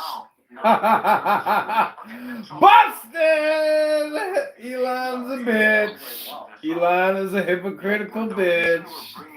Fucking busted. And you know that, you know us. Busted. The truth comes out. The truth comes out. The truth will always come out. In the past few days has actually been the most racist shit that's ever been on this fucking platform ever. I know, and I said that last night as well. And you know that I have unending respect for both of you, but I have alarm bells going off in my head for over the past half an hour that this feels like a witch hunt. Because, like I was saying yesterday, it feels to me like the racists are not attached to Laura. They're not attached to the general disagreement with H-1B. And by the way, I wanted to quickly say a point on what you said about H-1B. We specifically He muted his ass. Gotcha. words said by her. Gotcha. We were interrogating the extent of what has occurred. We were clarifying what exactly has happened on the system level. We were making sure that we take the apology, correct it effectively, and explain what went wrong, how it went wrong, why it did, and why it shouldn't happen again. That is what we did. We didn't do anything else. You've been sitting here on the stage. You were supposed to have observed this, but you didn't. I don't know why, but that is what we've done. What I observed was, let me say what I observed is she obviously broke the rules, and that's objective. But you also essentially demanded that she's either racist or a troll, and that just doesn't feel fair. And from my observation of the timeline, that part I'm sorry, I squeezed a person in a little bit of a direction there. Yeah, like that part of it I did not agree with, but yeah. Let me tell you by the way. Yeah, I'm going to admit that was a little bit harsh. Sorry about that. Yeah. But, okay, thank you for apologizing. Okay, let's leave everything, all of this shit before. What do you consider reasonable immigration? What do I consider to be reasonable immigration? Yes. Well, personally, I don't want any migrants coming into the country that are going to disenfranchise any American worker or take any opportunity from an American citizen. And so I also think that we have such a crisis right now with migrant crime and the millions of illegal aliens that have flooded into our country during the Biden administration that we need to have a conversation about a potential immigration moratorium. I campaigned on this. I campaigned on a minimum 10-year immigration moratorium when I ran for Congress. And I also am in favor of President Trump's policies to strip the visas of people that are promoting terrorist activity in our country. And I also support his policies of mass deportations. I think that we would see the quality of life and the standard of life for American citizens in all sectors of society improve greatly if we successfully carried out mass deportations. And I believe that one of the reasons why the cost of living is so high right now in America and why it's so expensive for people to raise a family and why it's so expensive for people to have a basic standard of living and not really be able to have a savings account or buy a home or do things that our parents and our grandparents were able to do 40, 50, 60 years ago is because of all of the resources that are being allocated by illegal aliens. And so do you not think that is actually majority because of the fact that now both men and women require housing as opposed to a single family unit? What? What do you like? What do you mean? What do you mean? Okay, so when you had a family unit, you had a man and a woman. Now that relationships are completely fucked, no one's getting married, no one's having sex, whatever, all of that is gone. Now, men have their own housing, women have their own housing. You have all these boss babes that can't get a boyfriend or a husband or anything like that. They have their own housing. Do you not think that that is the main reason for why people aren't able to afford housing? No, because I mean, look, I do think that there's been a lot of like societal decline, and I do think that feminism has been cancer. And yeah, I'd say that there's a lot of boss babes out there that are against having families. And then, you know, I'm sure there's going to be people on here that say, oh, well, what about you? Like, you're not married, you don't have kids. Yeah, that's true. I'm not married. I don't have children yet. I mean, I'd like to eventually, but it's also hard when you're trying to make a living and you're working very hard. You're working very long hours throughout the week. It's hard to have a work-life balance in today's society when you're trying to keep up with the rate of inflation and pay your bills and live the life that you want to live. So there are a lot of people I know that are married. They're young married couples, and they have a hard time. People I know have actually put off having children because they can't afford it. They can't afford it, and they're making, you know, what used to be considered decent money in this country. But I think that a lot of our problems and a lot of the reasons why Americans today have such a hard time affording housing and affording family planning is because of illegal immigration. Do you not think that the 1.5 to 2 times the amount of housing necessary to have the same number of people, house the same number of people, has had any effect to play in that? Because the illegal immigrants are not making much money, and they're going into some of them are going into like 10 people per house. Right, so yeah, but they're also put in Section 8. They're also being put in Section 8 housing, and you know, I had Lynn Patton who Section 8 housing is only around $20 billion a year. That is a fraction of the budget every year. Yeah, but you have a lot of illegal aliens. The wait list for Section 8 housing used to be 1 year. Now, because of the influx of illegal aliens. In big cities, the wait list is over 8 years. And so you have people now that are not, if you're not able to get Section 8, and I'm not advocating for more Section 8 housing, but look at people right now who are struggling to get by and they apply for Section 8 housing, for example.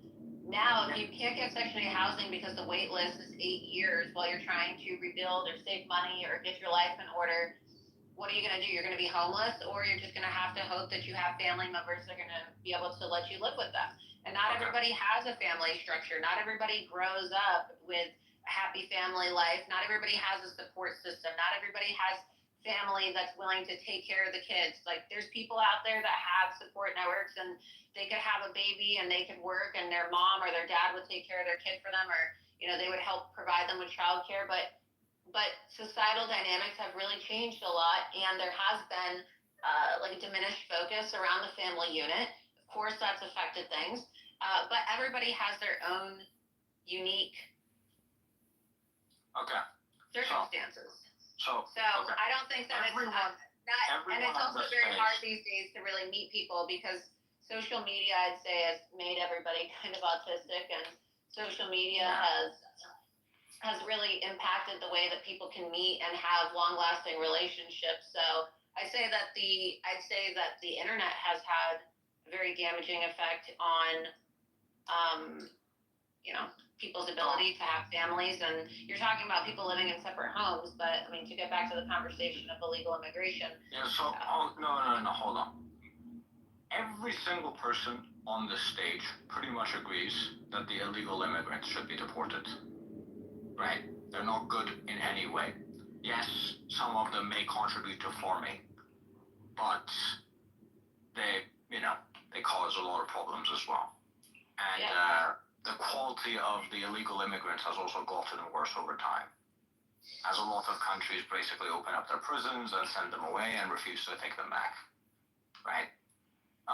Before then, it was like in the past, it used to be that if you committed a crime, you would immediately be, taken in, and they would find out that you're illegal, and they would send you back home, right? So the illegals even back then were committing way less crime, but now because you've got sanctuary cities, they're committing crime and they're getting away with it, and they're causing a lot of problems. So everyone on the stage agrees that you should deport the illegal immigrants.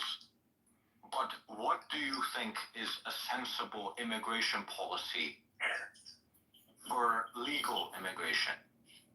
What is a sensible one for legal immigration? Because you want to make it less. I just said before that I think that the crisis is so severe right now, and Americans are struggling, and we have had such an invasion and such a rapid increase in violent crime and just crime in general, that we need to pause immigration for a while. I don't think that it's unrealistic. Now I know that the arguments are going to be, well, we need immigrants to fulfill labor, and we need immigrants to do these jobs. But that's my personal opinion, and that's what I campaigned on as a candidate for Congress. And that's okay. But after 10 years, I have a more nationalist immigration policy. I personally think that we need to have an immigration moratorium, because a lot of the illegal immigrants in our country today were people who came here illegally, and nobody wants to have this conversation about how probably half of the illegal aliens in America today were people who came here the quote-unquote right way, but they've overstayed their visa because, well, they're in this country. What do they want to do? Do they want to go live in the shadows, as they say? Or do they want to go back to the shitholes they came from? And I'm saying shithole, that's exactly what President Trump said. He called it a shithole. Because a lot of these countries are shitholes. They're third world shitholes, as I said in the tweet. And I'm not going to apologize for calling it a third world shithole, because that's exactly what President Trump called it. And that's why these people want to stay here, because they don't want to, if you're already living here and your visa's expired and you can just go hide out, and nobody in your family or none of your friends that you've met in America are going to tell people where you are, why wouldn't people want to stay here? Of course they're going to stay here illegally, and they're not going to try to renew their visa or do it the proper way. So what is the solution to, you're talking about how we need to have legal immigration, but what is the solution when there's no enforcement mechanism, when half these people, or even more, are staying past their visa expiration date, and now they are also contributing to illegal immigration? Okay, they like to say, well, these people are working, and not all of them are criminals, and they just don't want to, they want to make money to send back to their family. Everybody has a sob story. Everybody has a sob story, including American citizens. And I just remind people all the time, watch Hillbilly Elegy. Look at J.D. Vance. It's the perfect example of this, okay? J.D. Vance grew up in Appalachia. J.D. Vance grew up with a drug addict's mother, no father, grew up in a fucked up household with dysfunction, in a town where most people don't get to leave, friends getting addicted to drugs, having fentanyl overdoses, having to pay for his mom to go to rehab, being raised by his grandmother. And what about all those people that just want a better life? And that's what I feel like. That's why I feel like there's so much animosity, and that's why I'm not going to say that the conversation got vitriolic on Twitter this week. I mean, you want to make it sound like I incited a total mob. The reason why there's so much anger is because it's real. You don't need incitement. I didn't need to incite anything. The anger has been pent up, and people are just so tired of feeling like they don't matter because of the color of their skin. People are so tired of feeling like they don't matter because there's this assumption that if you're white, or you don't even have to be white, if you're an American citizen, that you're privileged and that you have so many opportunities. There's a lot of people, including myself, right, who had to fight to get to where they are today, that had dysfunction in their childhoods, that, didn't grow up in a two-parent household, right? And it's just kind of like this dismissive this dismissive attitude by the elites that the only people that are hardworking that have adversity or people who have challenges in their life are immigrants from these third world countries. There's a lot of people in America that had a shit childhood and a shit upbringing. Doesn't matter if they grew up wealthy, doesn't matter if they grew up poor. I know Elon can relate to this too from hearing stories about his childhood, right? The richest man in the world, it sounds like he had a pretty fucked up childhood. Everybody has their own trauma. So you're not immune to it. And it's the fastest way, in my opinion, to just make people go absolutely batshit crazy online. And that's what happened on Christmas, is people probably viewed it as a very cathartic experience to share their views and their pent-up frustrations, because there's a lot of people in this country that have been told you're not good enough, or they've had employers assume that they're not deserving of an opportunity. And every single person in this country has their own individual experience. They have their own experience, and you're not going to know that just by looking at them. A lot of people have had to struggle. A lot of people have had to fight. You look at people that are successful today, well, how did they get there? How did they get there? Not everybody who is successful today, not everybody who looks like they have privilege was given everything on a silver platter. Some people have had to really fight and struggle. And J.D. Vance is a perfect example of that, as I said. And there needs to be more empathy. There needs to be more empathy for the everyday, hardworking American that has struggles and adversity in their life. And so I'm not going to apologize for the things that I said. I apologize for the doxing, but I'm not, I speak for many people, and I've had people that are terrified. Oh, Laura, thank you so much for speaking out. I work in tech. I've worked in tech for 25 years, and I'm a white male. Oh, Laura, thanks so much for speaking out. My son just graduated from Ivy League school. He had a 4.0 GPA, top of his class, and he can't get a job because he's a white engineer. Like, the stories that I received, yeah, but that's more of a DEI problem, though. Over the last 72 that's a DEI hours are problem. heartbreaking. So I have a point. There's people that have a lot of stories, and I'm saying that there needs to be more empathy towards hardworking Americans instead of this assumption that Americans are not deserving because of the privilege of where they grew up or the privilege of living in what's considered to be the most powerful or the richest country in the world. Okay. Americans are capable of having just as much adversity as a third world migrant. Americans are just as deserving. And that's all I'm trying to convey. That's what I'm trying to convey, and that's why I'm so angry. Okay, I'm really angry. Laura, hold on, wait. Laura, so 10-year moratorium. What about after that? Well, it depends on whether or not we're able to fix our economic situation and reduce crime and start putting Americans first. Why should we be importing a single immigrant into our country when we have record homelessness, American vets sleeping on the streets of America? It costs money to prop these people up, okay? It costs money to prop these people up and sustain the lifestyle of immigrants in our country. Okay. I just want Americans to be taken care of first. Hold on, wait. What about people who are wealthy and they have to have a visa where they have to employ Americans and create jobs for Americans? Yeah. And they have to specifically target rural areas. Yeah, for instance, it costs America nothing to bring me in, and I'm bringing tens of millions of dollars to employ Americans. So there's a lot of people that are coming in to help the economy. But look, I wanted to ask a little bit of a more subtle strategy question. Hold on, wait. No, hold on, wait. Okay. I want an answer from her. Because she's saying that these people are leech on. Grow up in a two-parent household, right? What about that And it's just kind of like this dismissive attitude by the elites that the only people that are hardworking that have there's exceptional people. There are exceptional people in their life. One of the reasons why this conversation got so heated this week is because they said it's highly skilled, and then they started pulling all the H-1B visa hiring sheets of their people. You just said you want zero immigration, so I'm asking you specifically, are those people fine or no?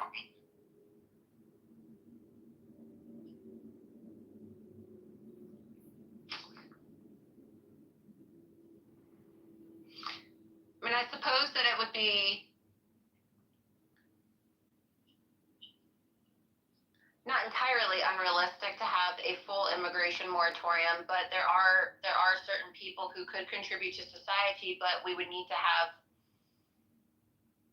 I mean, moratorium means a complete stop, obviously, but the issue is most of the people that are coming in that are getting these visas are not exceptional individuals. Yes, They're just not. we agree with that, but what do you do? What do you do with the exceptional individuals? There's always outliers. There would have to be an exception to the rule, but it would have to be capped, and it would have to be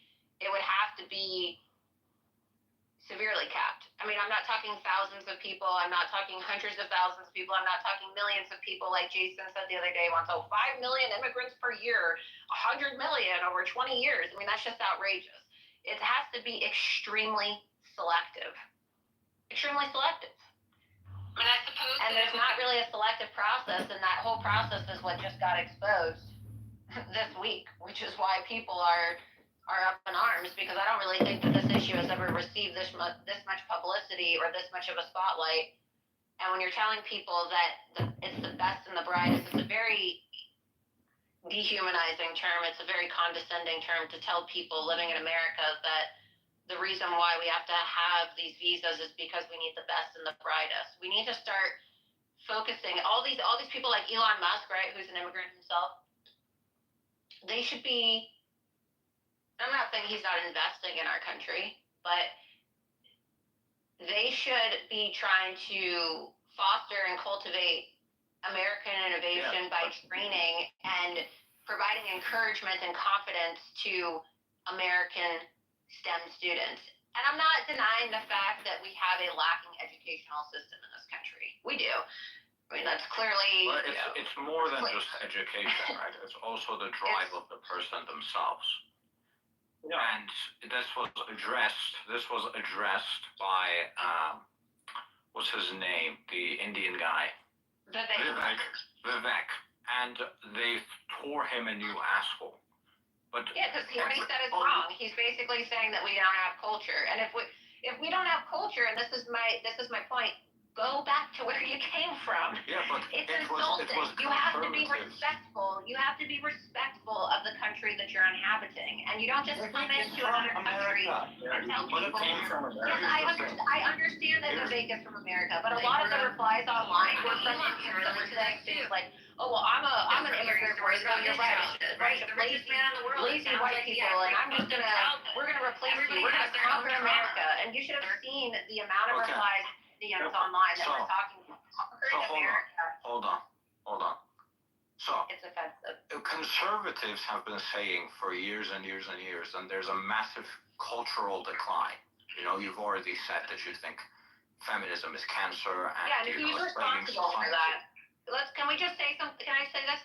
Who's responsible for that? It's the Democrats and all these new guys that are joining the MAGA movement from big tech. I know that Elon doesn't like the term big tech bros, okay, or tech bros, but I will say tech bros in this sense, right? The tech bros that all of a sudden want to join MAGA and say that they're Pride 45. They want a seat at the table on the advisory board, and they want to work with President Trump to make America win again, as they say. They're the people that were funding all of this insanity over the years. Like, you want to talk about accountability. Well, why don't we hold the donors accountable? A lot of these people in big tech are responsible for the cultural rot in our country. They've been financing Democrat policies and progressive leftist political movements for years that have contributed to the decline of our educational system, where they're teaching people that there's more than two genders and telling men that they need to have tampons in the bathroom. Some of these tech companies themselves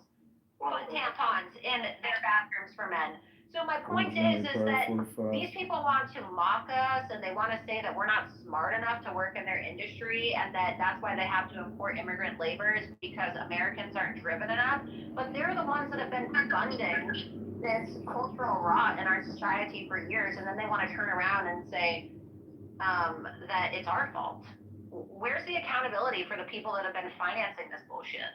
Laura, to be clear, I think Adrian had a good point earlier that you shouldn't bag all the tech people together, because all of these people coming into Trump's admin now, like David Sachs and Vivek and JD and everybody, they've all been the isolated black sheep in tech that have been Republican and been anti-woke for decades. I think Elon is perhaps one of the only ones that was Elon has not been a Republican for decades. Yeah, he's one of the exceptions. Sorry, if I could just ask. And also David Sachs. He's been running forever. President Trump, and he supported Ron DeSantis. So again, there needs to be some understanding that the people like me who have been fiercely pro-Trump since the beginning, okay, you know, I used to work for Project Veritas. I worked undercover in the Clinton campaign exposing corruption and fraud and voter fraud and all these issues now that all these tech guys want to talk about, okay? It's really insulting to people like me and other original MAGA people when people who have been pro-Trump for 5 minutes and show up to Mar-a-Lago with a couple $1 million, or in Elon's case, I mean, obviously I'm grateful for the money he spent and he invested into President Trump's campaign, and I do believe that it helped save our country, but, you know, now that we've, quote-unquote, saved our country from Kamala Harris and the radical left, like, are we really saving our country, or are we headed towards this kind of like dehumanizing and I view it as anti-American, like pro-immigrant sentiment that kind of demoralizes the everyday American spirit. Are we really saving our country, or are we? Yeah, I get it. I know that there are people on here who work in tech who are going to take offense to this, but honestly, I feel like a lot of these people just want to create a monarchy. That's what I feel. I feel like they want to do away with the American government, and they view themselves as monarchs, and that they view the American people as just a bunch of like low IQ. And I'm not saying this term to sound like racist, right? But that's how. I think you're lumping too many people on tech into a bag. Because I understand that. A lot of these guys, they share this philosophy, and it seems like they want to do away. Like which ones? Which ones specifically? Names. I would like to have names. Well, I think that it's. I would like to know what Elon's perspective. I would like to know what Elon's perspective is as it relates to his. I would like to know what his views are towards the United States government, and if he actually respects the concept of a constitutional republic, or if he prefers a monarchy. Because I saw a tweet that he replied to the other day from Mike Cernovich that said, "Don't come at the monarch," and it didn't even tag Elon Musk, and he replied to it. Or something like, "Don't attack the monarch," and he replied to it. So I'm wondering, like, reply to it with what? Referring to the platform itself. He replied to the tweet, and I just found it to be a little striking, and so I was hang on a second. What did he reply with exactly? Yeah, but that. So first let's establish the context. Was in the context of a platform, not within the context of a government. Yeah, exactly. Okay, that's the context. Now, what did he say? What was his reply to this joke? Let me pull up the. I don't think it was a joke. That's where we said he's attacked all the time, right? Yeah. Pull it up. I have to go back in my screenshot. Isn't that where he said like, I'm attacked all the time on this platform? So I think he was clearly referring to the platform. He said, "I'm attacked all the time on the platform." Yeah. I'm going back to look for the screenshot. Laura, I understand that Sachs is not a Trump loyalist for the past 10 years and so on, but I wanted to ask a more subtle strategic question, because obviously we're not going to get a complete moratorium on immigration, and frankly, I don't think 95% of Americans would support that. So my question to you is, Trump came out in support of H-1B earlier, and like Auda and Adrian pointed out, H-1B is like under 100,000 immigrants a year. We had like 5 million.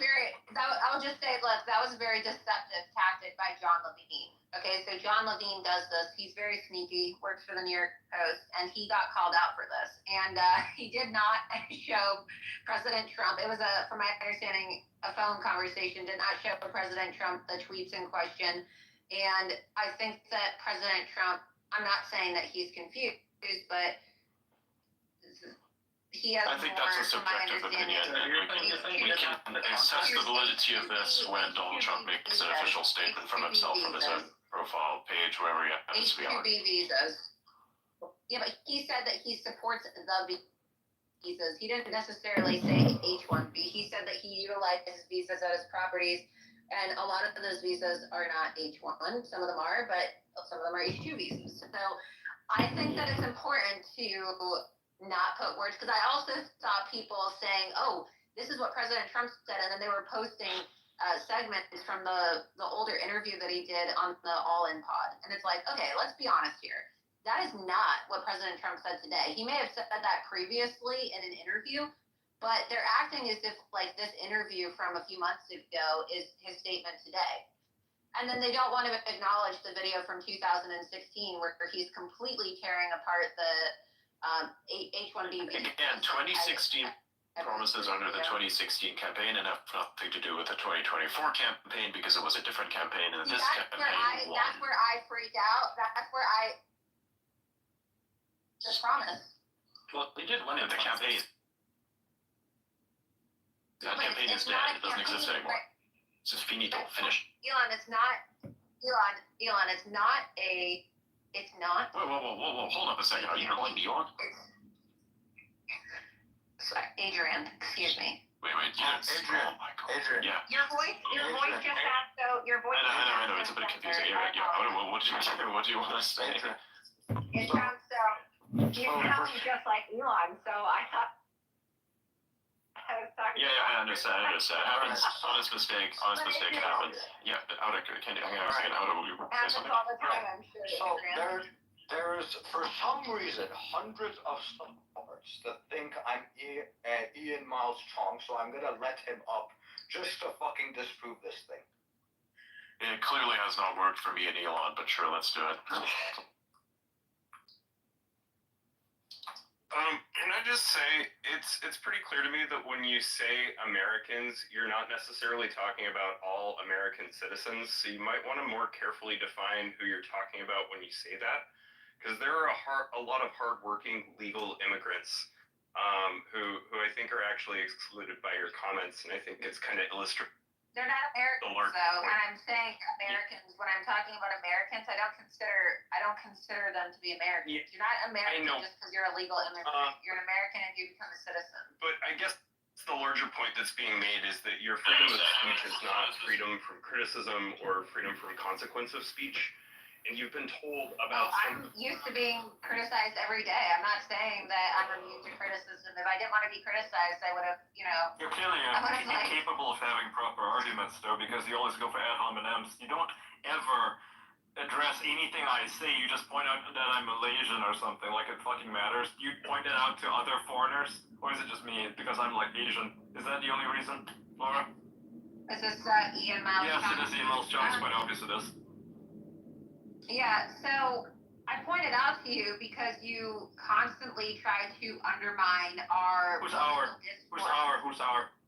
American citizens, and you try to say that people, like you were attacking me today and saying that I have to go pull up your tweets, but you posted an image of me with a clown face. You suggested that I was a member of Al-Qaeda. I didn't suggest you were a member of Al-Qaeda. I was pointing out a similarity between Al-Qaeda calling for peace and you calling for peace. There's nothing similar between. No, that's pretty similar. I would say that's pretty similar, and it's very subjective. You may disagree, and yeah, I would agree. I want to say something at this point, so two voices are overlapping, just to prove.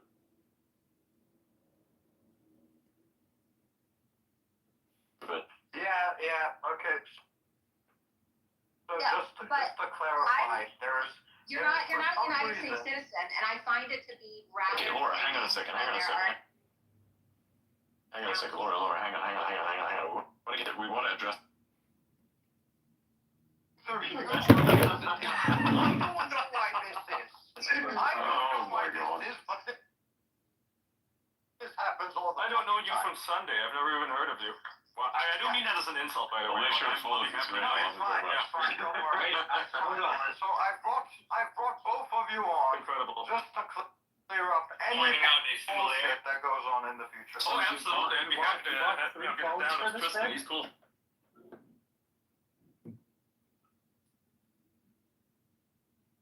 Nice.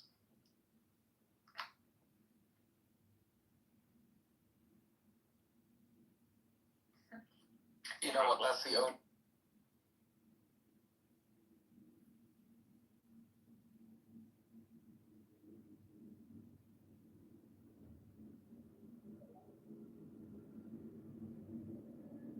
reason I'm here. I woke up to about 20 X notifications tagging me.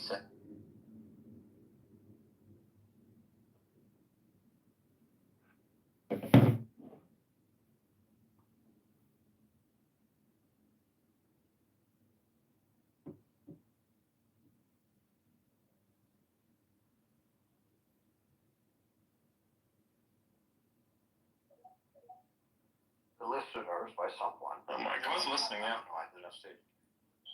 Oh, Yeah, right, man. If he likes to come up, we'll have a good, honest debate with him. I think most of us agree from here, except for Laura.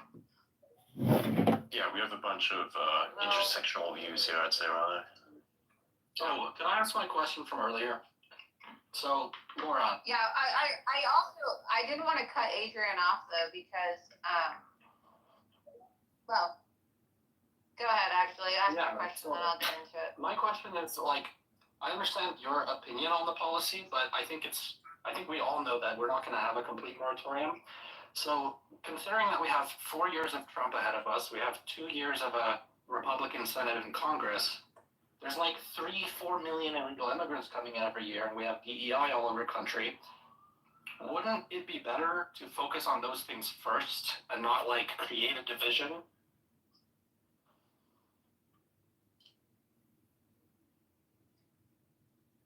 Create a division over H-1B as opposed to focusing on mass deportation? Yeah, in the sense that there's a decent amount of people on the Republican side that support legal immigration.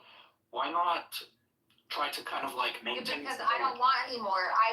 It's not about what you want, it's about what you need. I'm asking about the strategy. In terms of how do we get from where we are now with only 2 years of trilateral majority ahead of us? Because how do we get I just want to point something out that a lot of Republicans probably in the comments are going to get mad at me for saying this, but just because you won an election doesn't mean you control the country, right? America is not a plurality. It is not a democracy. It's a republic. That's exactly what it means. No. It's a democracy. It is not a democracy. It is a republic. It is a republic. It is a constitutional republic, yes. Exactly, It is a constitutional republic, and we have control. No, you don't have control. You don't even have control of the Senate. What are you talking about? What are you talking about? You don't have control of the Senate. Just because you have the president, you still have the Senate, who is which is controlled by the Democrats right now. The Republicans just took back. What are you talking about? The Republicans just took back control of the Senate. Yeah, they took the Senate and the House as well. What are you talking about? My bad. My brain is still somewhere else. But you still need everybody to be on the same page, though. You need a whole bunch of people. And they are being pressured, and that is why I am so important. No, you're not that important. My account access. You don't have access to these people. You're not listening to me. You just said, I'm trying to explain to you, the reason why I am important in terms of my account access is because who do you think goes around and questions and puts pressure on these Republicans to support Trump's mandate and his policies? Who do you think it is that actually starts these conversations? I'm not saying I'm the only one, but I am one of the few that actually has had the balls to question these Republicans, to their face, and use my media company and use my access to X and my verification to support Trump's mandate and to question these people and ask them the questions that everybody is too afraid to ask. And so I'm not saying, I'm so important. A lot of people are important, but yes, how do you think that's going to get done? There's subversive people in the Republican Party that don't want to support President Trump's policies. They're called rhinos. Elon Musk has been talking about how he wants to primary these people. What do you think that I'm doing? But he also wants to primary the people who are too extreme. I do opposition. I use my account and I do opposition research on these people to blow them up, to basically show the public and to show our country who is working against the mandate, who is working against secure borders, who is working against border security. I appreciate that, but I even give you credit for it, right? I have supported you in the past, you'll admit, yes. Yeah, you have supported me, but you're acting like, Laura. Yeah, but when you take an extreme position, like a complete moratorium on immigration, it's just not going to work because there's going to be too much pushback. Not even from, not even from just the rhinos. The entire industry will be opposed to it. How are you going to go against that? It has to be the standard. We have to condition people. Why does it have to be the standard? Why? Because we need to start conditioning people into actually supporting strict immigration so that we don't get these pussy Republicans and Democrats caving and pushing Yes, but how do you bills think as your food opposed is to so cheap? Who do you think is picking all of the food? And I'm not talking about illegal immigrants. I'm talking about legal migrants. Where are you going to get this expertise? Because Americans are not taking up these jobs. They're not taking up the trades. They're not good enough, really. I mean, no one is good enough, honestly, to do AI, which is why every country in the world that is doing AI, whether it is America or Germany or anywhere else. It's not about increasing wages. It's just that they don't exist, which is why countries are poaching from each other. China. And they don't exist because migrants that are even, they don't exist because even the migrants that are coming here and working are treated like slaves. They're not being treated like slaves. Have you seen how much these AI engineers get paid? The pay isn't the issue. I'm talking about the people that are picking our food. We're talking about the people that So you're not immune to it, and there's countless stories. You can look it up online. There's a million stories about that's migrants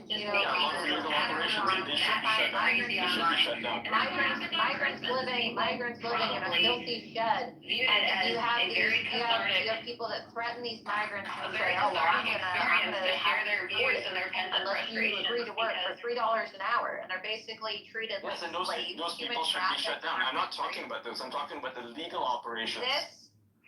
These immigration policies, strict immigration policies, is the humane thing to do for immigrants. It's not just the humane thing to do for our country. It's about economics. It is about being. What about economics? What about when everything becomes so much more expensive, and then maybe not you, but other people will be asking, why is everything cost so much, right? They'll be asking that. And then the answer is, well, we don't have Everything people to do it. costs so much right now because we have about 65 million illegal aliens in our country that are taking up housing and taking up space and taking up government resources. Food is cheap. That's why everything costs so much. No, that's not what I'm referring to. Food is not cheap. Food is so expensive. Have you compared it to Europe? Europe is triple the price of what Americans can pay for a lot of food. Hey, well, I don't live in Europe and I don't have any aspiration to go live in Europe. Yes, but why do you think that is? Why do you think it's expensive over there?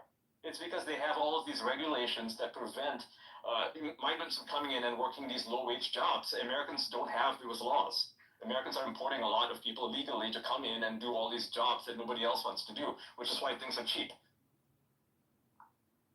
It's just simple basic economics. I don't know why that's so hard to parse. And beyond that, a lot of these people are not criminals. I'm not talking about illegals. Obviously, deport the illegals. No one's saying don't deport the illegals. Okay, well, I don't want to take the risk on, a lot of these people are not. It's like a poison pill. Okay, so look, if somebody were to give you a bag of Skittles, okay, and oh my God, you sound like a feminist right now. Listen, this is a feminist argument. No, the Skittles argument is okay. Let's calm it down. We're not going to do that. No.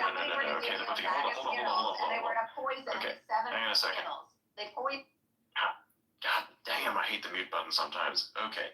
Let's calm down again and return back to the policy discussion. Let's not create derogatory terms as a way of communication. Super quick, Ian. You do realize engineers in Europe get paid like half of what they get paid in America. It's definitely not the high-paying engineers. So I don't see how the economic policy applies to what you mentioned in you.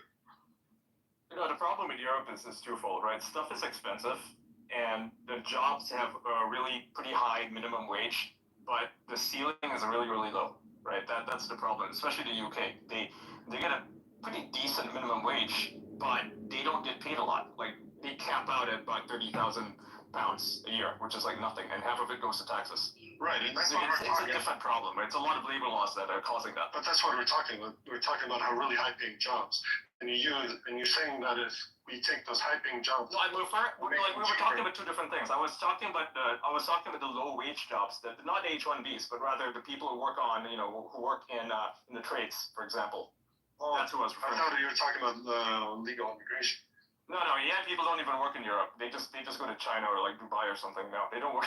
Europe doesn't even have anything apart from like those guys who make the what do you call it, the lithography stuff in Netherlands. Oh, EUV. Yeah. Yes. Yeah, those guys are like the only ones there, and I guess Philips. Yeah. And no, Philips actually doesn't do anything. Philips Philips only does medical equipment nowadays. They've just licensed the name to Chinese companies. That's unfortunate. So they feel like a patent thing now, I suppose. It's just a name. It's just a name now. They mostly do medical stuff. And EUV is actually a U.S. technology, and it's been licensed it's only been licensed to fuck, why am I forgetting the name? Yeah, I can't remember the name. ASML. ASML, yeah. ASML. Yeah. ASML. Yeah. Yes. So it's only been licensed to ASML, so it's not even that the Europeans have done the best job. It's just that the fact that they're the only ones that have it. They're the only ones that did with a license to have the manufacturers, right? Yes. Yes. Damn. And it's also becoming kind of, unnecessary now because the Chinese have actually caught up. Yeah. No, they haven't. No, they haven't. Are they pretty close under like 3 nanometers right now? No. So under 7 nanometers, it's completely impossible. So under 7 nanometers, you cannot do it currently you cannot do it at all without EUV machines. The Japanese, I think specifically Nikon, came out with the technology recently that would be able to do it. That's actually cheaper, but previously it had some issues. But the Chinese do not have anything that can go below 7 nanometers.